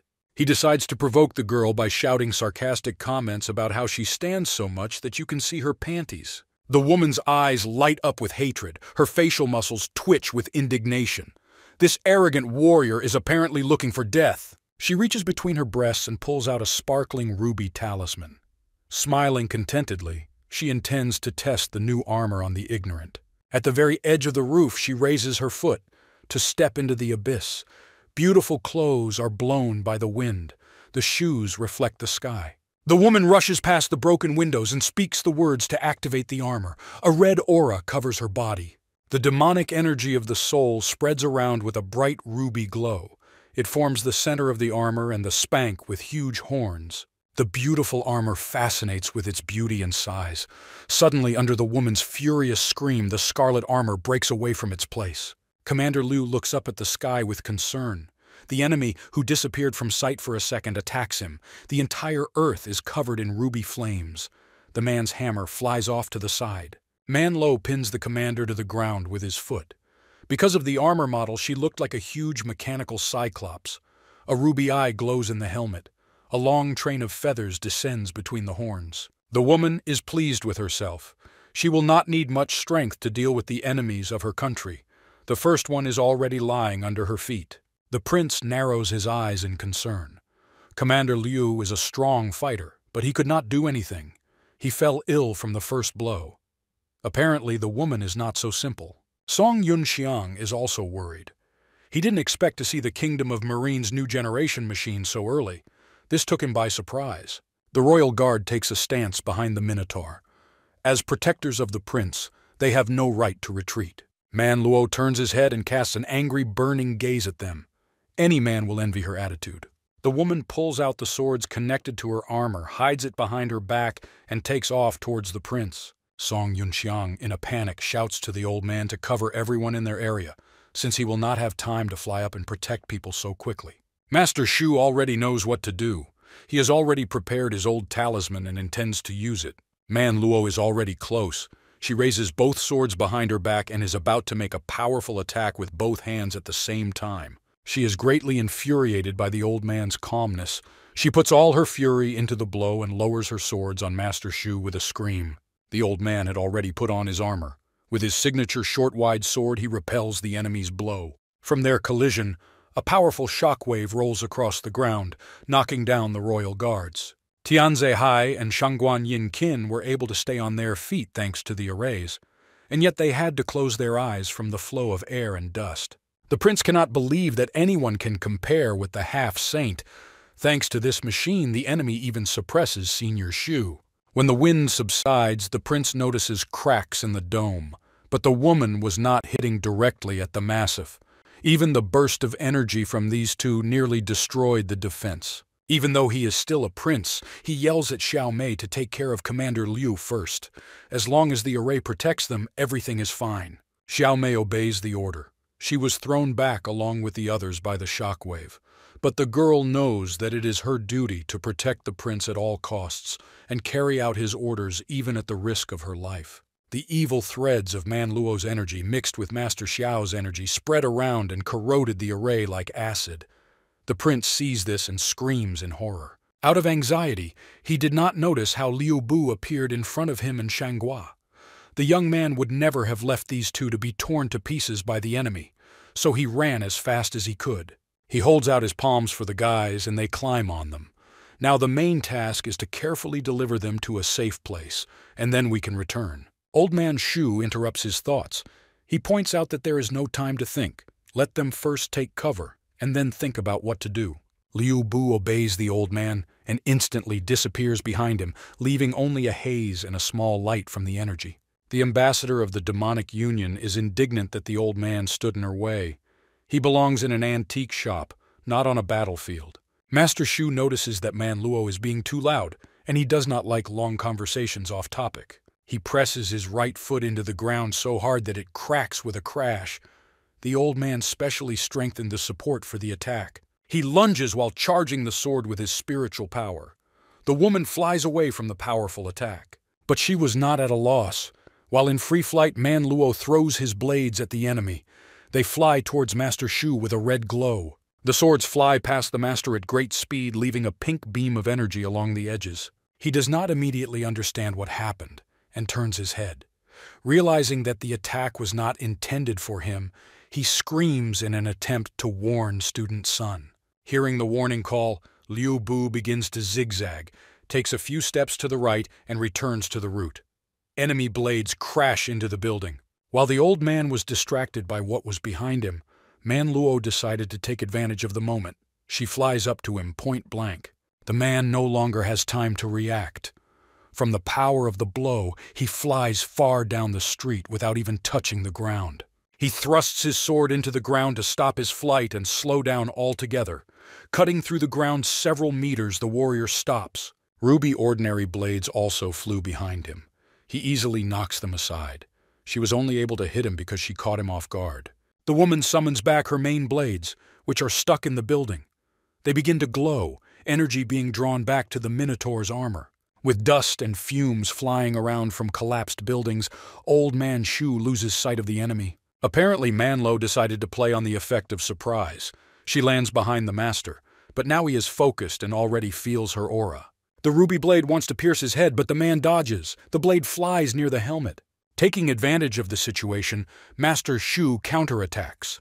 Unfolding the blade in his hand, he points it back at the enemy's stomach. The sword barely manages to graze the majestic armor. Manluo jumps back. The man follows her. The master swings the blade in front of him, trying to reach the enemy. Sparks of energy scatter around and fill the air. The woman dodges and slips behind the enemy's back. She jumps up and launches a wave of energy. The master places a block, but the wave still carries him away and slams him into the wall. The prince, who is watching from a safe distance with Liu Bu and Shangguan, concludes that the witch is suppressing Senior Shu and can win. Song Yunxiang agrees with him. Senior Shu's level is higher, but the car is worse. And yet the young man knows that the man has an ace up his sleeve. Man Luo returns his blades and flies into the attack again. Her entire armor is painted with a scarlet light emanating from the sparks of her soul around her. With a cursing cry, she falls on Master Shu like a fiery meteorite falling from the sky. The old man is not so simple. He will prepare himself and wait in a special stance, shrouded in countless lightning bolts for the woman to reach him. His determination and aura frighten a woman. She doesn't understand why, but this stance does not bode well for her. Song Yunxiang carefully looks at the old man's movements and demeanor. He understands what this old demon is up to. With a face full of confidence, Master Shu is waiting for his victim. She will not be able to evade the impending attack. He raises the blade upward. A column of bright golden light is directed into the sky, illuminating everything around. Man Luo hangs in the air. Suddenly, a huge lightning bolt rushes from the sky towards the enemy. The woman jumps back. Her fear gives way to a mocking smile. She begins to mock the enemy. The guys in Liu Bu's arms are shocked. The prince sums up that the matter is rubbish.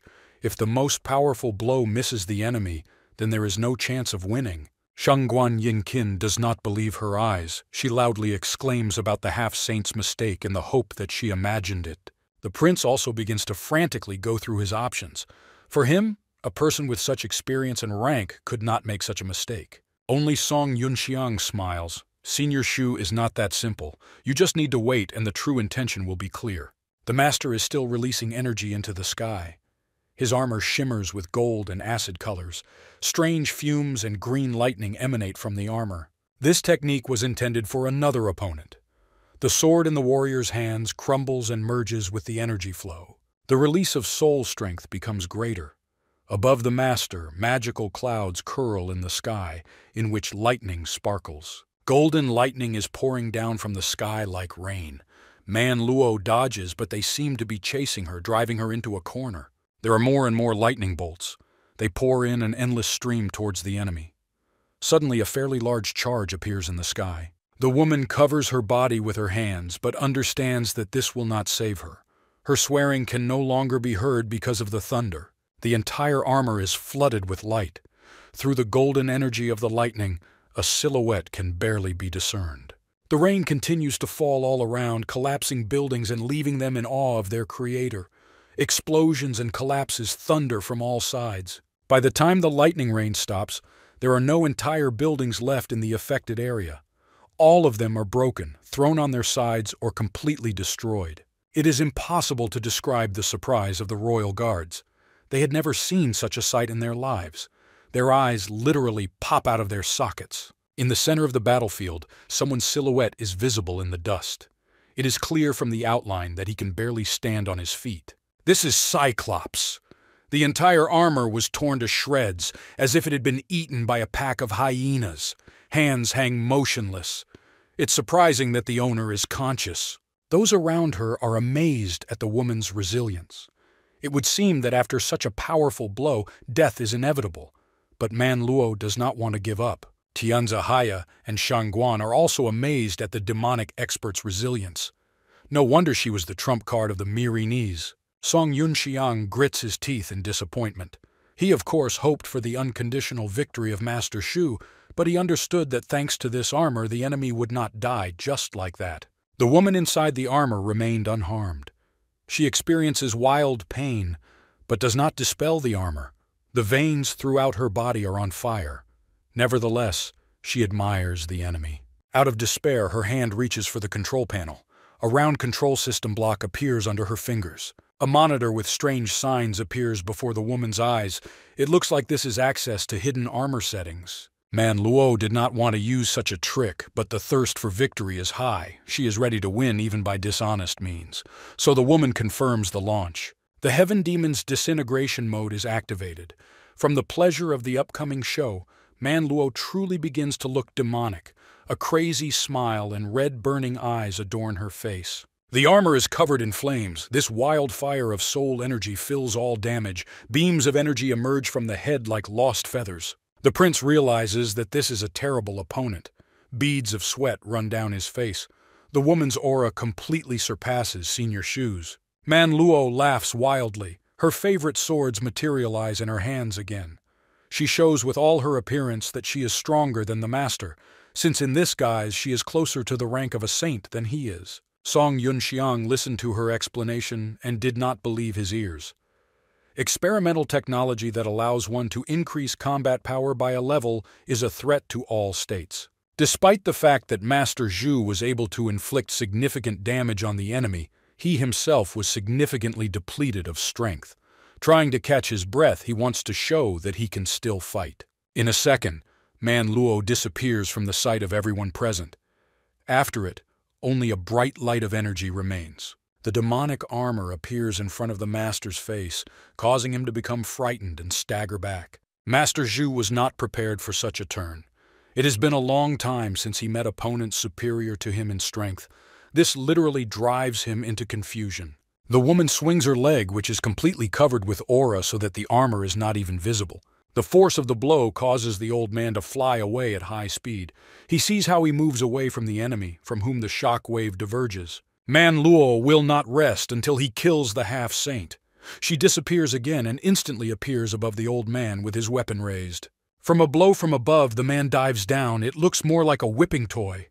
He is unable to respond to such rapid attacks. One more blow and he is already flying upward between the lines of ruby energy. He endures the beatings in silence. If it weren't for the armor, one would have thought that he had lost consciousness. The people below do not have time to follow the blows and movements of the generals. Master Shu flies through the air like a volleyball. All this time he is thinking about how to get out of such a mess. He must find a way to counterattack. An idea comes to mind. When Manhwa raises his leg again to strike, the old man grabs her leg. Her aura also extends to his armor. They are like two scarlet demons hanging in the air. If you hold the enemy, it will be harder for him to dodge. But Master Shu does not have time to attack. The witch's blade rushes towards his unprotected chest. It pierces right through the center of the armor. The tip of her blade can be seen coming out of the general's back.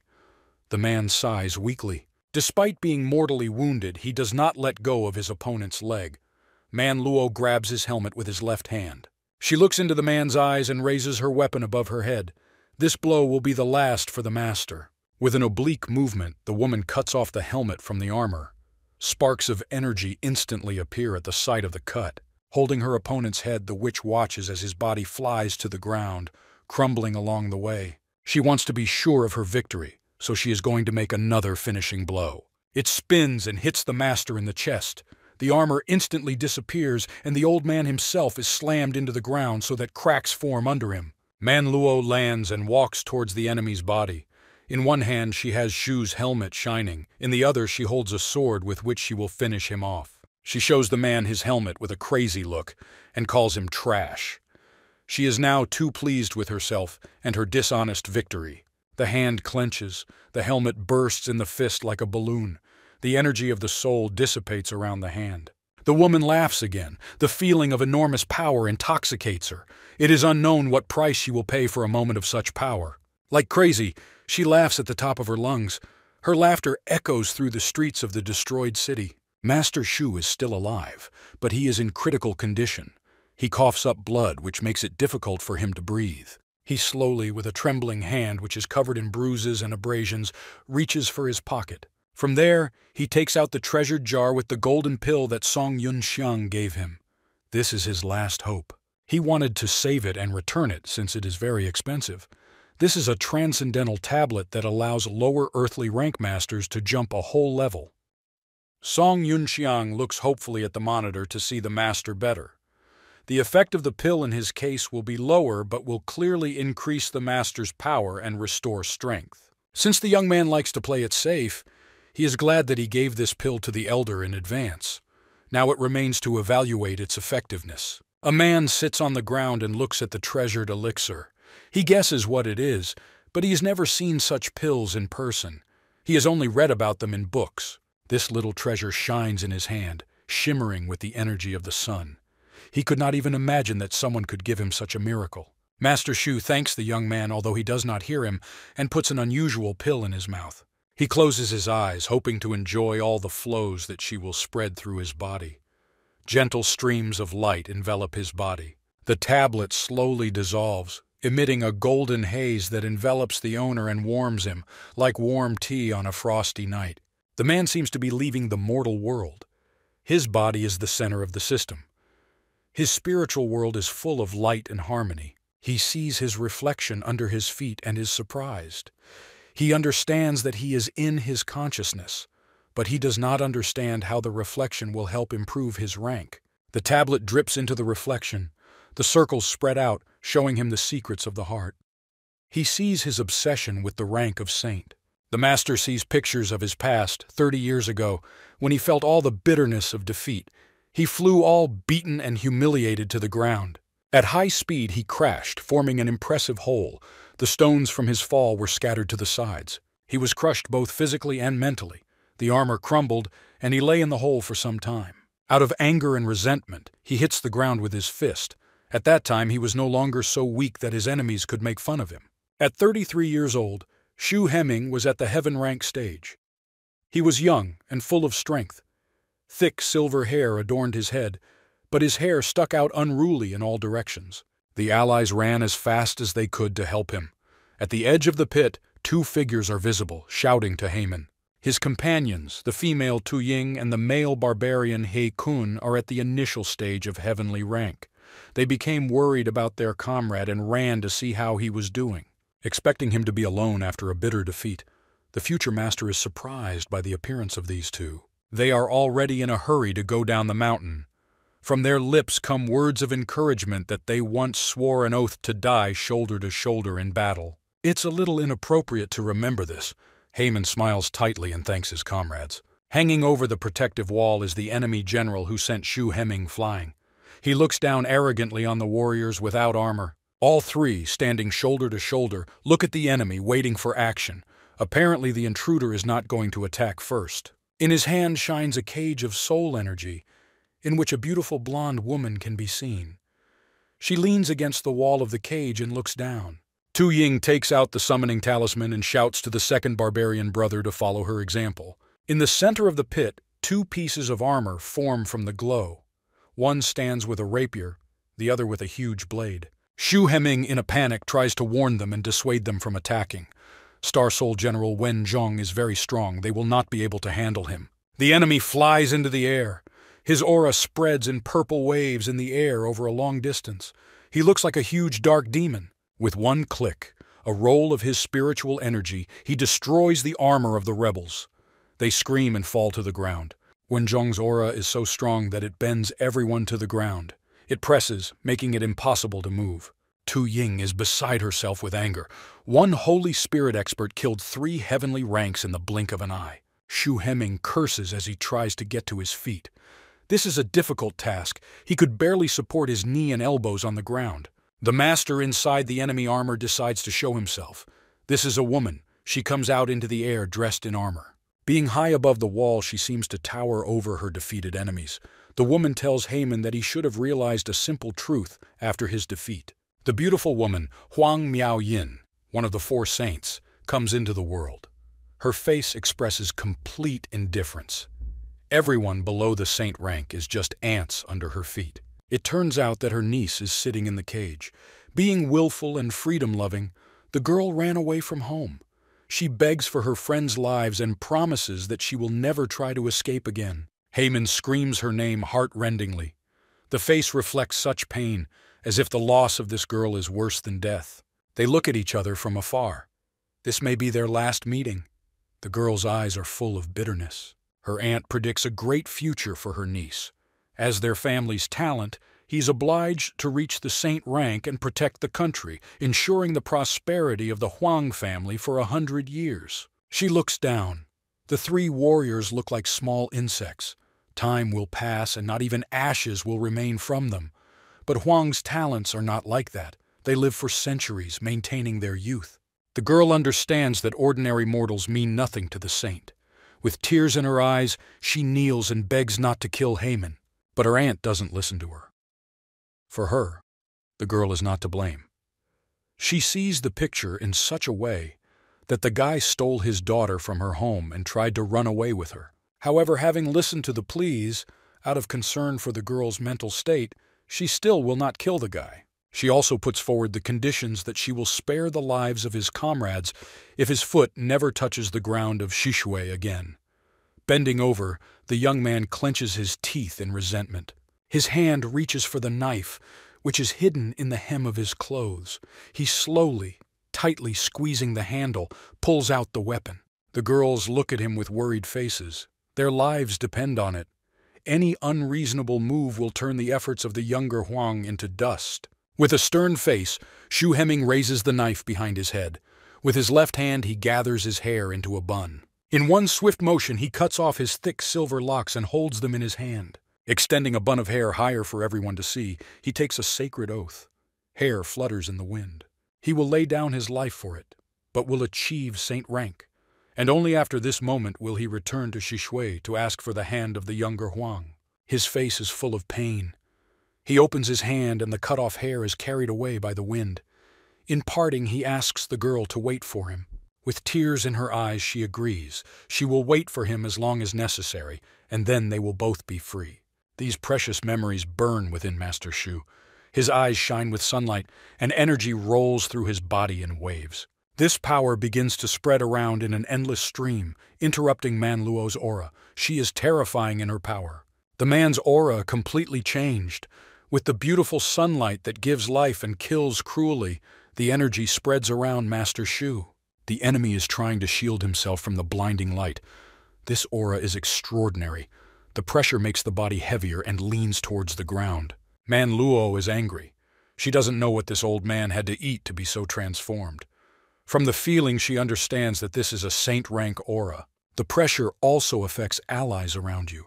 Commander Liu lies on the ground and tries not to fly away from the gusts that come from the old man. Liu Bu protects the prince and Shangguan from stones and wind that fly in all directions from the master. The prince unmistakably determines that this is the aura of a saint. Shangguan looks at her lover's helmet.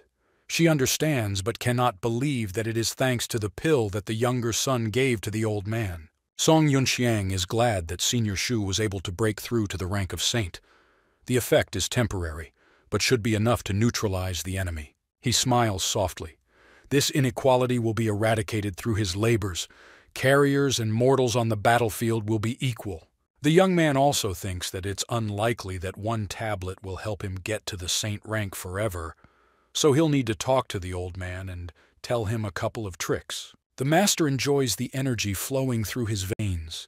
He had dreamed of feeling this feeling for so long.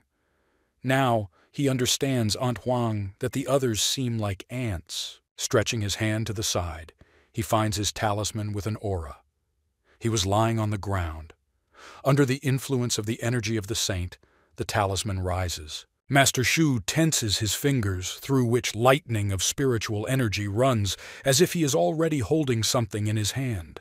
The talisman takes off from the ground and flies towards the owner, sparkling in the air with small lightning bolts. The stern old man catches the card. His whole appearance is terrifying. He has an angry expression on his face and traces of blood under his lip. He looks sadly at the tattered talisman. This old friend had been through a lot with him. The opponent's hands are shaking. Recently, who seemed so strong, the witch can only stand still. She tries to move, but the master's aura is so strong that the woman cannot take even a step. She waits in horror to see what will happen. The man seems to be standing in the center of a bright fire. Tongues of flame envelop him. Master Xu is about to summon his Star Soul General. It is as if he is absorbed by sunlight, merging with every cell of his body and filling the space in the form of armor. Still blazing, the master appears before everyone in his armor.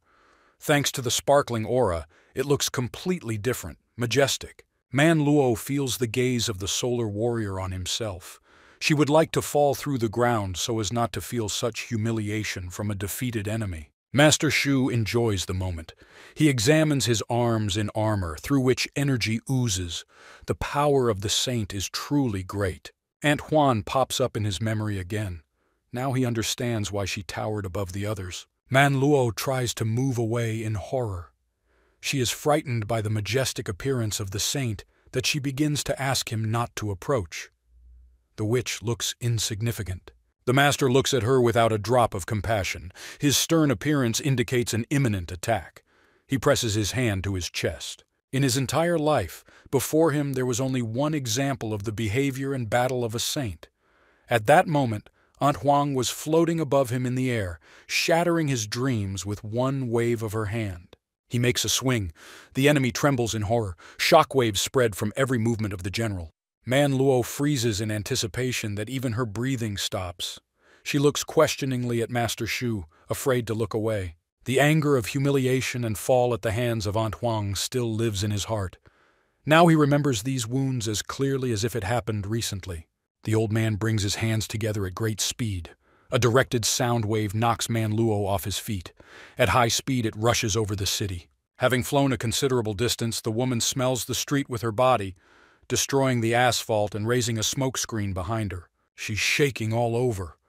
For a long time in this woman's life, there was no opponent who could unconditionally defeat her. Being further away from the source of the ominous aura, she sticks the sword in front of her and, leaning on it, tries to rise. Looking in front of her to where she came from, Manhwa again froze in her tracks.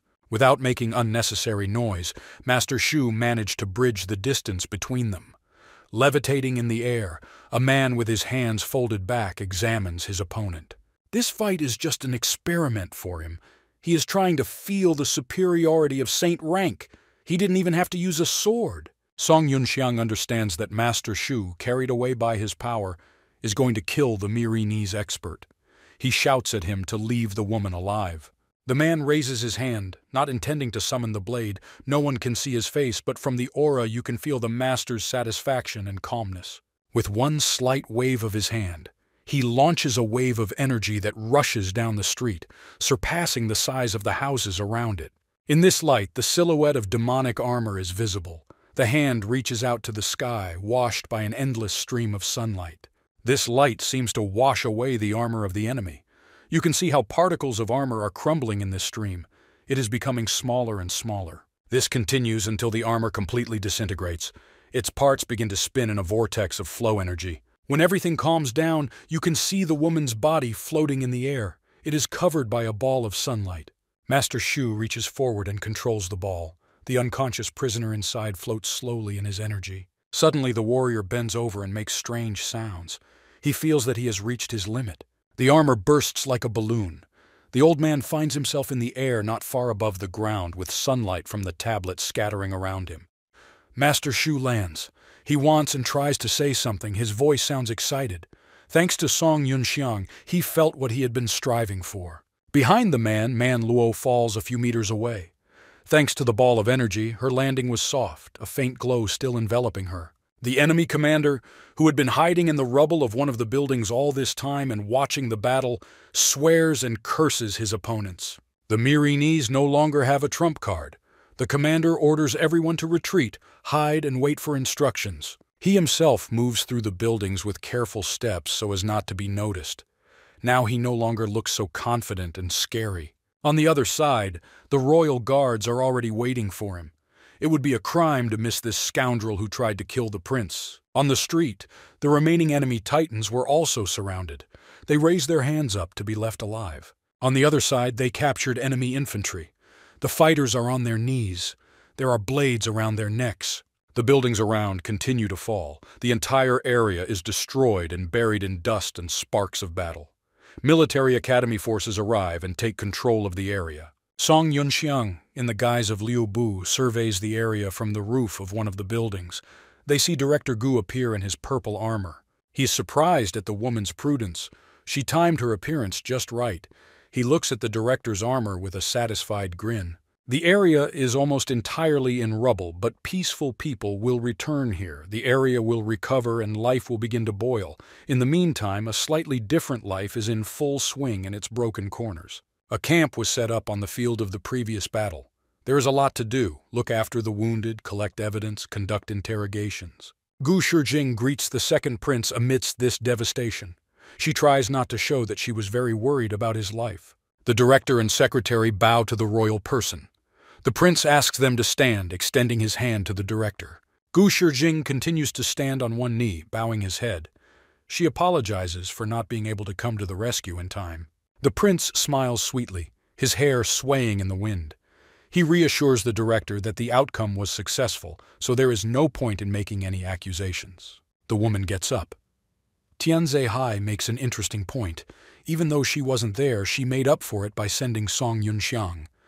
They both look at the young man standing to the side. The director, with an innocent face, tries to tell what he knows about the skillful and strong young man, but does not have time to finish the sentence. The prince interrupts her with a serious expression on his face.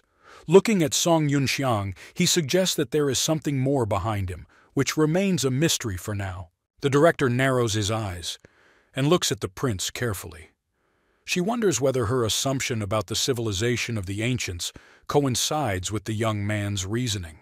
The prince reveals his hunch about the younger son's powerful teachers, disappointing the woman in the process. You can see it in her face. While everyone is busy with business, Song Yunxiang finds a ruby card that belonged to Manhua. The talisman is all cracked. The young man hides it in his inner pocket when no one sees. He approaches Master Shu and holds his hand. The old man does not look important, so the young man asks about his well-being. The master waves his hand as a sign that everything is in order. There is nothing to worry about. At the same time, he shakes slightly. This is a side effect of the pill. The young man explains that in an hour the man will feel better. He's still holding his hand. Master Zhu bows his head and grieves over the wasted pill.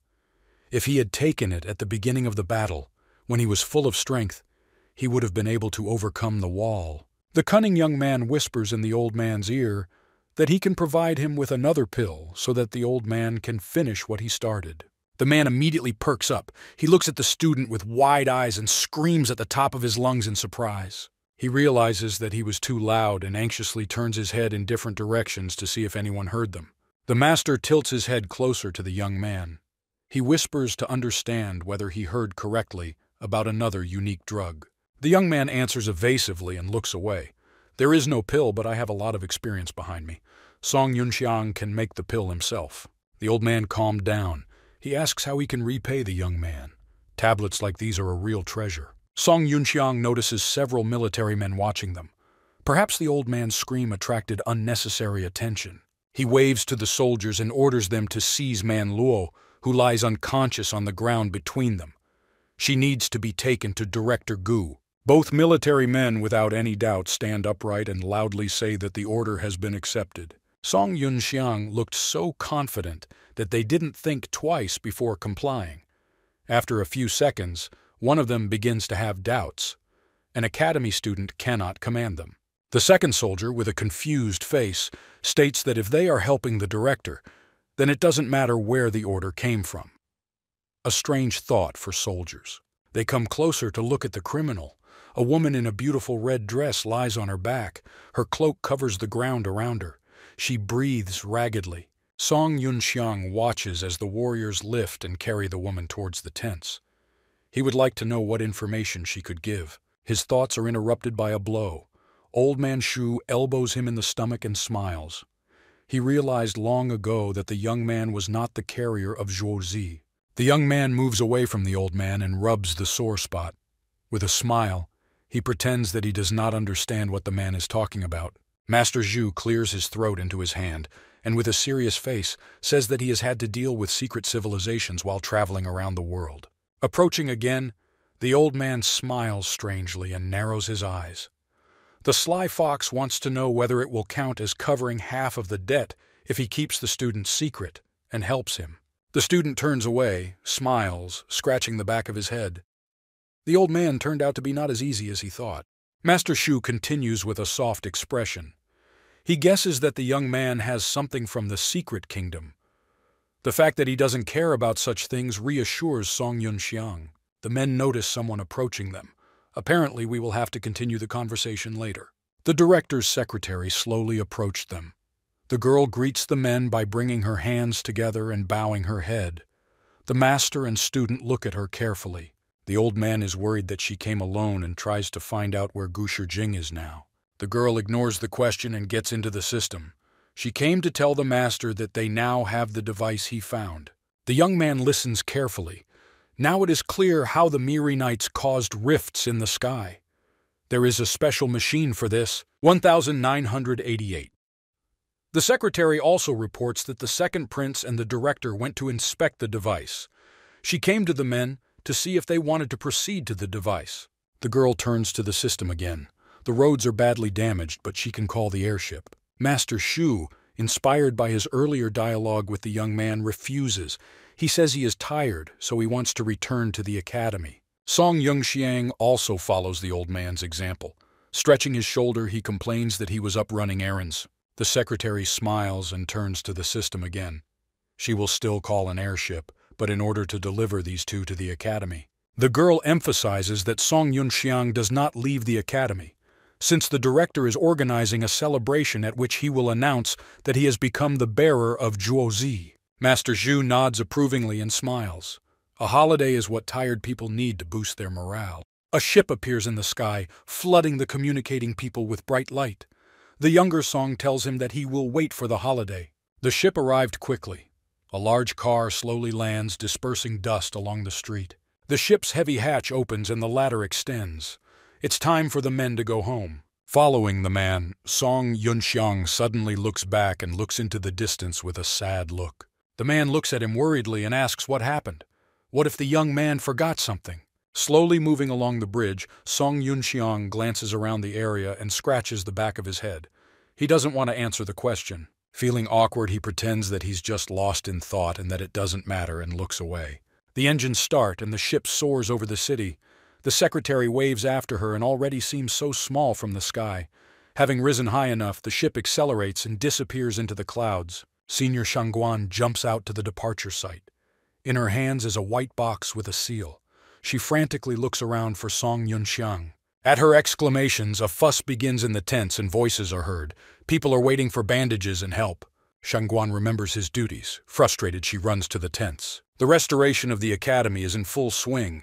Dressed in armor, the students carry building materials. Now they are not wearing military armor, but special technical armor for construction and agriculture.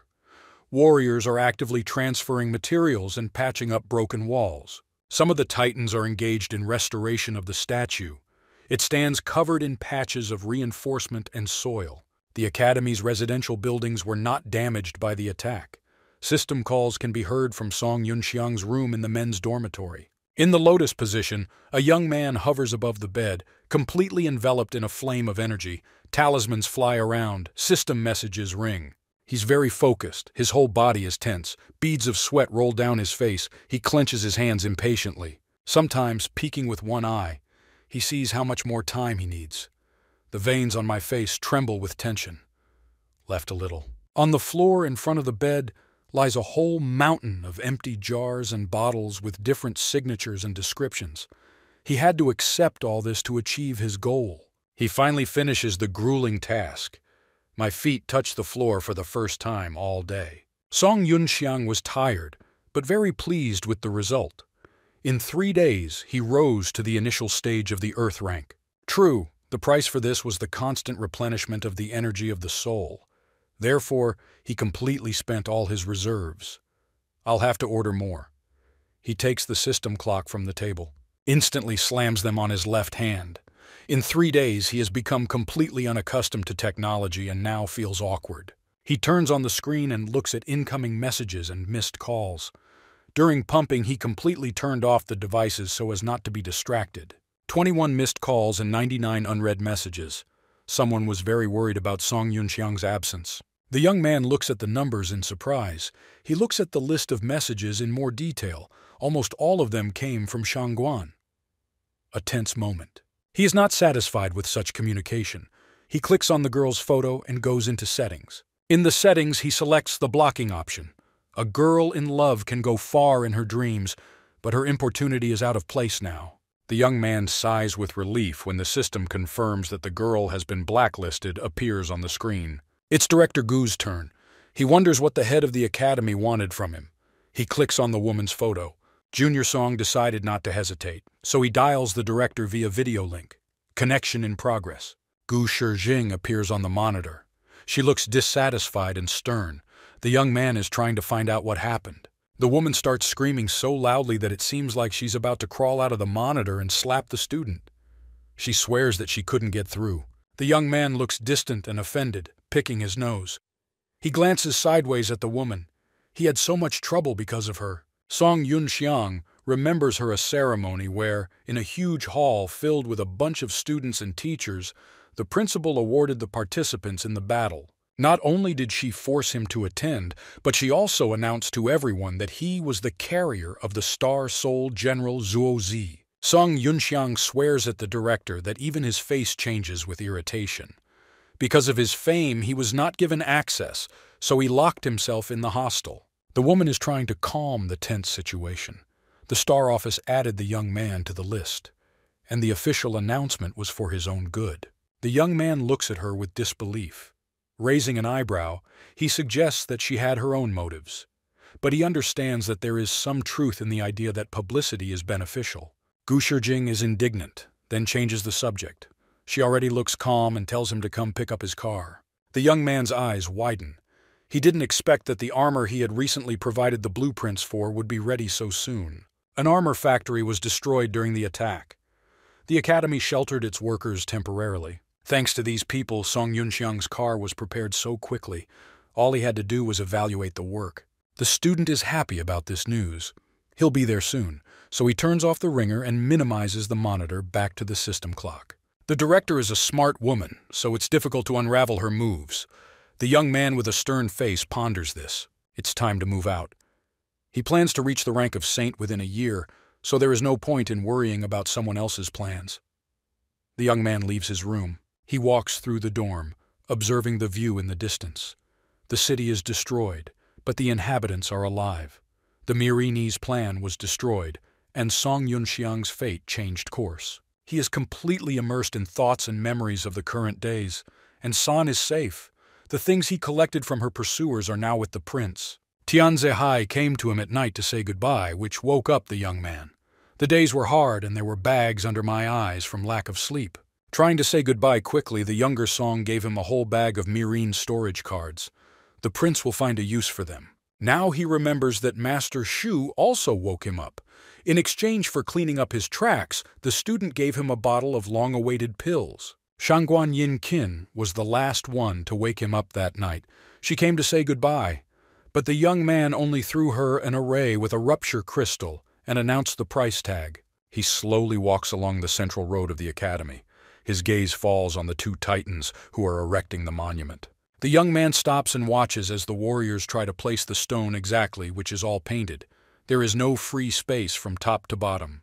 With a saddened look, he comes closer. Against his background, a person seems so tiny. This is a monument to the dead. Song Yunxiang looks at the names with sadness. He thought there would be fewer casualties. His face shows the burden of the losses he has experienced. He has seen many deaths, but it is impossible to get used to this. He was so immersed in his thoughts that he did not notice how someone approached him from behind and put a hand on his shoulder. Teacher Chung saved him from difficult thoughts. The man throws his arm over his neck in a friendly manner on his shoulder, waves and smiles. He also looks at the monument with an understanding of why the student is so sad. He encourages the young man that no matter how strong he is, he could not save everyone. After the teacher talks about the student's yellow rank, they fall awkwardly into silence. Song Yunxiang glances sideways at the man. Sensing something was wrong, Teacher Chung, with a dissatisfied face, turns his head to the student and carefully looks at him. Realizing what was going on, the man jumps back and is indignant. Song Yunxiang is already at the middle stage of the black rank. It turns out that he even overtook the teacher. Teacher Chung, with the initial stage of black rank, seemed to have been shot in the heart. One can understand him. He touched for years, and the student bypassed him by a few days. He begins to be loudly indignant and scream, trying to find out what is the secret of such growth. The young man is not going to waste time on this, and is going to leave. Trying to somehow calm himself down, the teacher shouts after the student that what they said about him was true, that he was hiding his real level. The guy just sighs, moving further and further away. He doesn't want to convince anyone. Turning around, he invites Teacher Chung to go with him to the workshop and also hints that the director's secretary, whom he likes, may be there. The teacher is outraged by such insolence. He sharply answers the student that he does not like the secretary, and besides he does not have time for this. Song Yunxiang is removed. In the backyard of the academy there is a workshop that occupies several warehouses, more like airplane hangars. Behind the hangars is a training area. Huge targets were built to imitate monsters. It is on this site that the young man meets the director. As he thought, the secretary was with her, as well as one of the masters decided to watch the test. Gu Shijing hands over the prototype to the student. She places 3 cards in classic green with gold edges into Song Yunxiang's hand. The young man is surprised. He expected to receive 5 models of talismans, so he is confused. The director, closing his eyes, explains that the last 2 copies had technical problems. To change the subject, the director decides to introduce the plant's chief engineer. The man's name is Nangguo Dongfeng. He appears to be about 60 years old, almost bald, small, and with a thick mustache. The director points to Song Yunxiang, telling the engineer that it was this young man who saved the situation in the city during the battle and provided interesting drawings. The student bows, expressing respect. He is glad to meet an experienced master of his craft. The man gets goosebumps. Nangguo Dongfeng personally introduces himself and bows. He stumbles with excitement and sweat starts pouring down his face. Unexpectedly for everyone, the man falls to his knees in front of the student and shouts about how glad he is to meet them. Song Yunxiang feels awkward. He smiles and tries to get him to his feet, asking him what happened. The old man does not want to get up from his knees, but only bows lower, expressing respect. He thanks the student for saving the engineers who were working at the plant that day. Song Yunxiang cleared a lot of territory that day. It's possible that some of the monsters he killed that day attacked the military technology plant. Nangguo remembers that on that day, he was on the verge of death, but the monsters were distracted by Liu Bu. The plant was destroyed, but the engineers managed to escape. Still on his knees, head bowed, he continues to thank the young man for miraculously saving their lives. He falls with his hands and head to the ground, thanking Song Yunxiang not only for himself, but also for all those who survived. Now the student understands what the matter is, but he was only doing his duty. He feels awkward accepting such gratitude, so he asks the man to stand up. There is an awkward pause in the air. The man is kneeling and looking at the ground. He hesitantly turns to Mr. Sun. Barely raising his head to see the young man, Nango announces that he has an immodest request. The young man furrows his eyebrows, not understanding what this man might want from him. After all, they are complete strangers to each other. Nango looks first at the student, then at the cards in his hand. He is curious to know if Junior Song really made the drawings. The student still does not understand what the engineer is leading to, but confirms that the drawings are his. He wanted to improve the Weiyuan model car. The engineer's gaze fills with determination. He asks Mr. Song to take him as his disciple, an unexpected request. At the same time, Nango bows his head so hard to the ground that he hits his forehead. Gu Shijing and her secretary stand as if struck by lightning. No one could expect this from the chief engineer. The director approaches the man and tries to calm him down. Even engineering teachers cannot compare with a 4th-rank engineer, and Song Yunxiang is just a student. Nangguo calmly raises his hand, stopping the woman. The drawings provided by the student qualify as a 6th-rank engineer. The man raises his head and confidently addresses Mr. Sun. There is a proposal that the young man go to an engineering conference in 3 months. Song Yunxiang thinks about it. Knowing alternative history, he remembers that the developments from this conference never made it to the war. The young man does not know how to respond to such a proposal. He asks the man to stand up and promises to return to this conversation later. But Nango does not calm down. He asks to take him as a student and looks at the young man with hope in his eyes. Yunxiang scratches the back of his head. In his mind, at his age, the old man should have been of higher rank. He refuses to take on an apprentice, but promises to share ideas and communicate. The director takes the young man's side, and again asks the engineer to rise. To distract him, she suggests testing the prototypes. The man understands that he was refused, but Mr. Song is kind and does not want to offend him. There is an awkward pause in the air. Nangguo allows the director to help him up. From his speech, it is clear that he still plans to introduce himself as Song Yunxiang's disciple, since he learned a lot from his drawings. The young man does not know what else to say to reason with the old man. He can't wait to start testing to finish this dialogue. Song Yunxiang goes to the center of the training ground to quickly begin the tests. He takes out the first talisman, brings it to his face, and begins activation. From the card stretches a thin haze of soul energy that covers the young man's body. The student rises into the air and student armor appears around him. He shines with sparks of energy. An improved model of student armor appears in the center of the training ground with several cannons on the back and on the shoulder. The young man was waiting for this moment. His eyes were burning. Everything is holding up well, but you need to check the weapon in battle. The cannon on the right shoulder is charging.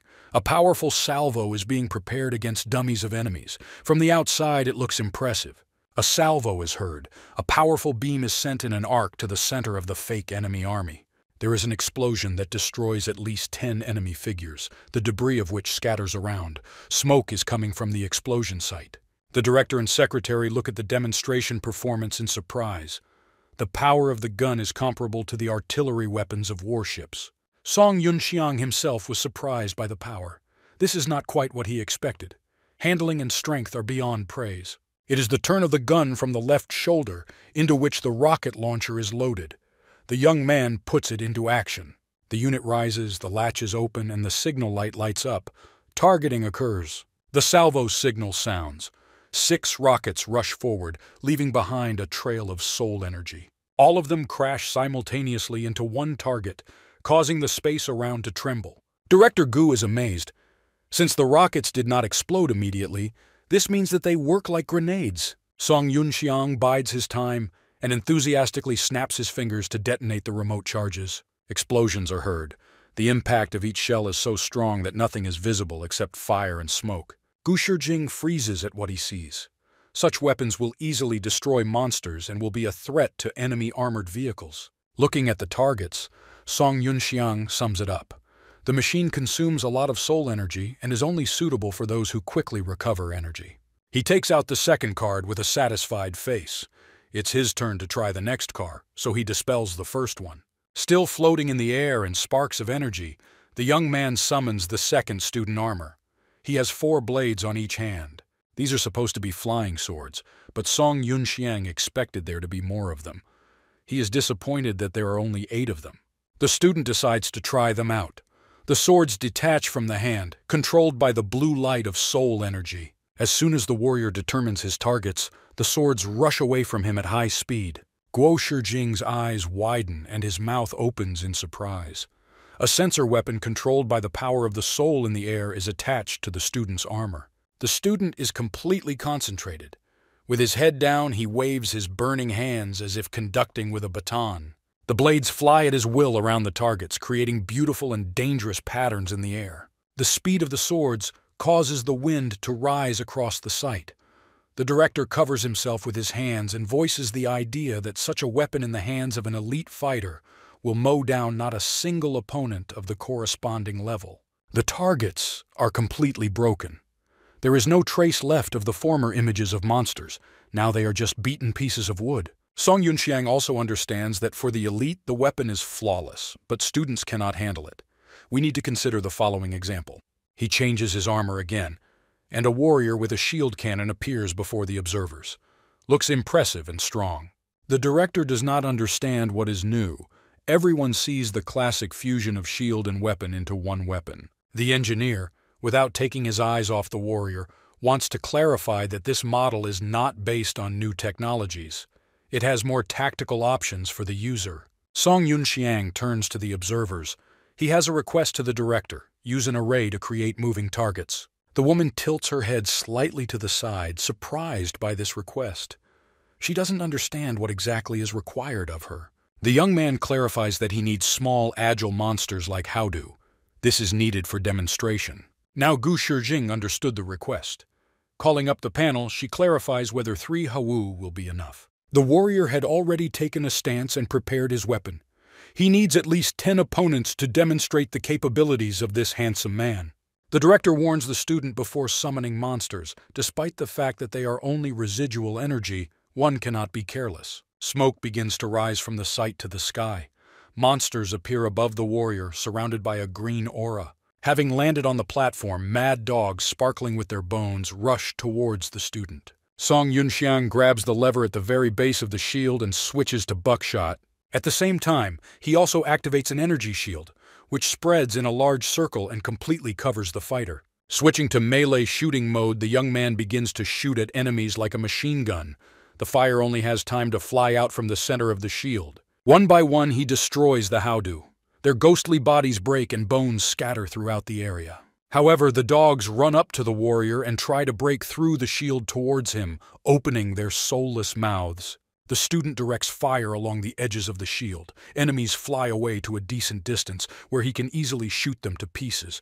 A single flame breaks out in which all enemy Howdu are drowned. Gu Shijing shakes a little with delight. She will find a use for it on the battlefield. Replacing conventional defenders in the front row with such models would be ideal. Song Yunxiang thinks about it. This was still not what he wanted for the apprentice armor. Little mobility. But for attack and defense, one such machine is not enough. His thoughts are interrupted by an insistent call. It turns out that Mr. Hong, the owner of the pharmacy, who has recently become his valuable acquaintance, contacts him. The cheerful face of an old man appears on the monitor. He reports that the tracks have been restored and the tickets that the young man asked him for are ready. You can go even today. Song Yunxiang thanks Mr. Hong with a sincere smile. He has one more request for the man. He needs more elixirs worth 100 million, which he had already purchased before. The old man is at a loss. The market has risen in price due to the fact that Mr. Song buys medicinal herbs and elixirs almost every day. But the young man knows the value of time. Now it is catastrophically short. He is ready to add another 50 million to get his order. 2,154. Mr. Hong is used to Junior Song not skimping on payment, so he promises to do everything in the best possible way. The men say goodbye. Observers are amazed by what they see.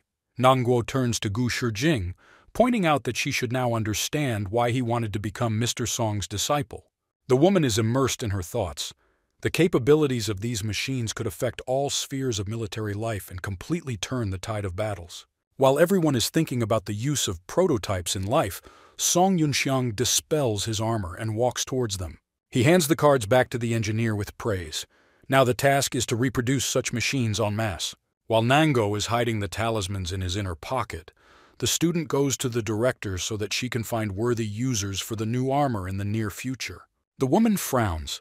She does not understand what the young man is leading to, why there is such a rush with production and suitable military personnel. Bringing his hands together in a pleading gesture, the student wants to take advantage of the favor that the director promised. Soon the wasteland's defensive line will need support, and there she will need her help. Gu Shijing gives an angry look. This information is not available to everyone that such a line exists, but no one can know about the attack. Song Yunxiang doesn't want to go into details. Since the academy will be under reconstruction for 2 months, he wants to go home. The young man says goodbye and leaves, waving his hand. Nangguo says goodbye and bows. The women are silent. The young man walks further and further, never ceasing to wave his hand goodbye. The director puffs out his cheeks cutely and furrows his eyebrows angrily. It is not clear to her what this young man is up to. It makes her angry. The secretary doesn't know what to say. In general, she was silent the entire time and observed what was happening. Song Yunxiang arrives at the airport. A huge aircraft is already hanging above the building, and loading is in progress. There is noise and screams everywhere. Life is in full swing. Finally had a chance to wear something other than a student uniform. He is wearing a white suit with short sleeves from which a dark jacket sticks out. Walking through the lobby, she looks at the commotion below.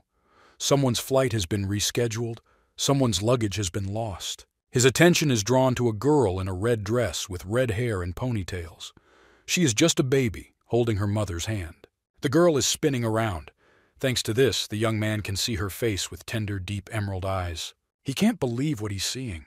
She's familiar to him from the events of his alternative past life. Song Yunxiang stands rooted to the spot, remembering in horror how he held in his hands the last thing left of this fragile body.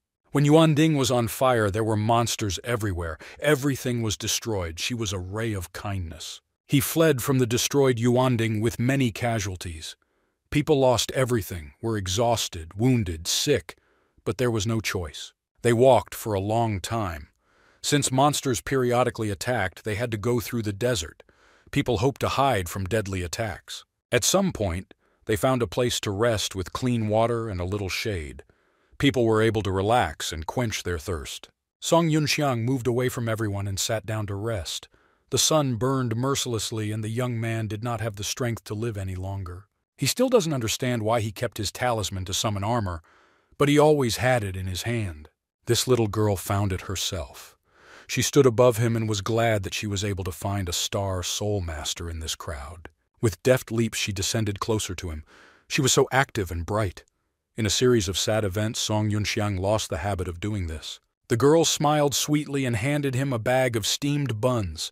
Her lips were as dry as the others, but she was still shining. The girl's eyes sparkled with joy. She decided that as soon as she fed him, he would be able to summon the Star Soul General and protect all the refugees. Junior Song looked very hungry and thin. The sight of the bun made him salivate. She was so attractive with her appearance. The young man had not eaten anything for a long time. Through force, he forced himself to turn away, trying to refuse the tempting treat. He didn't believe that such a worthless person deserved such treatment. He bowed his head and assured the girl that he was not hungry.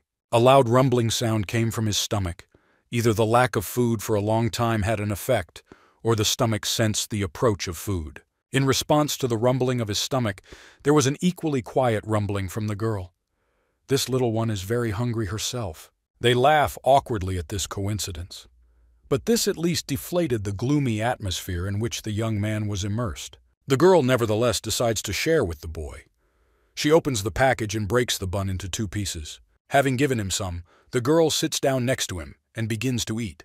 Song Yunxiang looks awkwardly at his other half. While eating her part of the bun, the girl decided to talk.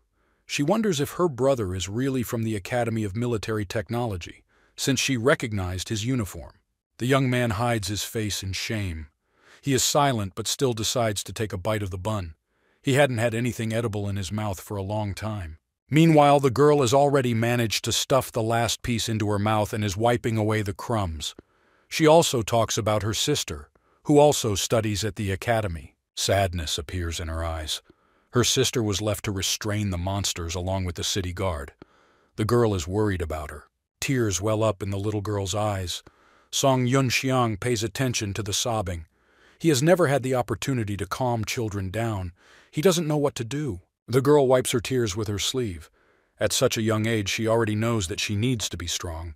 Tears will not help solve problems. She pulls herself together, stands up and admits that in the future she will create Star Soul Generals, just like her father. From excitement and a small amount of food, her stomach begins to growl again, interrupting her emotional speech. There is silence in the air. The boy and the girl look at each other. The baby begins to blush from embarrassment. Song Yunxiang looks away, scratching his nose. He always acts awkward when he lies. The young man tries to convince the girl that he doesn't like buns with radish, so she will have to help her finish it. The little girl does not understand that the young man says this on purpose. With her hands on her hips, she begins to scold him to eat. The stern girl declares that she will not leave until she is sure that the student has finished everything. He has nothing to answer to such a statement. He defiantly throws the entire remaining bun into his mouth and chews it. The cheeks are stuffed and decorated with crumbs. A smile shines on the baby's face. She's not going to fight anymore, but she wants to say something. The girl slaps the guy on the back. Her plan was a success. Now she will call him brother and wait for protection. Song Yunxiang smiles sincerely. His face is exhausted, but he seems to have found a reason to live a few more days. The girl has big plans for her life and for him. She invites him to become a tester of her inventions when she becomes an adult. The student looks away again, scratching the back of his head. He cannot refuse this pure, innocent creature. The happy little girl extends the little finger of her left hand to seal their agreement. Half the bun became payment for future service. Suddenly she thinks, trying to remember the word that best fits their agreement. After going through several options, she still couldn't remember, so she simply extended her hand with her little finger sticking out to seal the promise. Song Yunxiang extends his hand. It seems huge against the backdrop of the baby's hand. They clasp their little fingers and make a seal with their thumbs. The promise came into force. While their hands are clasped together, the girl decides to introduce herself. This little girl full of happiness and life is called Tang Xiaowen. The young man's exhausted face smiles softly in response. He introduces himself the same way. For the first time in so many days, he allowed himself to smile. So they spent time together on a sandy ledge away from prying eyes until her mother started looking for the girl. Screams echoed throughout the desert. A beautiful woman with long hair was knocked off her feet while looking for her little daughter. The girl takes off and runs to her mother. Turning around, she waves goodbye to her brother and promises that they will see each other soon. It turned out that the sand was fraught with many dangers. A huge centipede climbed to the surface and attacked people. Everyone started running in panic. Song Yunxiang summoned the armor and rushed to protect everyone. It was not an easy fight for him, considering his damaged soul veins. He managed to provoke a powerful explosion, which swept through the area with a large amount of smoke. The young man still managed to win. His arm was wounded and blood was streaming down his arm. He couldn't save everyone, but many people survived. The wound was deep. He was quickly losing strength. There was a bloody trail in the sand next to his steps. He stopped when he saw two severed hands in the sand. They belonged to mother and daughter, who stayed together until the last. Song Yunxiang realizes with horror that he recognizes this sleeve. It was a terrible discovery. Tang Xiaowen was dead. The young man, mad with grief, falls to his knees and screams at the top of his lungs. Life is unfair. He couldn't keep his promise. Life is in full swing above the airport building as well as inside. Many ships depart and arrive while the sky is clear, and you can fly to your desired destination without any problems. The Tang family stands at the terminals. A man argues with the conductors at the checkpoint. They had tickets booked, but for some reason they are the ones who are not allowed to fly. Due to the fact that the head of the family wanted to save on tickets and purchased them a week before dismissal, there was confusion. After dismissal, such tickets are not considered valid. His wife, a lovely young woman, puts her hand on his shoulder and tries to calm him down. Maybe they really should fly later. A girl of about 19 intervenes in the dialogue. She wants to know if she has the right, as a Star Soul Master from the Military Technology Academy, to board. The airport workers smile and allow her to go through the terminals to the landing area. The head of the family had already grabbed their suitcases, getting ready to follow his daughter. But the rules are such that the military does not have the right to take anyone with them. There is an awkward pause. The girl can fly, but everyone else will have to wait a week until the next flight. Their silence is interrupted by Song Yunxiang. As he passes through baggage check, he asks the staff if he can take the family with him. The girls look at him in surprise. He is so young that they, confused, try to address him on a first-name basis. The young man takes his ship ticket out of his inner pocket. A gold card with 4 nines reflects the light from the lamps. The young man's face looks ominous. The workers begin to fuss with frightened faces and kindly point to the passage to the ship. Mr. Hong is waiting for him on board. The young man walks past everyone through the terminals without a care in the world. The girls bow after him and wish him a pleasant flight. The Tang family is all silent. The parents are shocked. The wife pulls her husband back, trying to find out how he can have such influential friends. Senior Tang broke out into a sweat. As he adjusts his glasses, he thinks that there is no way he knows the person with the card of an honorary member of the Hong Trade Union. The girl, turning away, tells her aunt and uncle that she knows the young man. At the same time, her face turns red. Tang Xiaowen perks up. The girl looks at her little sister with joyful eyes, radiating tenderness. She wonders how she knows the young man. The girl is literally starting to give off steam. She is so embarrassed that she admitted to knowing the young man, and the younger Tang also asks awkward questions. She looks after Song Yunxiang as he leaves, declaring that he helped her out a lot.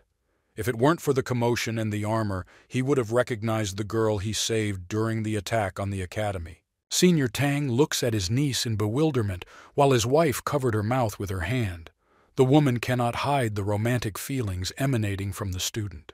Little Xiaowen is silent and looks at the adults. She can't understand their strange reaction. One of the employees who accompanies Mr. Sun at his request calls the family to the VIP aisle.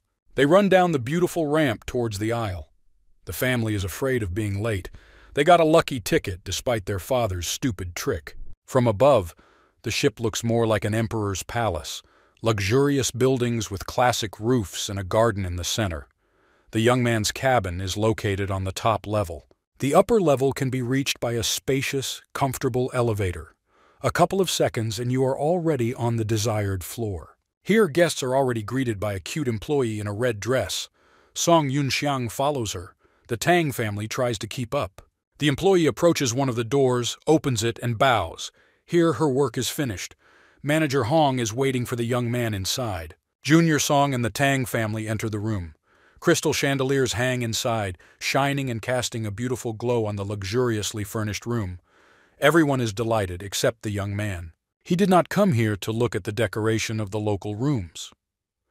Hong Fan is already waiting for the young man at one of the tables. Mr. Hong stands up and bows to one of his best customers. His words of greeting sound as if they have not seen each other for several years. Song Yunxiang greets the man back, smiles and thanks him for the nice cabin. The Tang family, except the little one, follows suit and bows. The man is surprised that the best cabin on this ship is considered by the young man to be quite good, but he tries not to show it.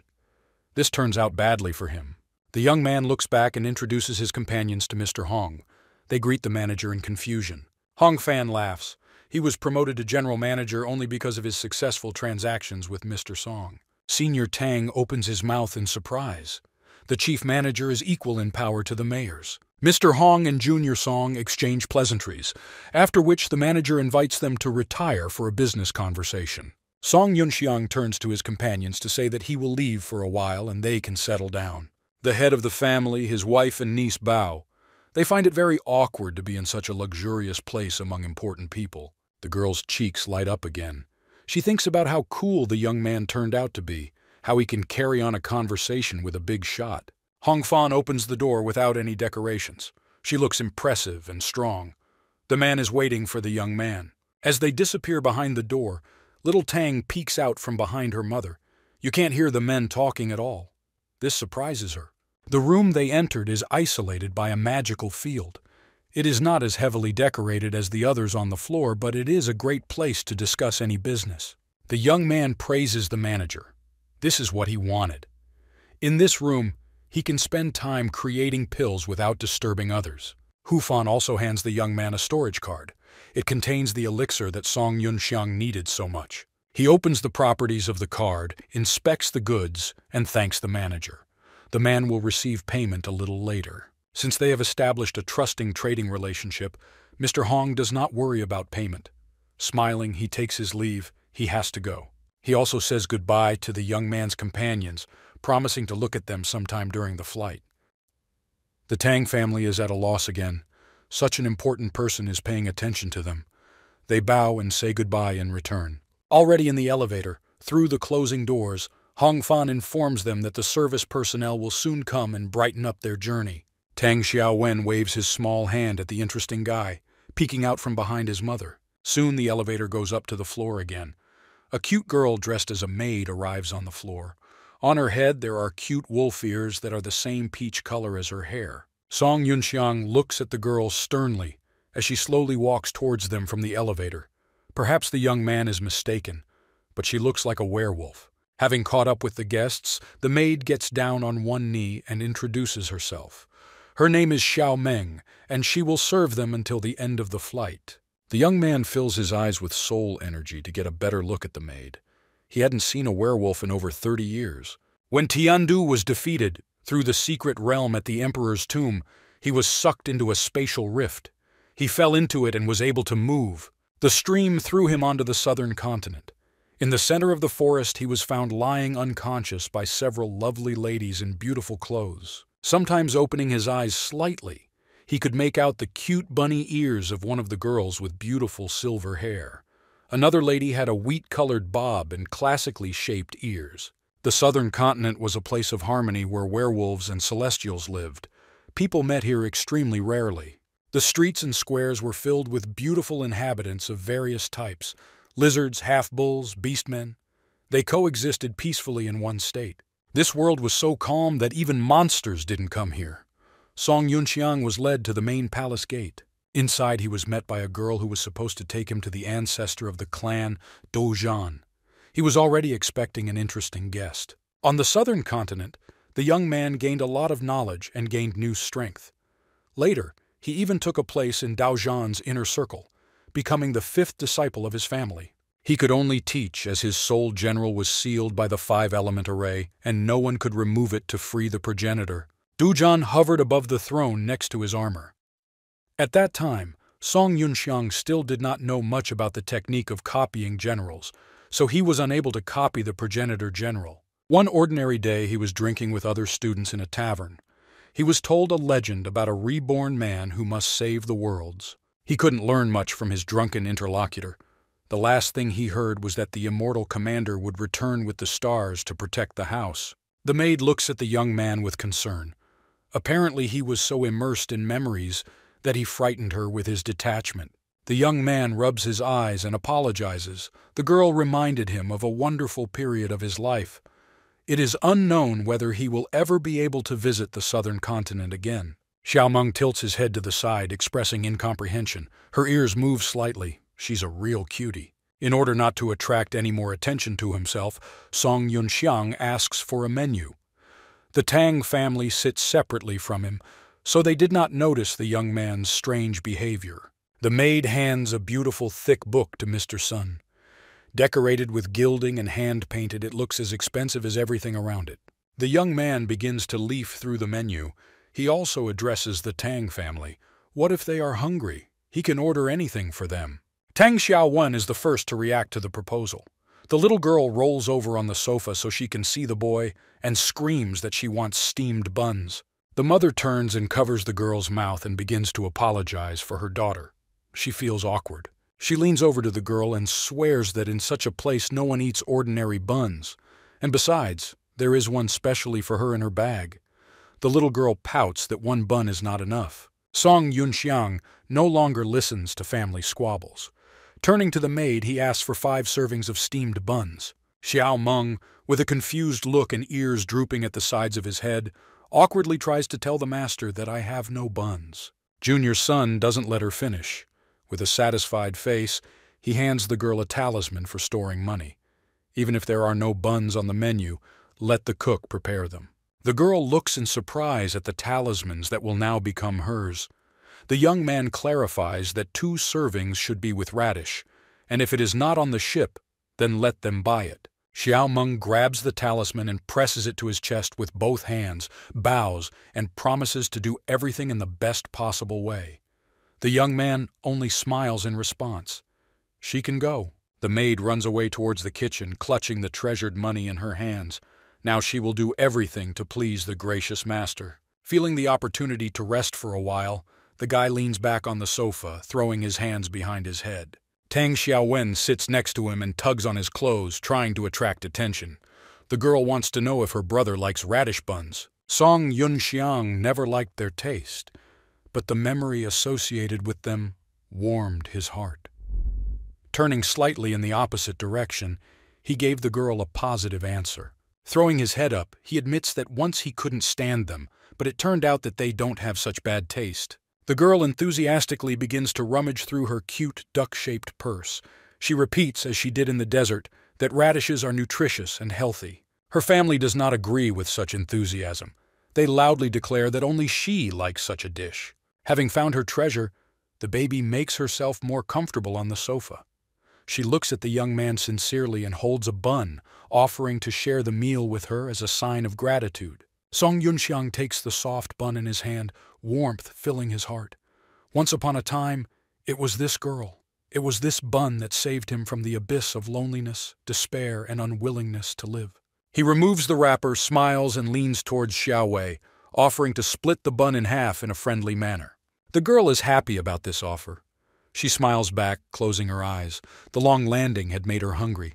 The young man uses a thread of spiritual energy to cut the bun in half. The dough is soft and easy to give in. He hands some to the baby and keeps some for himself. Once upon a time, he could not even dream that he could again sit next to her and eat a steamed bun with radish. The mother of the family looks at the young man with wide-open eyes. Such a precise release of spiritual strength. Even earthly ranked masters cannot do this. Watching her daughter having a meal with the young man, the woman remembers that she heard about the young master song from the Huanhu Palace. She tugs at her husband's t-shirt and shares her observation. They should thank the young man for everything he has done. Chief Tang adjusts his glasses, feeling awkward. He never knew how to communicate with people, especially with young people from noble families. While he was gathering his courage, the guys finished the bun. The young man watched the little girl lick her fingers with pleasure. Turning to face her brother, Xiao Wei, with her sincere, naive expression, announces that the young man has now become her friend and officially says his name. Song Yunxiang beams with happiness and introduces himself as well. Once he greatly offended this little one, now he has enough strength to protect her. Chief Tang awkwardly approaches the table with his wife. He scratches his head and vaguely tries to introduce himself. The wife pinches him on the back, apologizing. For so many years, her husband has never learned to conduct conversations. The woman bows elegantly and thanks Mr. Sun for helping her get on board and providing her with comfortable conditions and a cabin. Song Yunxiang asks not to stand on ceremony with him. While the adults were talking, the little girl noticed the beautiful sunset and rushed to the window. She stood by the glass with burning eyes. She had not seen such beauty for a long time. The clouds touched the trees in the ship's garden. The little girl turns to the others and shouts that the garden is incomparably beautiful. In the window you can see majestic trees and miniature gazebos. The young man gets up from the sofa and heads out the window. He invites Xiao Wei to take her to the garden and show her everything. Parents, apparently, are not against such a walk. The girl claps her hands enthusiastically.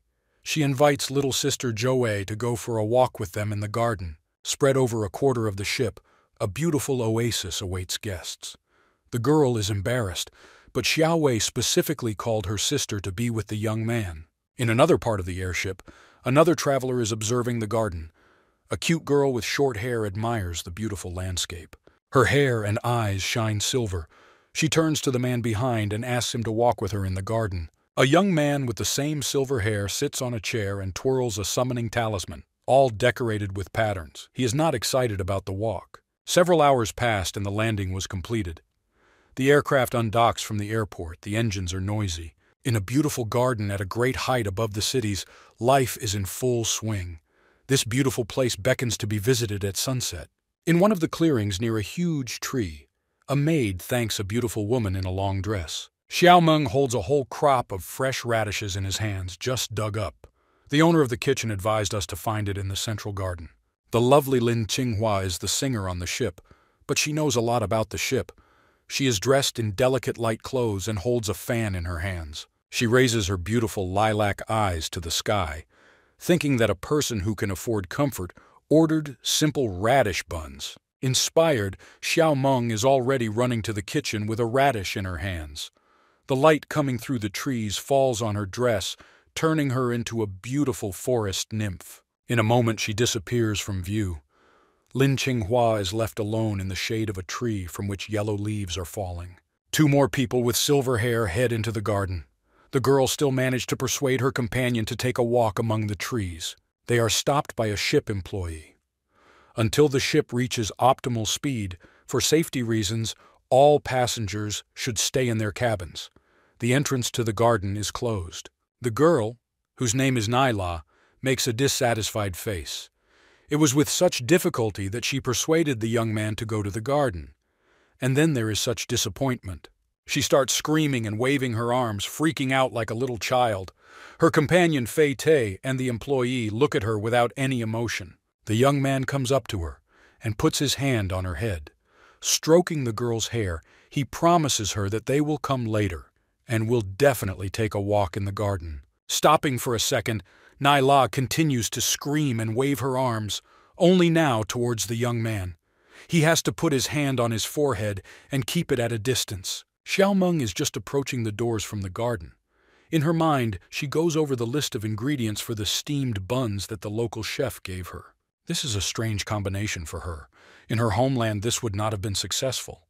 She is already a couple of steps from the door. The doors in front of her automatically open, and she is surprised to find a strange picture performed by Naila and Fei Te. The guys turn their heads at the unexpected guest. The girl looks confused and the young man shouts for everyone to be careful. Since Xiao Meng did not expect to meet anyone at such a time, she ran as fast as she could and did not have time to slow down when the doors swung open. The The girls collided with their foreheads, the radishes scattered in all directions. The maid lies on the floor motionless, only wailing about the radish. The fruit scattered along the corridor, and some of them burst from the collision. Another young lady sits on the floor and holds her head with both hands. There are tears in my eyes. The girls bump their foreheads hard. Fei-Te lifts her up by her clothes, as if she were 8 years old, and looks into her tear-stained face, wanting to know how she is. Nyla screams that she is in pain. She is distracted from physical pain by aesthetic pain. Her dress is dirty and stained. Doesn't look like a lady at all. Xiaomeng kneels down in front of the young mistress, shakes off her clothes, and asks for forgiveness again and again. She was in such a hurry that she did not look where she was running. It is not known what exactly provoked the blow, the girl's inattention or the fact that she was now touching her clothes, but Fei-Te swung his foot.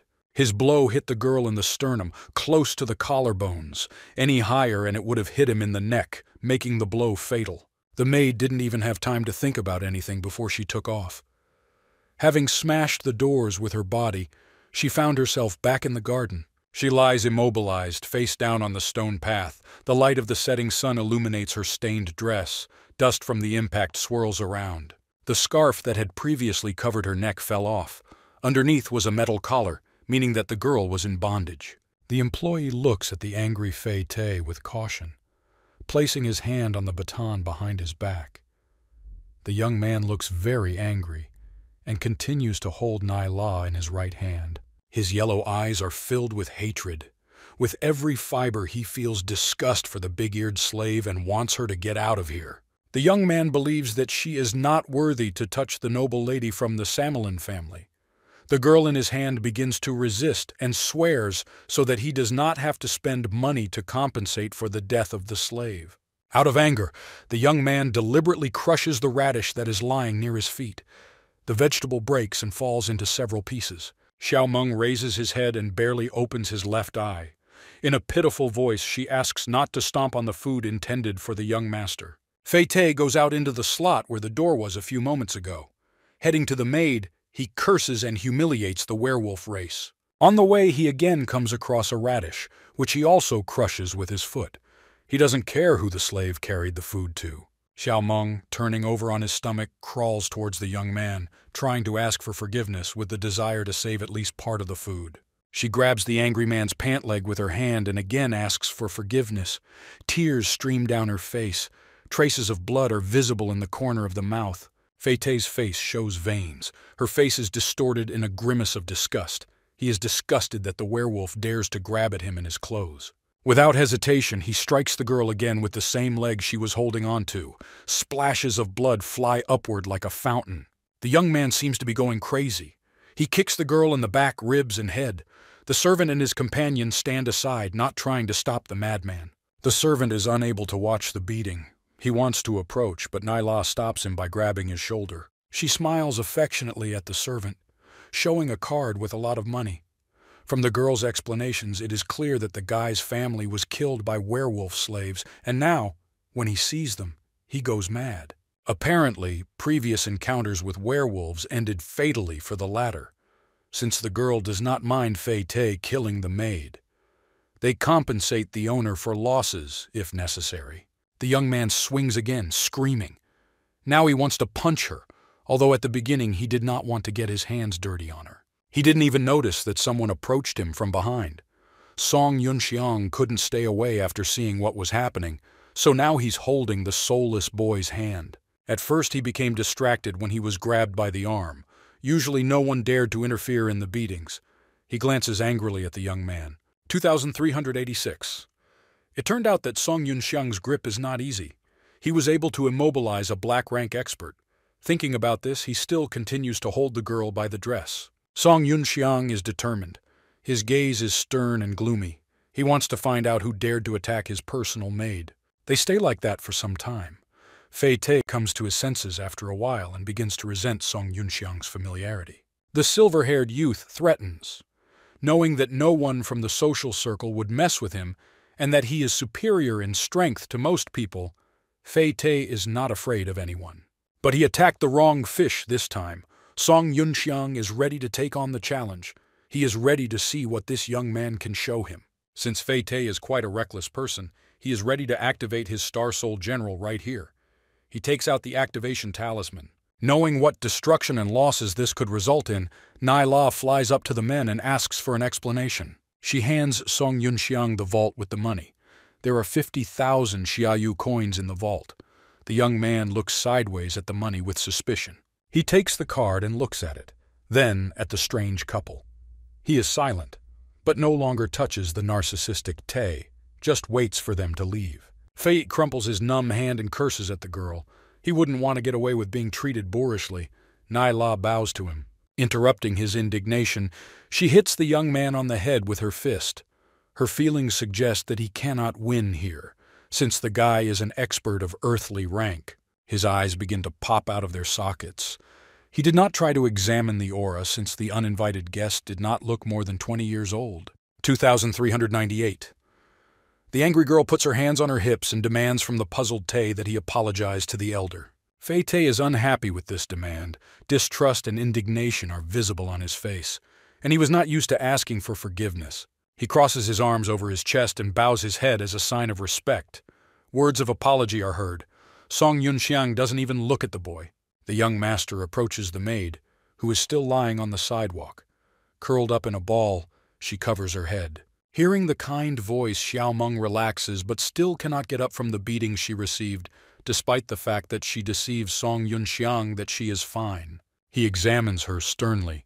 The strange couple bows behind the young man's back.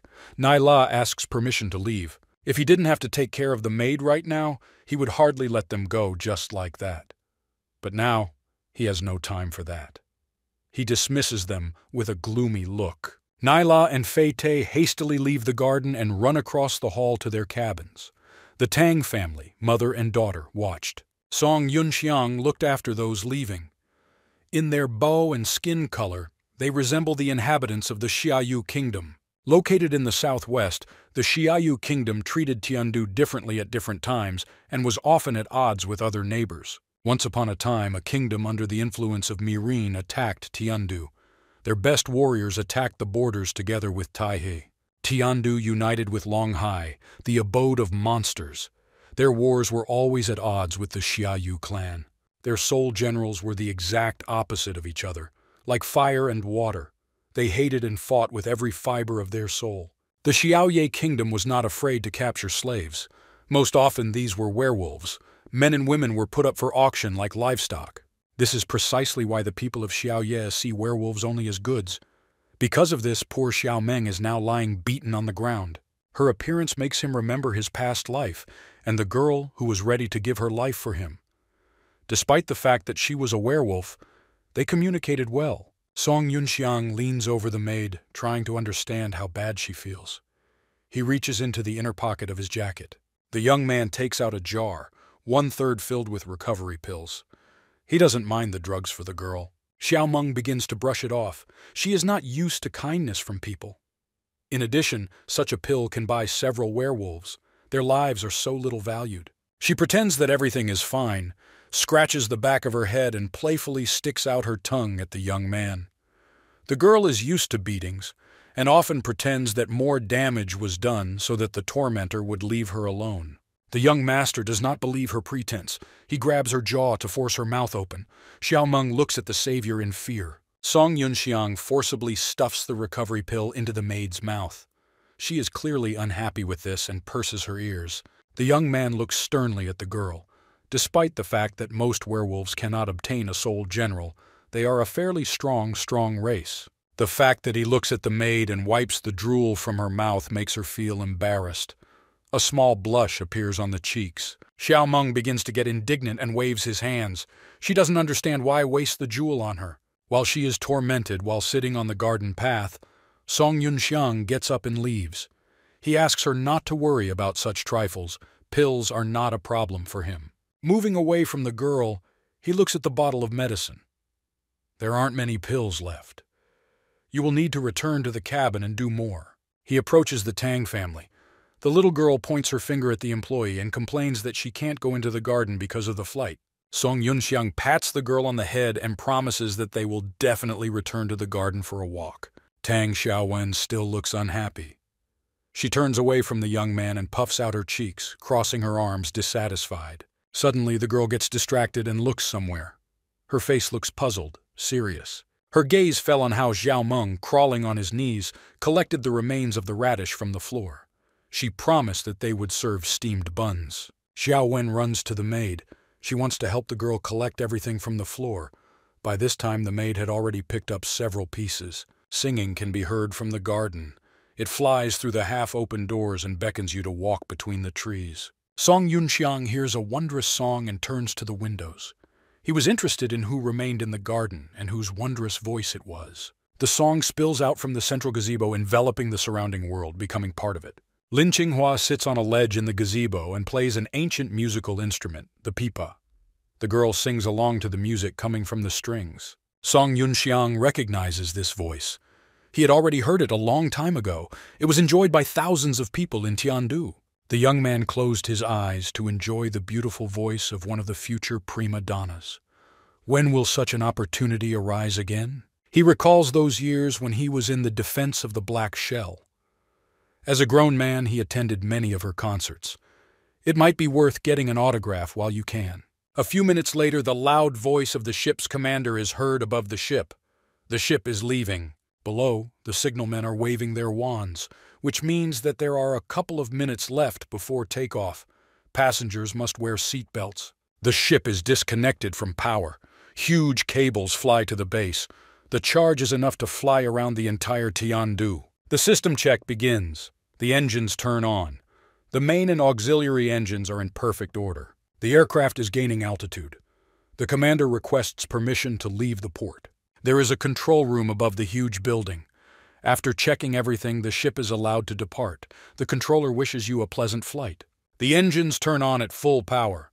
The ship's captain warns that there may be shaking during takeoff so that people do not panic. The Tang family sits waiting. Everyone is buckled up and waiting for takeoff. Apparently they are afraid to fly. In the third cabin, seated in luxurious red chairs, are Naila and Fei Te. The girl laughs at the fact that the boy is shaking like a leaf. Song Yunxiang, in a special room, is creating pills through a huge alchemical ball. It's as if a mini sun is glowing in his hands. There are already several jars of different types on the table. He only noticed the sound of the engines. Since he had strengthened the room with a magical field in advance, turbulence would not interfere with his work. There are more and more pills on the table. He prepares all these drugs not only for himself, some of them are intended for family members as gifts. In the open hand, surrounded by magical light, 4 new shiny pink tablets appear. The young man directs the jars to the alchemical ball. The tablets each fall into their own jar. He is not yet level enough to create an 8-star potion, which is why there are so few of them. The engines are running at full power. The ship leaves the airport with a piercing roar. Moving further away from the buildings, the commander turns on the acceleration. The ship rushes forward at high speed. The bow of the ship creates an air cushion, thanks to which air vortices do not touch the skin. Tang Xiaowen sits alone on a separate sofa.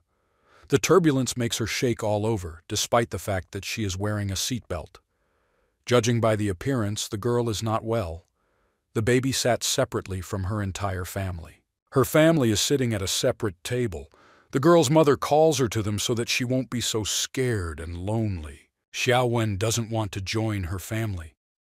Even though she feels bad, she will not join her mother and will wait for her brother. I want to sit at the same table with him. After some time, the younger son decides to take a break. He leaves his special room into the common room. The baby immediately forgets about her poor health. She pats her palm on the sofa and calls her brother to her. Her face shines and spreads into a wide smile. Song Yunxiang notices the girl and also begins to smile back. He is glad that they were waiting for him and heads to the table. Mom Tan looks at the young man in surprise. The young man calmly walks along the ship, as if nothing is shaking around him. Her niece, a student at the academy, also looks at the young man in surprise. She understands that he adjusted his muscles to the shaking of the ship. Apparently, it's a matter of extensive experience of self-control. Senior Tang doesn't notice anything around him. He doesn't care about the young man. The man feels so bad that he can barely hold his head up. We can say that he is in a semi-conscious state. Song Yunxiang, meanwhile, sits on the sofa next to the girl, opens the monitor to send a message. The little girl is worried about her brother, points to his belt and asks him to buckle up for safety. She asks what he is doing. The young man, smiling calmly, explains that he wrote a message to his family so that they would know that he was returning home. The ship is already far from the city. He flies over the calm surface of the water, cuts through the clouds and heads towards the setting sun. Meanwhile, a message reaches Yunxiang City in the Song Estate. A huge sensor built into the main building catches all incoming messages. Chief Manager Da Mu, a middle-aged man in a gray suit, informs the head of the family that the airship carrying his grandson has taken off and will arrive tomorrow at noon. Song Jingjong, the head of the family, an elderly, gray-haired man in gray robes, orders that his sons and grandsons also come to the estate to gather together at the table. The old man looks at the monitor at the message from Junior's son. He orders military vessels to escort the ship on which his grandson is flying. The manager looks up at the head and cautiously asks if warships can be used for personal purposes. The old man angrily works on his subordinate and shouts that he should understand and not ask such nonsense. Protecting his grandson is no longer just a family matter. The manager bows guiltily and asks permission to leave. He urgently needs to complete an assignment. Senior Song is left alone in the spacious office and looks at the photo of his grandson in the profile above the message. Among the expensive things on the table is an old black-and-white photograph.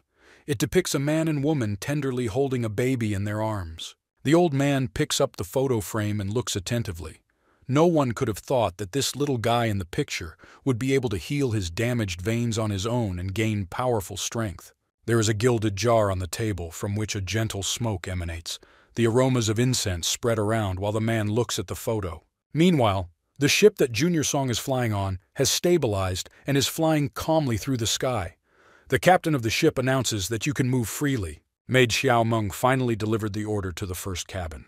She has 2 trays on her cart. She places one on the table in front of Song Yunxiang and Xiao Wen. The girl immediately grabs the steamed bun and stuffs it into her mouth. Already with her mouth full, she asks the maid how she feels. The girl defiantly raises her fists up, smiles, and joyfully declares that she needs to thank the young gentleman for the pill. She feels even better than usual. Niece Tang modestly holds the bun. A blush appears on her cheeks.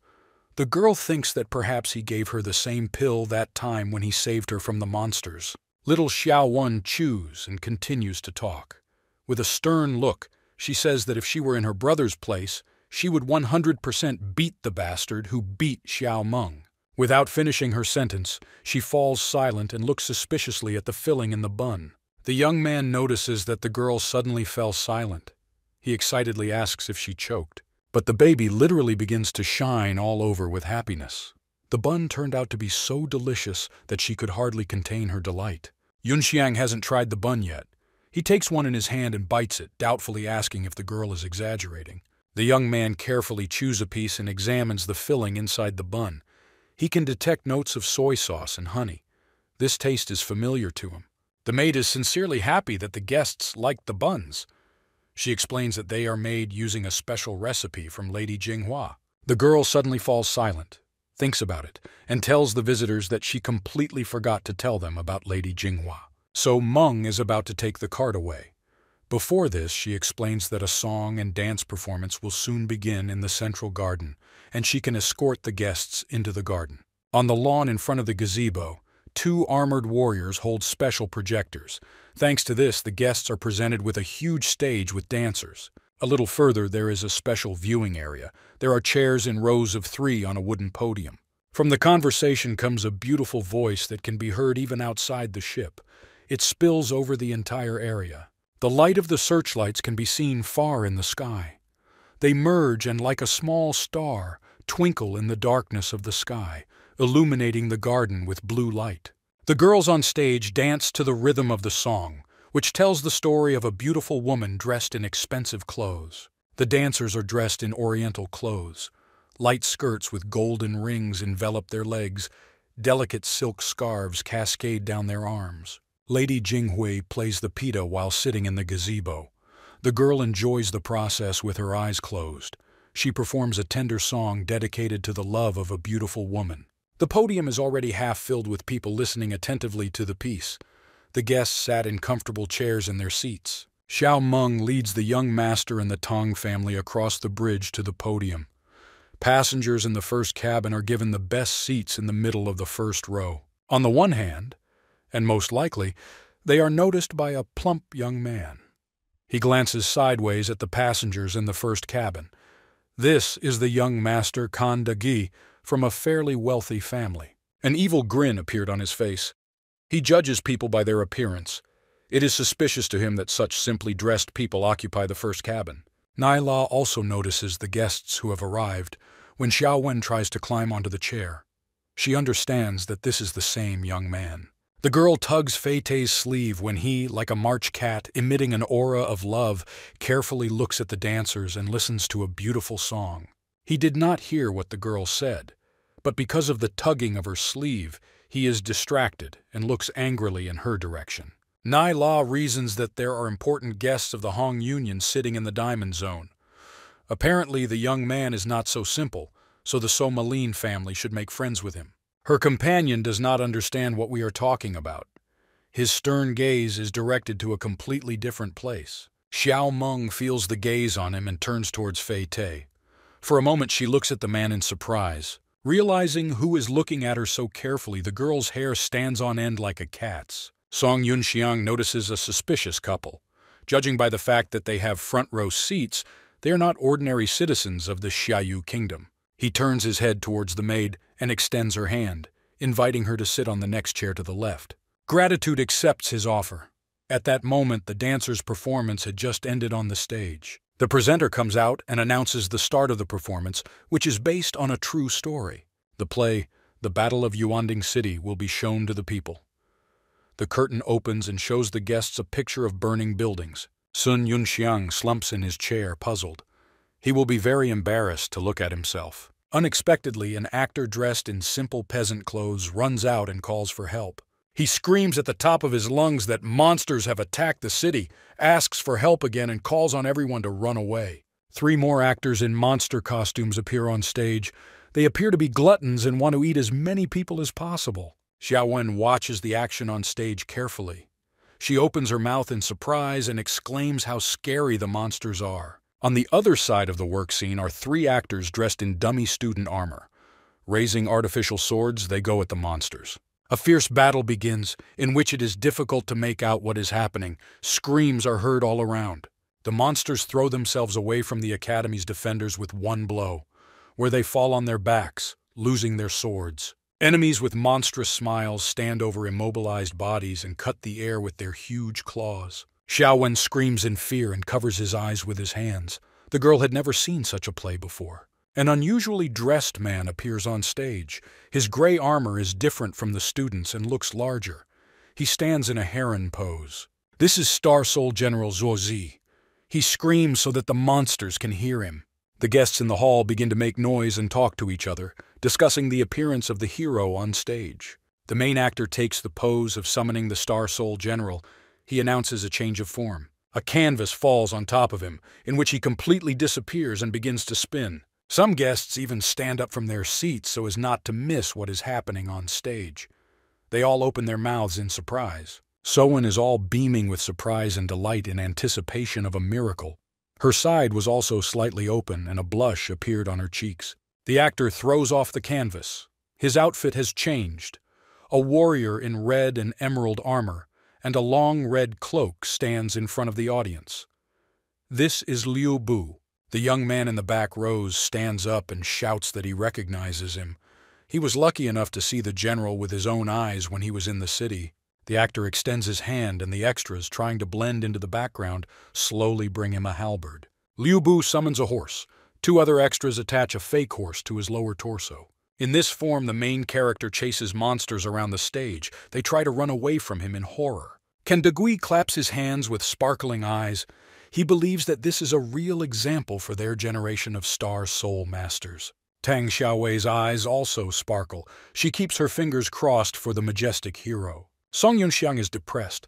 The young man feels awkward and tries to distract himself with hot tea. A beautiful girl is built on a stage among cardboard buildings. The warrior tells her that the second princess has nothing to worry about, and he will save her. Hearing this, the young man chokes on his tea. He imagines that he is waiting for the actor's pipe if the second prince finds out about this performance. Changqi appears on the stage surrounded by hounds. Liu Bu covers the second princess. A cloud of steam appears on the stage, simulating a battle, and cries for help can be heard through it. Kendagi literally cries with delight, continuing to applaud. For him, Zuozi is a role model. After defeating the monsters, the princess turns to the hero with a request to marry her. But the general rejects her proposal. It is his duty to protect the country. Niece Tang sheds a tear. What she saw on stage echoes her memories of her rescue. The general says goodbye to the beautiful girl. She collapses on stage in tears and asks the hero not to leave. Song Yunxiang doesn't know where to go. He huddled in the chair, trying to become less noticeable. He is so ashamed of this idea, which is not at all true. Kendegi slams his huge palm on the table next to his chair, addressing the young man. He stands up with a dissatisfied face and rubs his fists. He didn't like that several times during the performance. He made unflattering remarks about the play. He literally puffs with anger and demands an apology to the hero. Song Yunxiang looks at him like we're crazy. Two huge guards stand in front of Jiandagi, one young, the other old with a mustache and beard. They glare at Mr. Yunxiang, demanding an apology. The young man is not going to start a showdown on the Allied ship, so he has to apologize. Naila turns to her companion with a sly face. This is their chance to make friends with the passenger from the first cabin. Fei-Te looks at her friend with displeasure. He wonders if she really decided to start a fight. The girl sticks her tongue out at him. It seems to her that there will be no fight because she can rely on the guy from the first cabin. Kendagi continues to be indignant. It seems to him that the words of apology sounded dry, but he wants to hear sincere words. Little Xiao Wei takes Yunxiang's side. She doesn't like that someone is picking on her brother. She points her finger at the fat man and shouts indignantly that they have already apologized to him. Kendagi is offended to the core.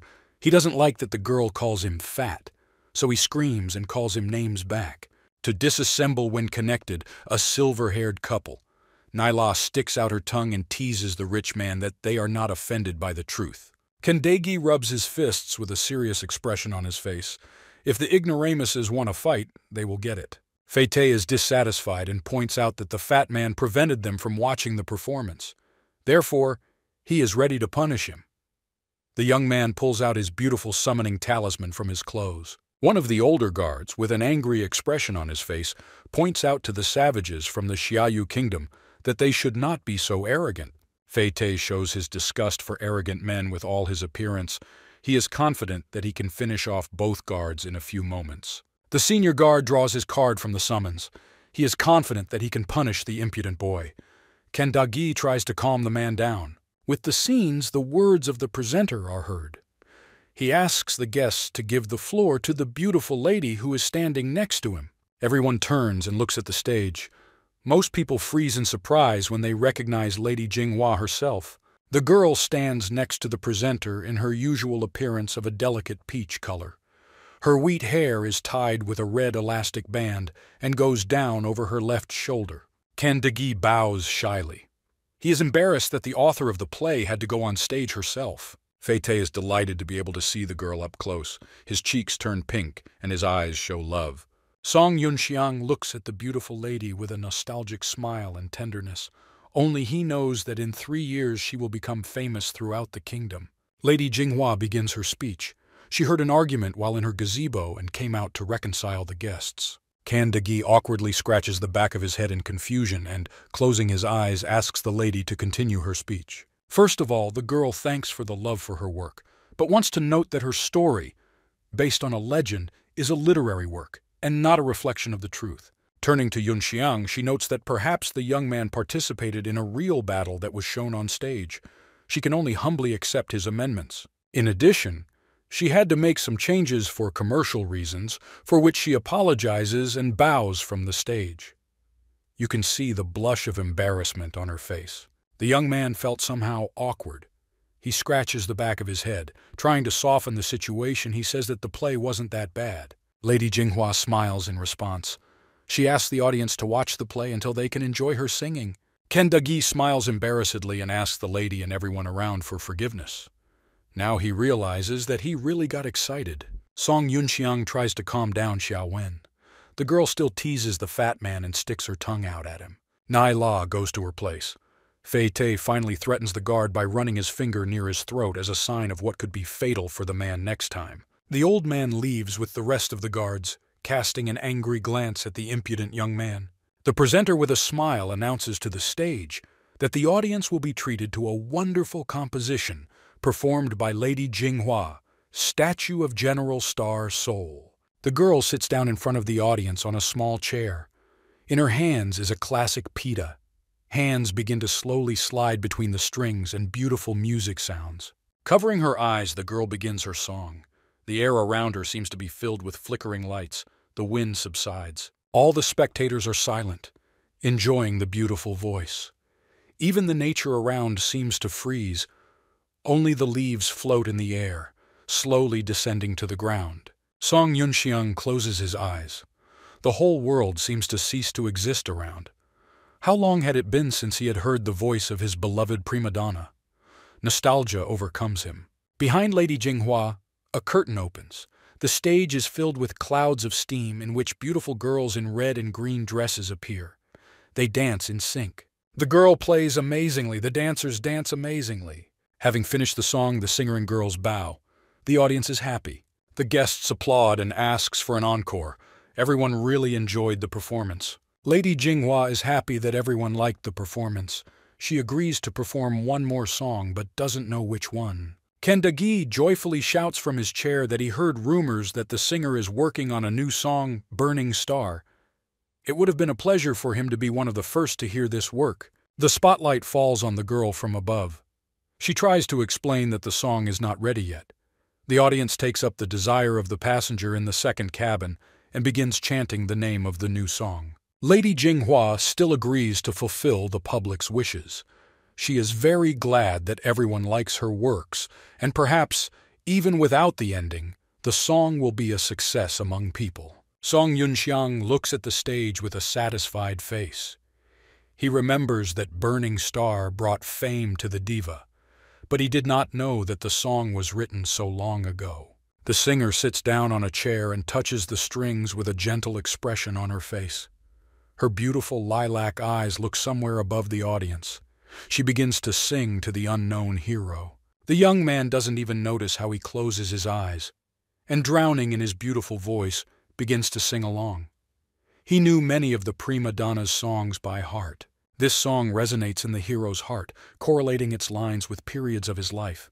He remembers all the battles he had to endure. Sometimes, of course, he forgets the words because a lot of time has passed, but he still continues to hum with his eyes closed.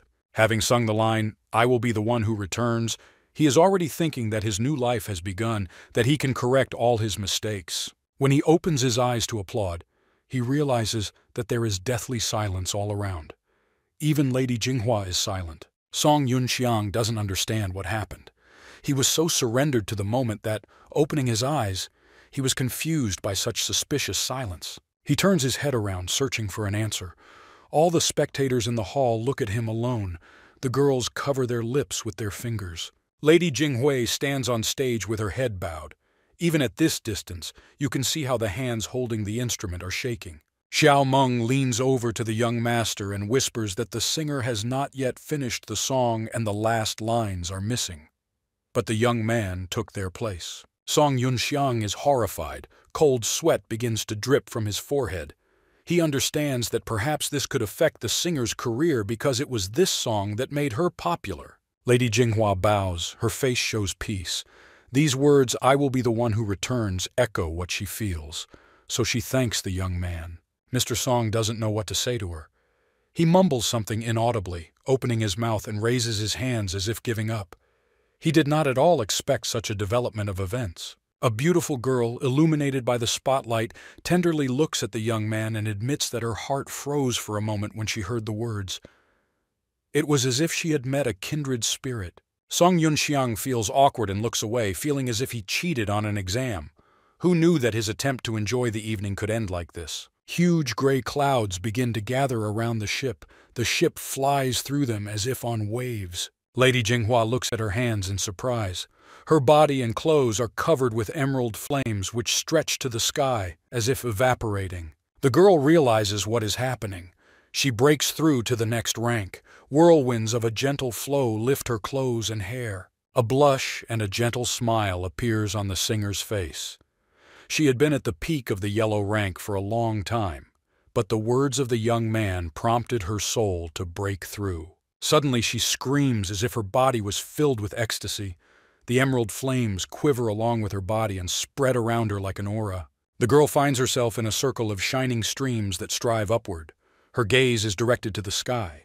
The emerald aura rushes upward in a bright column and scatters high above the ship, strewing the dark sky with gentle sparks. Kendagi jumps up in his chair. He can't believe his eyes that his favorite singer turned out to be a star soul master and broke through to the next rank before him. Song Yunxiang looks at what is happening calmly. He knows that by relaxing the consciousness and finding harmony, people solve the problem that prevents a breakthrough. In the sky, between the thickening clouds, lilac lightning flashes, harbingers of trouble in this world. The young man cannot help but pay attention to this. He senses an evil aura and looks up at the sky. He suggests that a fault may have appeared. There are more and more clouds. They seem to be chasing the ship. Lightning flashes here and there. Lady Jinghui, after a rather personal procedure, lies sweating on the stage in a semi-conscious state. Kendagi stands up and, bowing with respect, congratulates the girl on her breakthrough to the black rank. All the spectators behind him remain in their seats, applaud and shout out words of congratulations to the singer. The girl, who is still under the spotlight, rises slightly and thanks everyone present. Her face is filled with a gentle blush. She begins to come to her senses and rises to her feet. The singer turns to Mr. Sun, thanking him for his instructions, and asks to talk to her after the performance. But the young men have no time for this now. He raises his hand as a sign for everyone to be quiet and listens to what is happening around the ship. Lady Jinghua opens her beautiful lilac eyes wide and questions the young man. The thunderstorm around the ship is getting bigger. Clouds begin to envelop the building and lightning strikes ever closer. Meanwhile, panic begins at headquarters. Employees report to the captain that a fault has been spotted in the airspace. The captain, a stern old man in a red uniform, looks very angry and orders the ship to be prepared for acceleration, but not before activating the array for protection.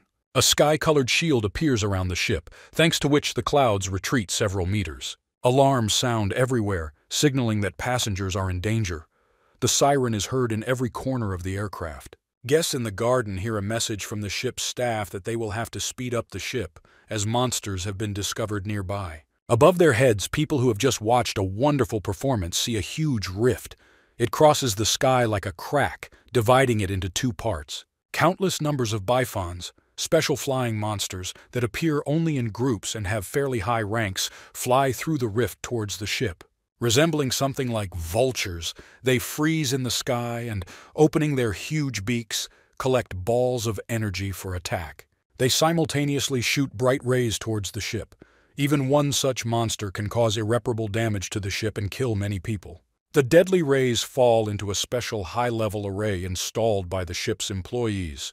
Considering that there are many monsters, it is unknown how much protection will be enough. Panic begins in the garden. All the guests jump up from their seats, the whole ship shakes. Only Song Yunxiang behaves calmly and remains steady on his feet. Lady Jinghua can't stand on her feet.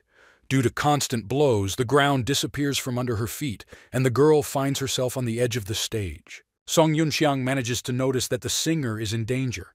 He rushes towards the girl. She falls from the stage straight into his hands. He puts the girl on the ground and they exchange pleasantries. The young man finds out if everything is okay, and the girl thanks her for saving her.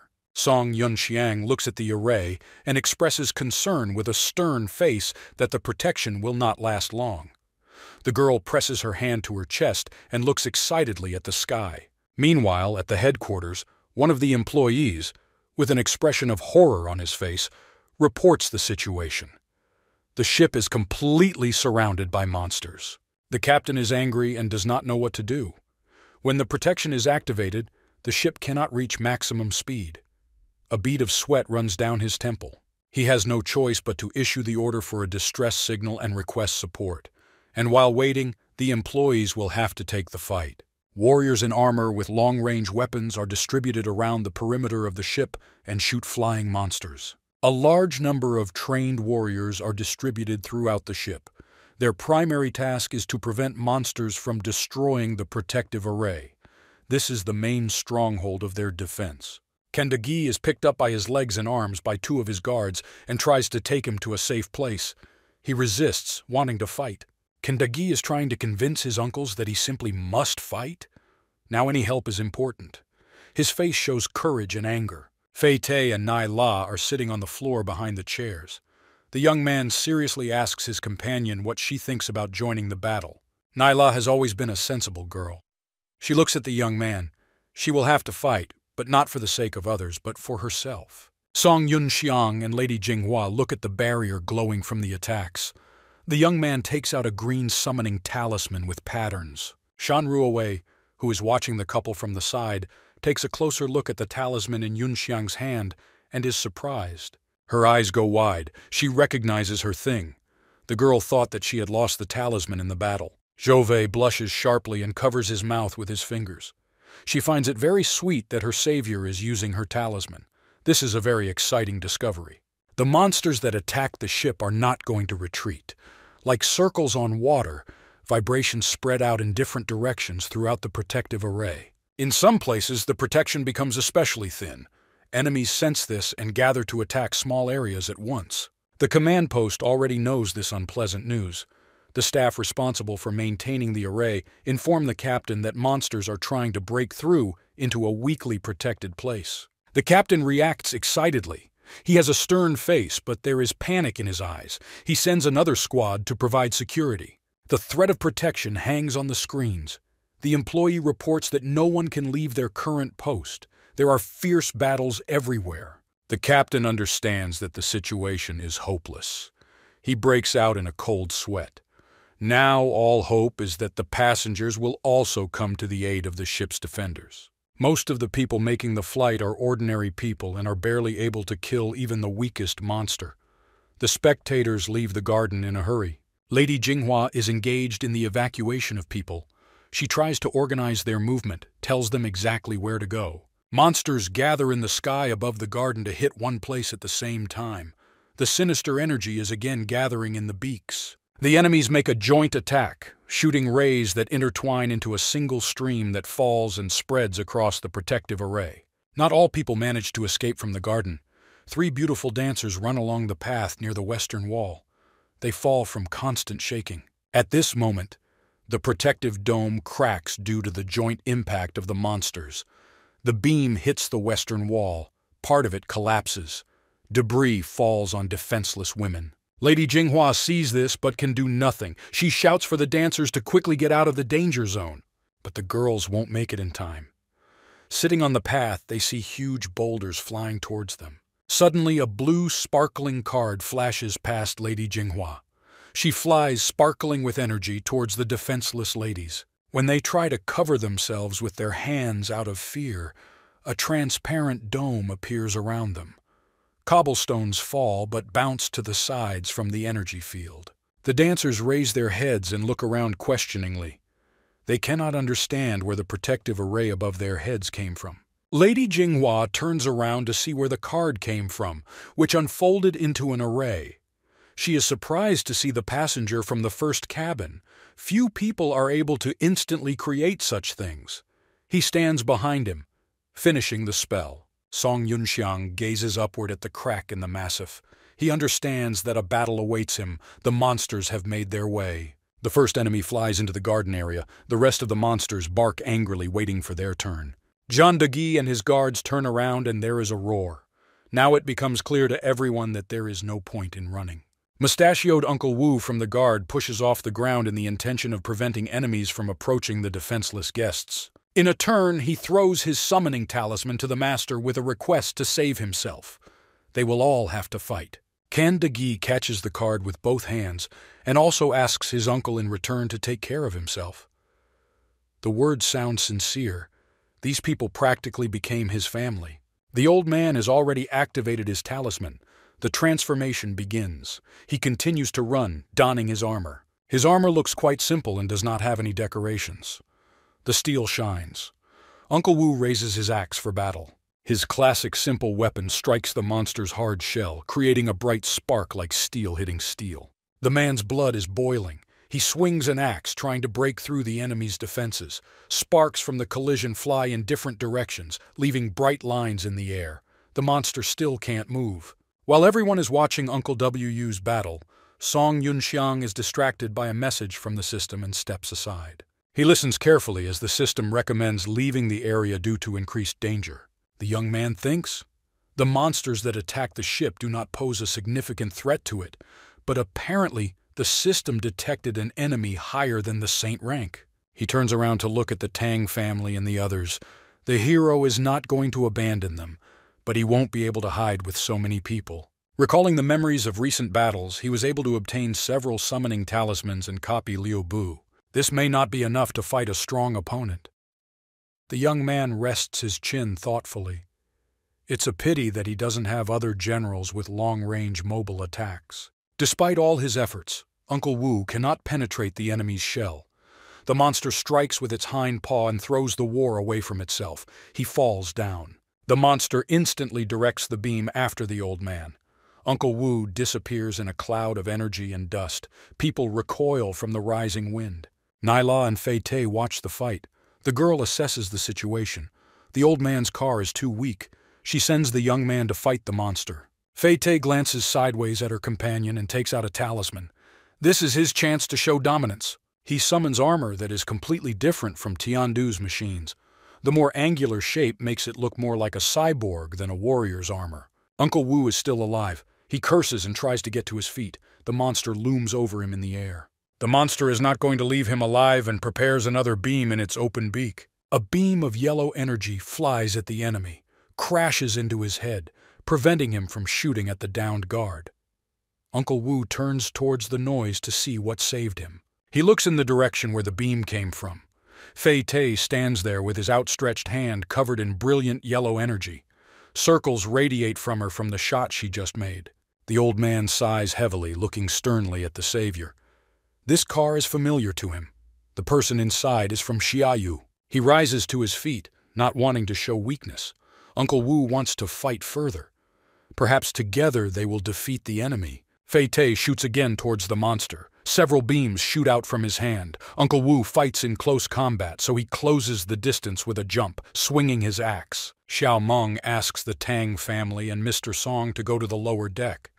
Senior Tang agrees that it would be better than being visible in the garden. Xiao Wen runs to his brother.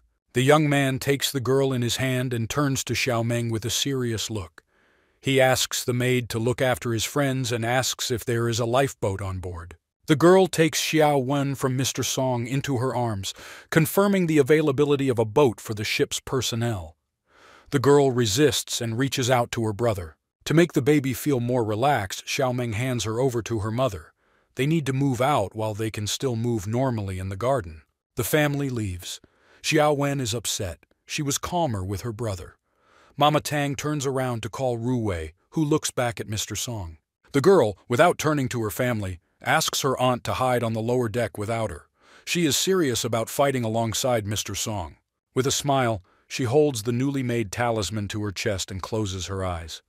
The girl prepares herself that this time she will not be a burden and will be able to protect not only herself, but also the passengers. Meanwhile, Fei Te and Uncle Wu have pushed the monster outside the garden and continue to attack from different directions. Despite past skirmishes, Uncle Wu and Fei Te fight unitedly.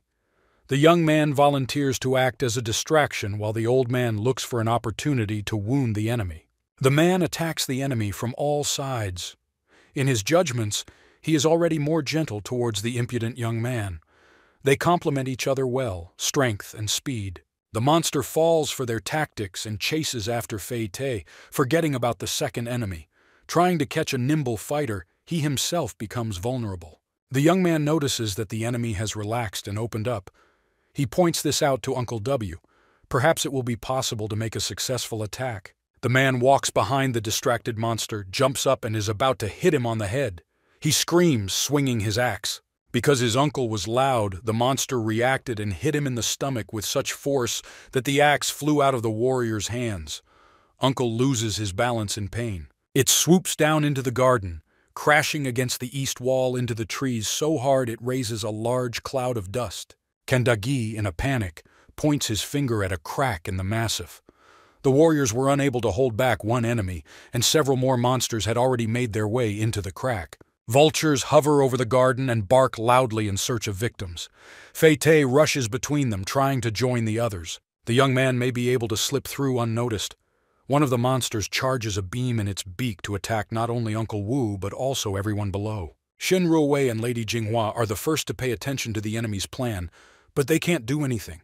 They just scream in panic. The second guard, Kan Daguya, reacts to their screams. He hurries to protect everyone from a powerful attack. Rushing straight into the enemy beam, he activates his soul talisman. The beam demolishes everything that is under the monster.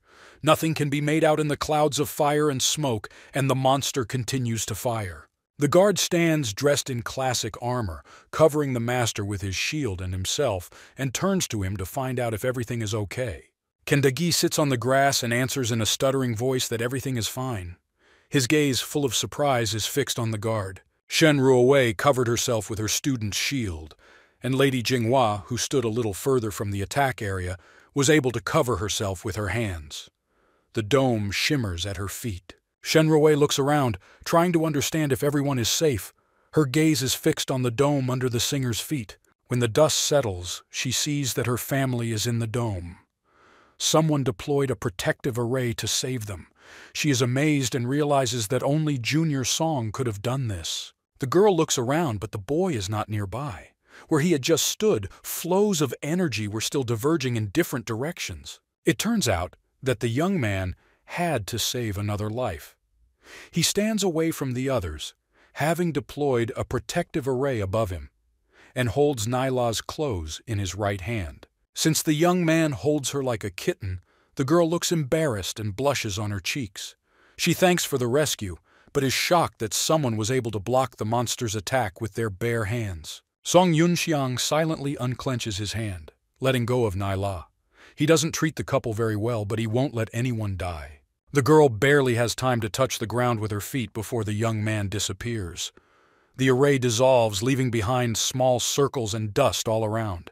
Kendagi is still sitting on the ground. He looks at his gold-colored summoning talisman. The young man tries to reassure himself that he will be able to fight. His body is drenched in cold sweat. There is literally no face on him out of fear. He brings the talisman closer to his face and summons the armor without even getting to his feet. The guard turns around to see what is happening to the gentleman, around whom a classic steel armor forms. Even through the armor, it is clear that the young man is shaking with fear. But he reassures Brother Nu that everything is fine. He needs to overcome his fear, rise up and take up arms. Several monsters are flying towards them with nasty screams. They spread their paws in different directions to grab their victims. Guard Nu looks at the approaching enemies. His hand does not waver. He awaits their approach, covering himself with a shield. Kendagi is in a panic trying to figure out the system. He pokes at different icons, trying to find and summon weapons. While he is trying to figure it out, the warrior in front of him has already taken the blow. The monster crashed into the shield and grabbed it with its paws. Since both hands of the guard are occupied, he has no way to protect himself from the sharp beak. Jandagui comes to his senses and rushes to the rescue, quickly jumping up from behind. Hit the monster over the head with a reinforced hammer with all the strength he has. Under attack, the vulture bends to the ground. Song Yunxiang, meanwhile, appeared to rush to the Tang family. He lands next to the protective array, and the family looks at him in surprise. With a serious look, he informs them that now they are unlikely to be able to safely get to the lower deck. It will be safer to stay with him. Since they have no ability to fight, they have no choice but to submit to the strong young master. They thank him for his concern. Song Yunxiang assures them that it will be safer with him.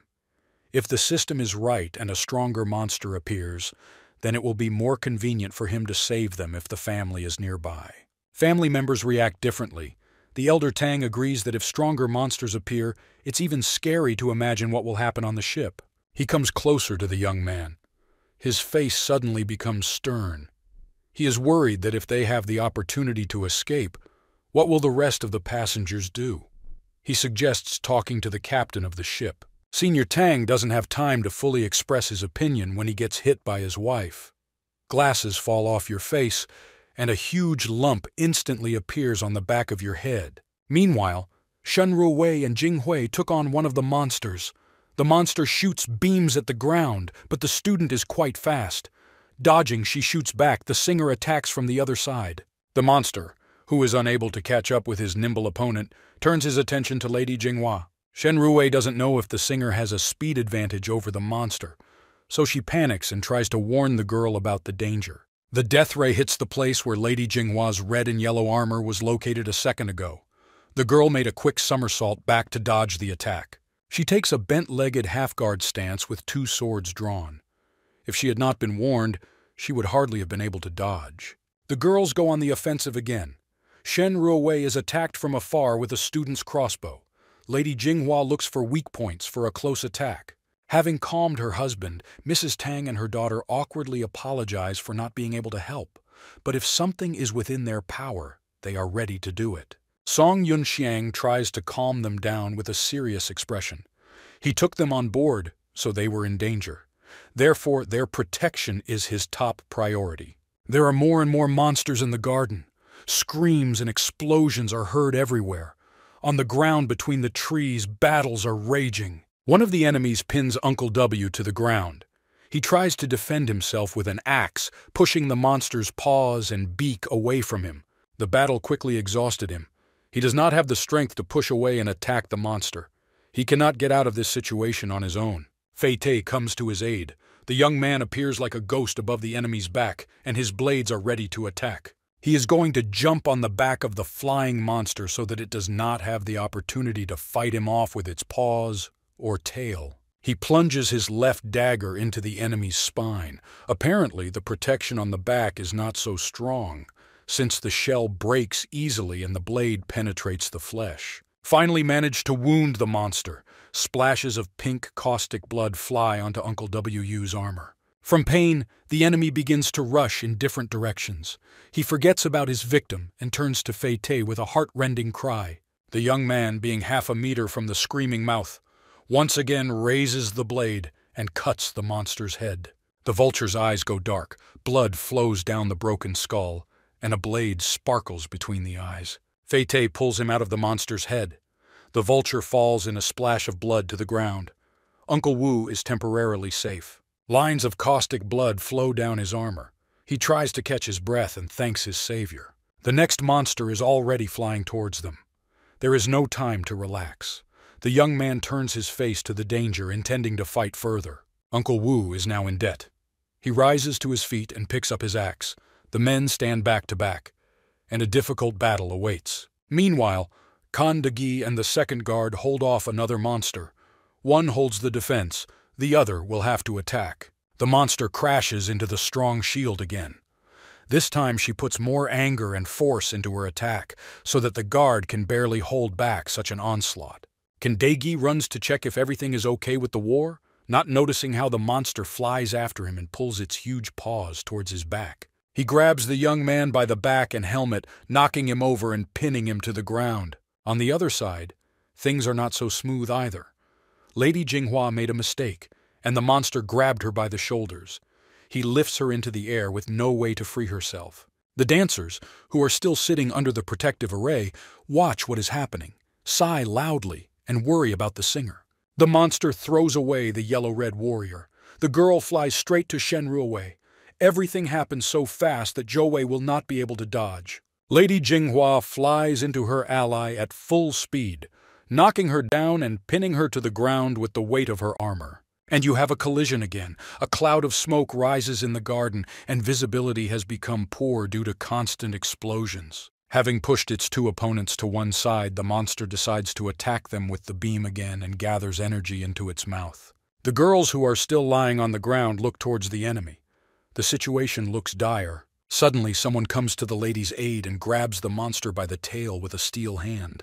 Red Emerald Liu Bu pulls the monster by the tail and throws it over itself so that it plows the ground with its muzzle. Everyone around is shocked. Xiao Wen's eyes are shining, Lady Jinghua is shocked, the Tang elders can't utter a word. The dancers also look with wide eyes. The warrior finishes off the monster with a halberd. The blade goes straight into the neck, causing the ground to become covered with acrid pink blood. Liu Bu pulls out a weapon from the corpse. Now we need to start saving the others. His eyes burn with blue fire, filled with spiritual energy and anger for the interrupted flight. It will not be easy for him to deal with so many enemies, since there are more and more monsters in the garden every minute. Kendagi is lying on the ground, covering his head with his hands. His hammer lies half a meter away from him. A vulture with its sharp beak is trying to break through the protection on the young man's back. He has little experience in battles, so he can do nothing but lie there, covering his body with his hands and screaming for help. Song Yunxiang pays attention to the defenseless young man, turns to his screams and looks into the eyes of the monster. The monster is distracted from its victim and also looks at the general and opens its beak. A piercing scream escapes from the wide-open mouth. The eyes burn with fire. Liu Bu swings and sends the halberd flying towards the enemy. The weapon is rapidly approaching the monster. Due to its enormous strength and speed, the halberd carries the enemy towards the wall and pins him to it. The young man rubs his eyes with his hand. He can't believe that the hero from the recent performance is standing in front of him. Sun Yunxiang, meanwhile, counts the enemies who manage to get through the crack in the barrier. There are already 7 monsters in the garden. He examines the airspace and discusses what to do. He planned to reserve forces for the hidden threat. But apparently he will have to act. With a sad, serious look, he asks the system to unlock the Lu Bu bow. The loading screen appears on the monitor. At the moment, only the horse and the halberd are open. 3 more weapons are locked. The system reports that the unlocking is complete. A drawing of a bow and a disappearing lock appear on the monitor. The young man examines the indicators in the system. A bow is quite a powerful weapon, but at the same time very expensive. Shen Ruowei and Lady Jinghua each have to fight a separate monster. Their strength is already running out. Fei Ti and Uncle Yu are not doing any better. They are already very tired and the monsters are still arriving. Suddenly, golden rings appear in the sky and fly towards their opponents, leaving behind red trails in the air. The rings attack the Baifans that Zhou Wei and Jinghua are fighting, driving the enemies a little further away from the girls. Fei Ti looks at what happened in surprise. He says that these are Miss Nyla's flying discs, which are still in the testing stage. At the first call of the owner, the discs describe a circle in the air and return to the owner. Lady Nyla in armor stands in a special stance that allows her to throw rings and collect them back. Her head is slightly lowered, her arms are crossed over her chest. On each side of it, 3 flaming rings hang in the air and never stop spinning. The girl looks pleased with herself. The main thing now is to protect people and the ship, so she demonstrated a sample of cutting discs for medium and long-range attacks. The monsters that she threw away from their allies gather in a heap and scream menacingly, examining the new enemy. Fei Ti to thank your companion for her help. He, Nyla, and Uncle Yu are on the same line of defense and take a stance to fight. The young man raises his hands with blades and asks his companion what they should do next. In a 3v3 battle, they won't have a chance to win.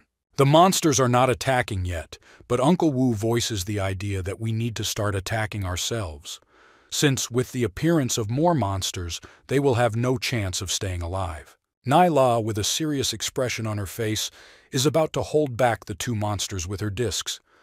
In the meantime, the young man and uncle will have to deal with the remaining 3rd monster. Fei Ti agrees with this plan.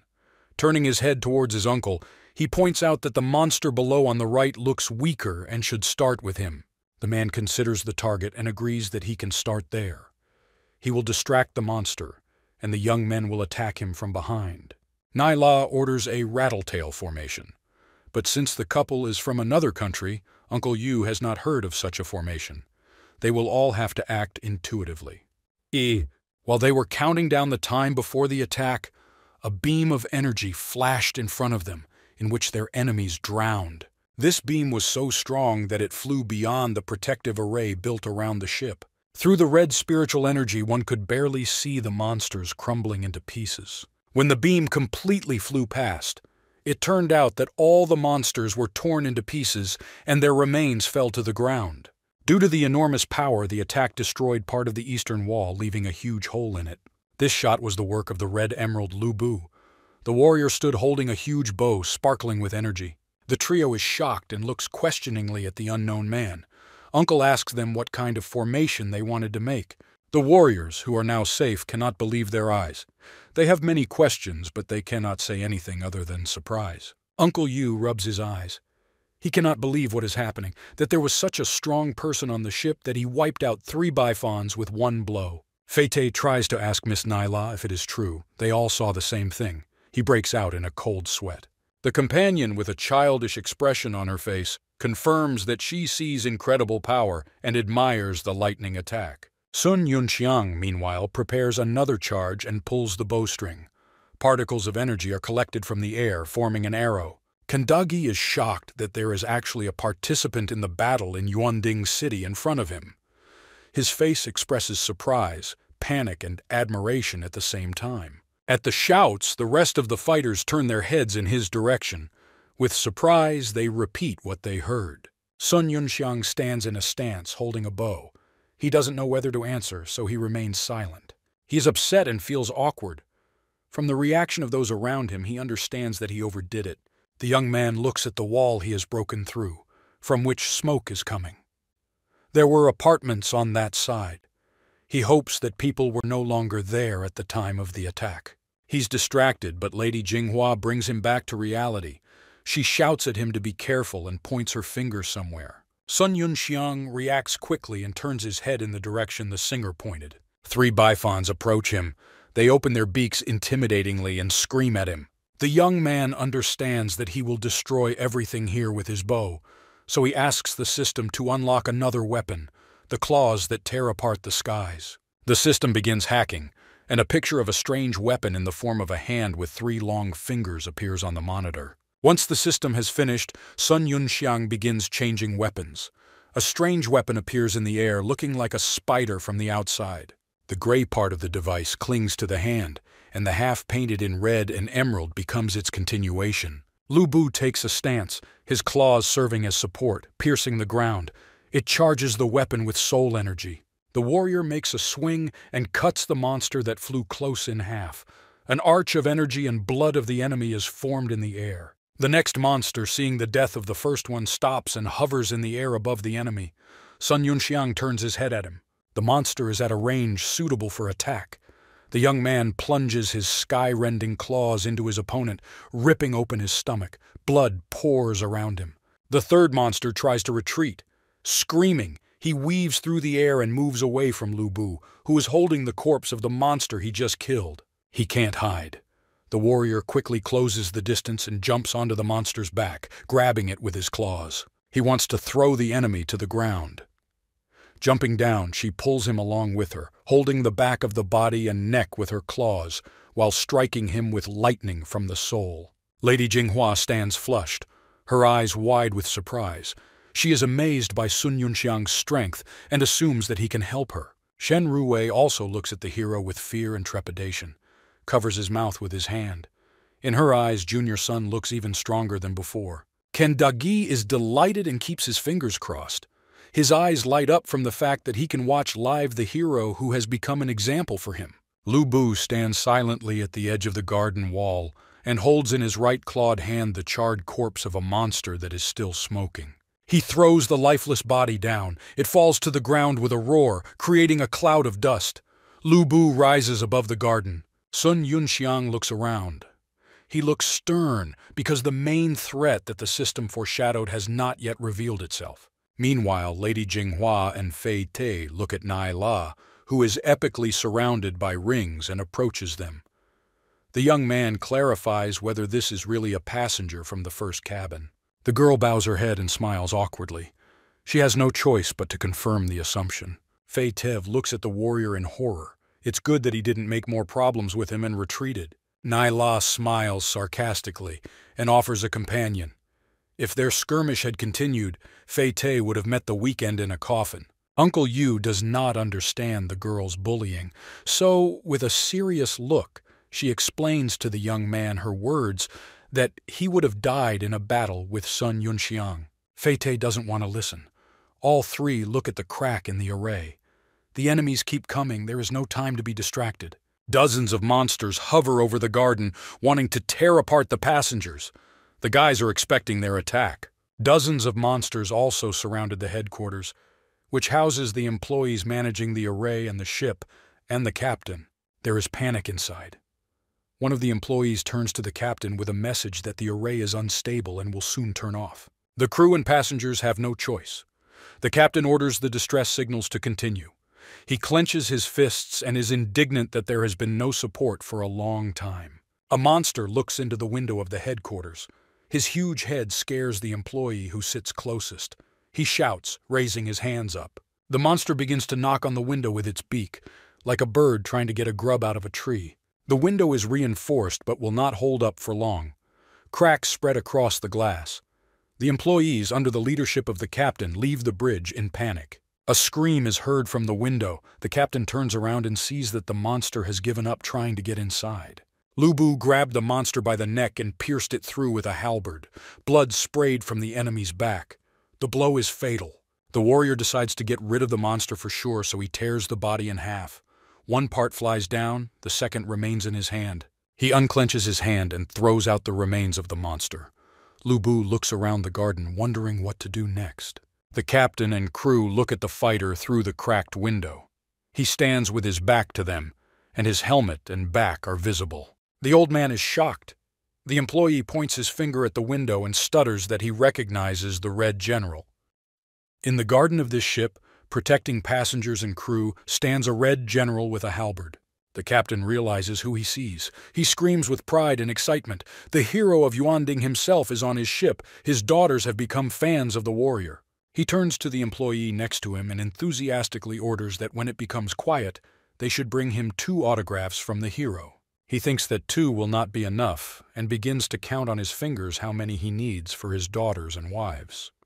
The employee silently observes the ridiculous situation. Ultimately, the employee explodes emotionally and starts yelling at the captain. He will take more autographs, maybe even take a photo for himself. Then he suddenly leaves. Out of envy and resentment, he bites a piece of his hem and whines. When he gets a promotion, he will also get himself 8 wives. Meanwhile, the ship's guards were already completely exhausted. The warrior and the guard commander discussed that there are too many monsters, and some of their comrades are wounded and cannot fight. But the guard commander points out that they cannot retreat. He stands back to back with the fighter. The lives of passengers are on their shoulders. The warrior continues to shoot, but at the same time doubt appears on his face. He stutters and says that he has an 80-year-old mother in his arms. Another warrior shuts him up. He sternly states that everyone here has families. After their death, they will be provided for life. The first warrior swallows nervously. Sweat pours down his face. Eyes widen in fear. The ship's defenders continue to fight off the monsters, firing crossbows at the monsters that have filled the space above them. Shots do not prevent enemies from moving. One of the vultures flies straight towards the captain and the first fighter. The captain pushes the fighter away from him so that the monster does not hit him. He himself remains in the area of impact. The monster crashes into him and throws him off the wall. The captain flies away, losing his weapon, and his back flies from the visor down onto the roof. The young fighter, who thanks to him remained alive, looks at what is happening with concern. They find themselves on opposite sides of the roof, surrounded by dozens of monsters circling over their prey and screaming. Several monsters approach and begin to peck at the warrior's armor. They hit them in the chest and try to break the helmet. The armor cracks, pieces fly off in different directions. Small lightning cracks between the parts due to damage. This is the end, it won't last long. A warrior who has lost hope of salvation, with a smile on his face, thinks that after his death, his family will receive benefits, and they will finally be able to get rid of debts. The sound of Sun Yongxian's spear swinging through the air as it aimed at the vulture. The spear pierces the vulture's head, almost hitting the warrior who has lost any hope. The badly battered warrior could barely understand what had just happened before his eyes. Sun Yunxiang managed to kill the monster before it could harm the male victim. The main character of this battle cannot be distracted by helping his allies and directs his gaze to the top. The hero is thinking about what would be best for him to use in the situation in which he finds himself. The soldiers on their knees thank Sun Yongxian for saving them, but he in turn only asks them not to interfere. Looking around, Sun Yongxian counts how many monsters are surrounding him. Pulling his spear back, Sun Yunxiang prepared to lunge at the monsters floating in the air. The powerful whirlwind that rose from behind the spear was ready to sweep away everything in its path and headed straight into the thick of the vultures who were clearly ready. The wounded soldiers on the roof looked with disappointment as the attack did not hit a single monster. Following the previous attack, Sun Yunxiang had summoned his dragon-tongue bow and was already preparing a new powerful attack. Pointing his bow to the sky, Sun Yunxiang finished cooking and was ready to attack the vultures. Having released the bowstring, a strong roar was heard and an energy arrow soared straight into the monsters. An arrow cutting through the air quickly flew straight towards the monsters who did not have time to react to such a quick attack. One after another, monsters began to explode, some of which did not even have time to understand what had happened. The sky lit up with dozens of explosions, and for a moment it became as bright as in the daytime. The warriors standing not far from Sun Yunxian were shocked by such a destructive power of the hero. Within a moment, the remains of the bodies of the monsters that died after the attack began to fall from the sky. The still-living vultures struck everything in the area with their cry in order to call for help. The soldier, who understood the plan of the vultures, froze in anticipation of the result of their actions. A bunch of angry monsters again gathered above the battlefield, screaming at the top of their lungs. Looking at what was happening, Sun Yunxiang began to think about what the system told him earlier. At one point, all the vultures began to prepare an attack aimed at the hero. The soldiers who were still conscious began to fearfully ask Sun Yunxian to attack the vultures again like a moment ago. Thinking about this situation, the hero realized that he was unable to protect the ship even if he could divert the beam. Having finished preparing, the monsters were ready to launch an attack that the hero clearly would not have been able to repel. Shots were heard from the cannons of the ship that appeared on the horizon just a couple of seconds ago. The projectiles, fast as light, rushed towards the horde of monsters. Some of the attacking beasts died in the blink of an eye, which prevented them from launching their attack on Sun Yunxian. The confused monsters turned towards the ship attacking them. The ships that attacked the vultures were the very reinforcements that the soldiers were expecting.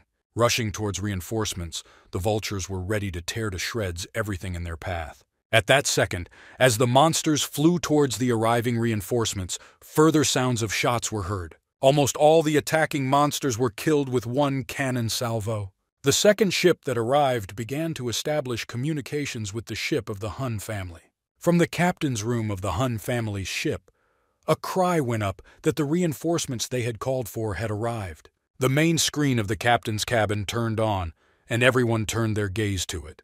2 representatives of the Red Phoenix Army appeared on the screen and asked to evacuate under their cover. All that remained in the sky were small remnants of monsters and 3 ships, one of which was badly battered. With tears in his eyes, the assistant commander exclaimed joyfully that help had arrived. The suspicious commander could not understand why the ships of the Red Phoenix Army had come to their aid at such a distance. But the excited assistant began to claim that they were simply flying by. Without time to think, the commander gave the order to send all the energy into the draft furnace in order to join the Red Phoenix troops. At the moment of energy transfer, the ship's protective array was removed, which looked quite beautiful. The soldiers who were on the ship, who did not immediately understand what had happened, began to cling to everything they could in anticipation of acceleration. Continuing to stand, Sun Yunxiang looked in surprise at the ships in front of him. The hero realized that these were the ships of the Red Phoenix Army, or rather the Sun Yunjin Women's Army. Standing surrounded by the remains of a horde of vultures on the ship of the Red Phoenix Army, something was happening. Representatives of the reinforcements stood and examined a map of the battlefield. The girl standing by the card was excited by the former head of Huan City's restraint. The same one asked not to address him by his old title and said that he was now only the manager of the yard of the Sun Mansion. She only asked for forgiveness for the fact that she misspoke, and they changed the topic of dialogue. Zooming in on the map, they saw Sun Yunxian in armor standing on the roof. The girl wondered with surprise whether this was the hero who saved everyone in the city of Yuanding. The ship's commander was slightly angry because the Marquis of the Hun family was always lucky, even though he was a rather unpleasant person. The girl is sure that without the help of Sun Yunxian, the ship of the Hun family would not have waited for their reinforcements. The manager of the Sun Yard thought to himself that when the commander finds out that the hero who saved the city and the Marquise's ship is Sun Yunxiang, she will be shocked. The Sun family's ship, accompanied by the Red Phoenix Army's warships, reached the defense area. At this moment, the vultures began to prepare a new attack on the ships. The commander immediately gave the order to prepare guns on both sides of the ship for battle. More cannon shots were fired, aimed at the rapidly flying monsters. It was not illuminated by bright yellow rays from the explosions of dozens of vultures. Realizing that the Marquise's ship was safe, the main character began to get ready to leave under the gratitude of the soldiers for the rescue. The system suddenly informed about the formation of cracks and asked the main character to leave within 5 seconds. Surprised, Sun Yunxiang couldn't believe what the system had just told him. Inside the ship, among the ruins and clouds of dust, you can see a bunch of people standing next to each other. When the dust began to settle, everyone was able to see each other and see what was happening. Jan Jagui stood up covered in sweat and began to have difficulty breathing while Lu Bu made fun of him. Jan Jagui proudly says that in his region all the guys are as brave as he is. Calculating how much insurance would pay for the damage to the ship, Mrs. Naila's eyes shone with happiness. Grateful for her help in the battle, Miss Jinghua brings tea to Miss Shen. She, in turn, is surprised that Miss Jinghua is not only talented in music, but also in battles. Everyone stands with relief in the shower, and the feeling that they are already safe. Like thunder in broad daylight, Yunxiang lands towards them in armor, shaking the ground beneath him. With his excited voice, he tries to quickly say something to Xiao Wen. The hero asks people to jump onto his arm to get away from the ship. The incomprehensible young man asks to explain what is happening and what the situation is outside. The vultures hovering in the air began to scream loudly as if something was happening. The excited main character looks at him with shock on his face and hopes that he still has time. It didn't stop tearing like paper.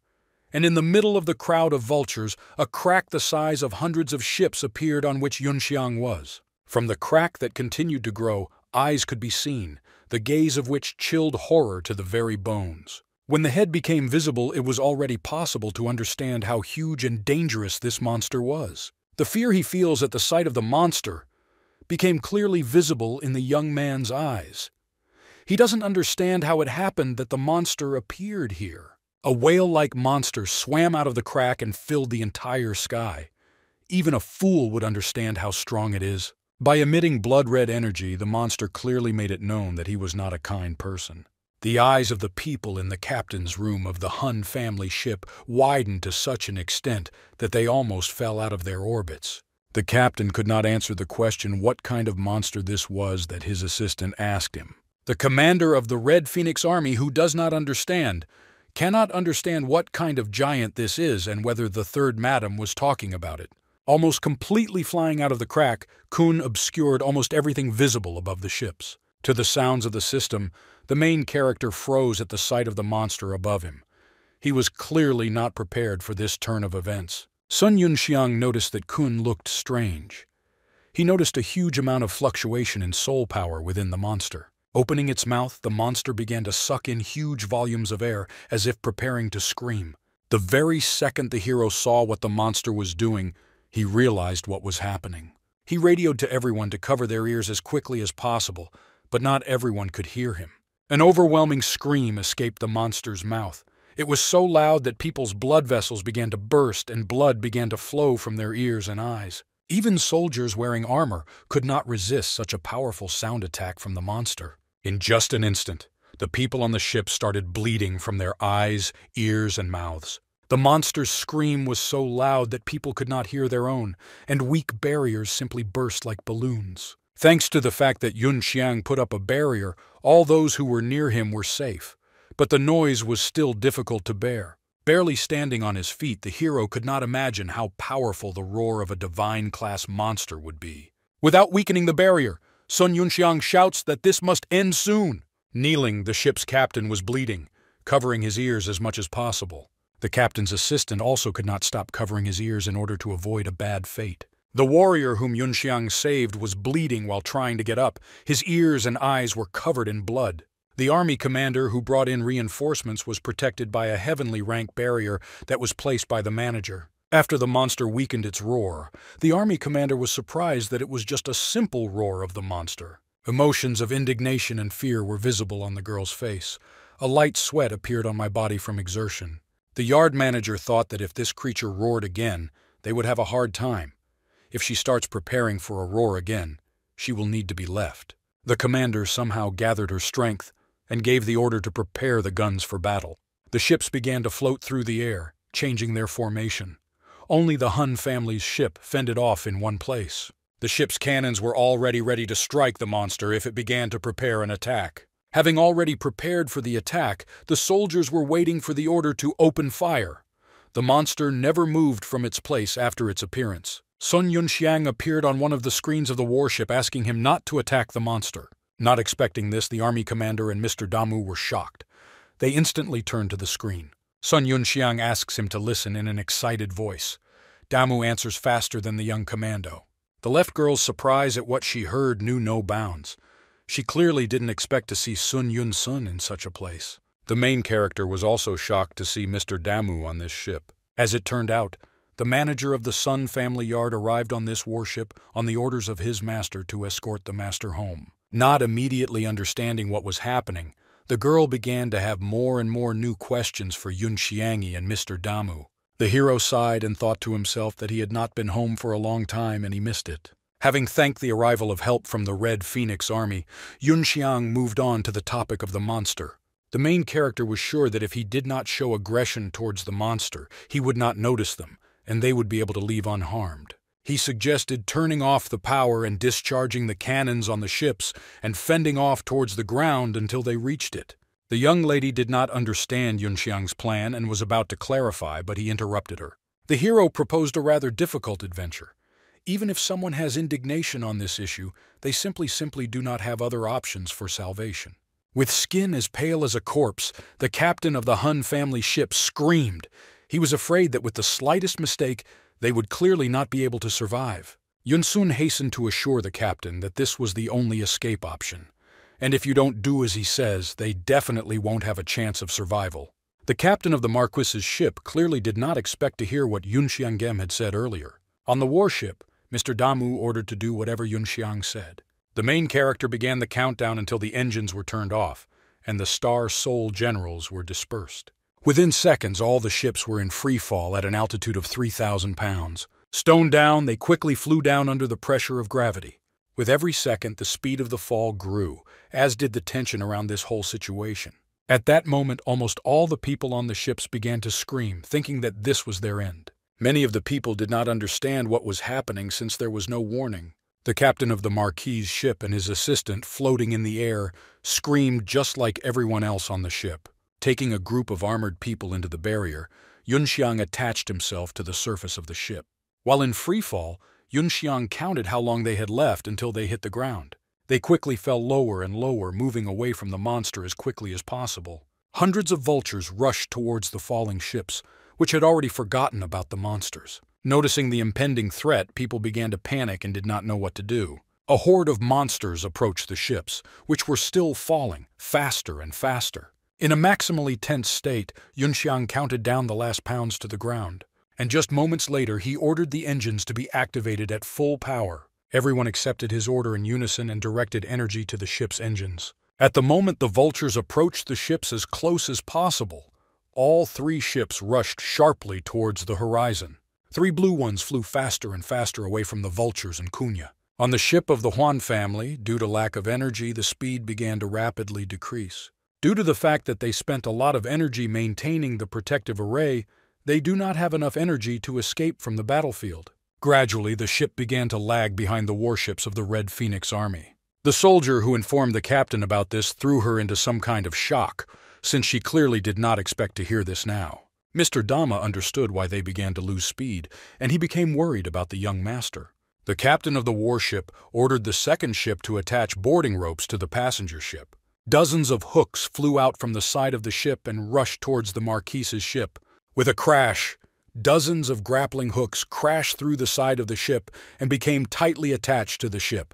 In panic and lack of understanding of what was happening, hundreds of people rushed away from the side where the hooks were attached. The captain, who did not understand anything, gave the order to prepare the guns for battle with a possible enemy. One of the captain's assistants, noticing that their speed began to increase, said this to the captain. Both ships of the Red Phoenix Army attached the passenger ship to themselves and pulled it along with them.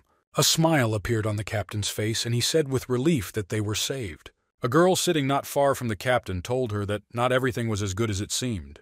Due to the decrease in speed of all three ships, some of the vultures began to catch up with them.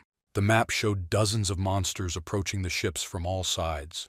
The excited captain asked if they had the opportunity to provide fire cover for the retreat. The girl sitting at the control panel reported that opening fire would lead to a strong decrease in speed. The captain gave the order to send combat units to meet the monsters. Dozens of girls on the orders of the Capitina moved forward to immediately attack the enemy. Having lined up on the platforms, the teams were ready to move forward to attack the vultures. At one point, the girl soldiers began to activate the formation of a star soul. On the deck of the warship, lifting platforms began to open one by one. After the platforms were completely opened, dozens of Star Soul soldiers became visible. The detachment commander gave the order to form to repel the enemy. All the girl soldiers shouted "Yes" in unison and were ready to begin executing the order. Having taken up formation, the warriors stood waiting for the order to open fire on the monsters. Instantly, a group of enemies were already within the range of the soldiers' fire. Instantly, the warriors opened fire on the vultures and the sky was filled with dozens of arrows. On both sides of the ships, the number of shots at the monsters increased, thereby preventing them from flying closer. With a flurry of attacks from soldiers, the ships flew further and further away from the monster that was behind them. The commander skillfully placed soldiers in areas of less good fire on the enemy, thereby covering all flanks.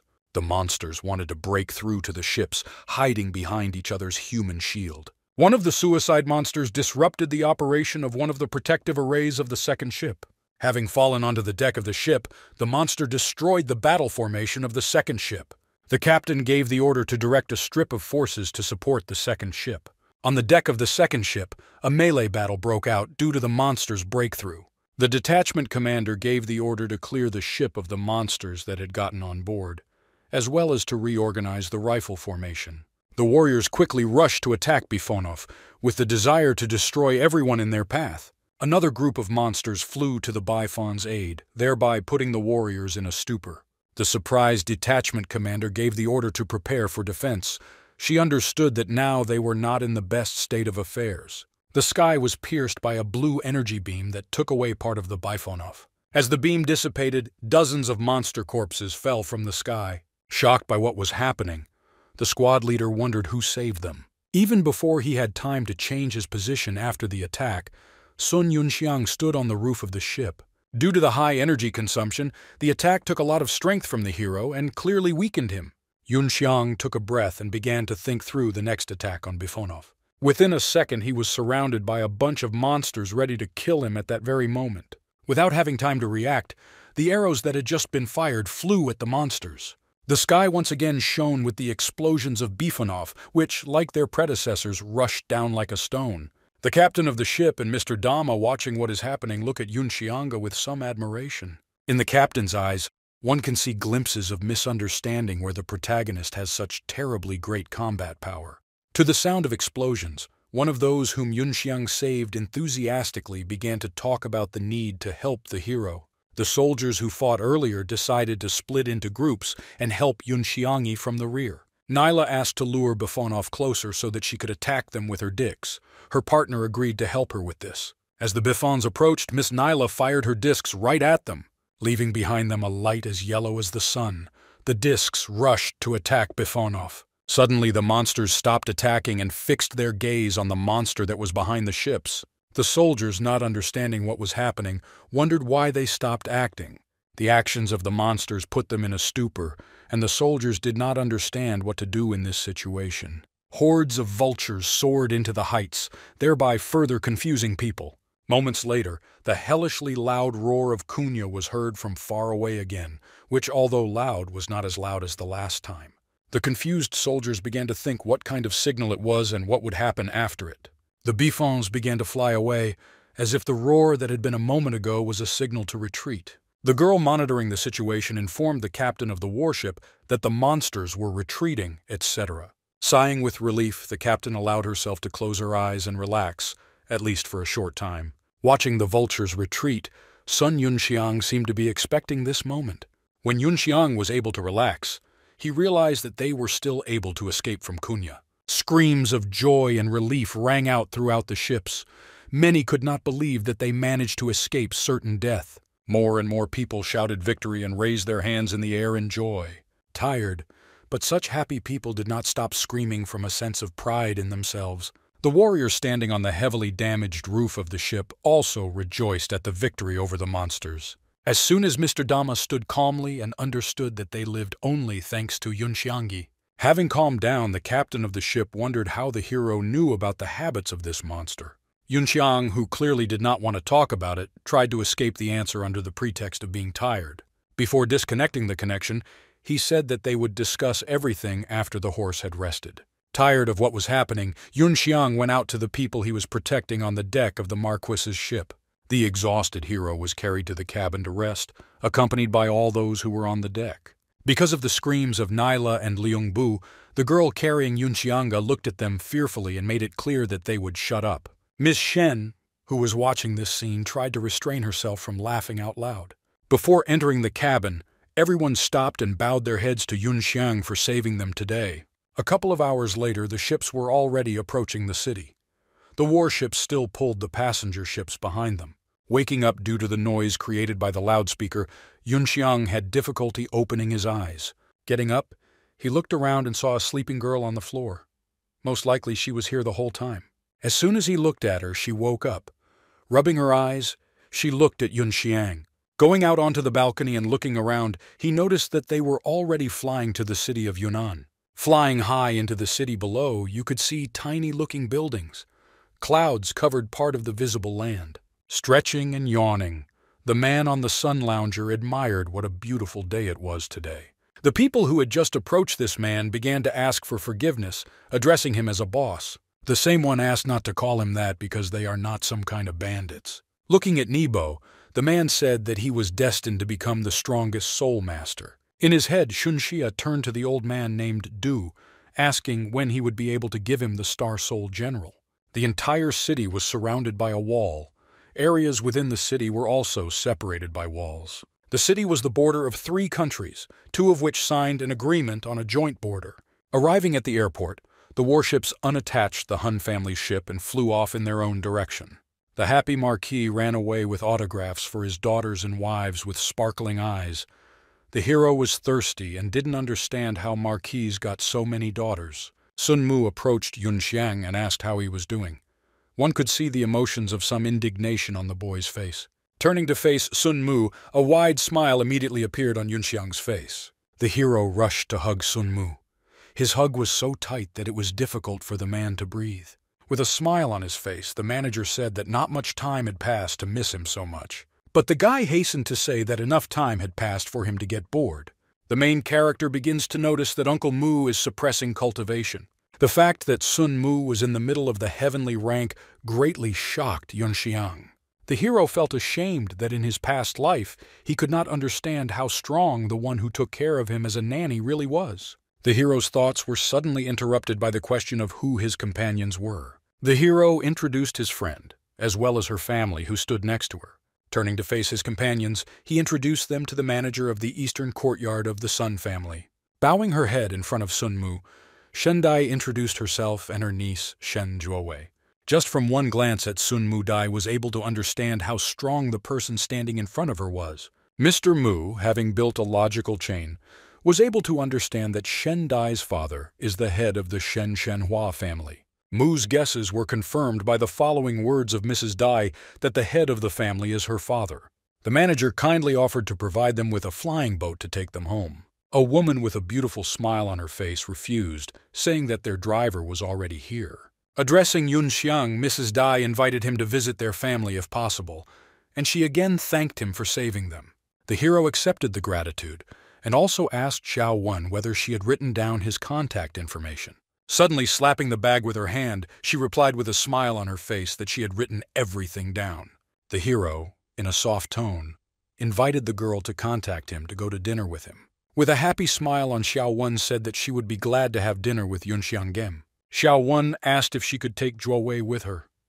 The girl became embarrassed at these words. While stroking the girl's head, the hero says that she can take whoever she wants. Interrupting the conversation about dinner, Sun Mu said that their flying boat had already arrived and it was time to fly. Having said goodbye, they went in different directions, heading to their raining boats. Finally, the main character silently waved his hand to his friends, walking off into the distance. Sun Mu asked the hero to go to the back exit because a Bei was already waiting for them there on the platform. Yun Xiang in a good mood, and Sun Mu headed to the platform. Before the hero could enter the inner passage, he was stopped by the voice of Mrs. Jinghua. The girl, running with all her might, asked to wait and not enter the passage. Surprised that Jinghua was running to meet him, the hero froze while she came closer. Having placed some piece of paper in the hero's hands, the girl asked to meet her during her stay in this city. Blushing and lowering her head, the girl said that she wanted to get to know Yun Xiang better.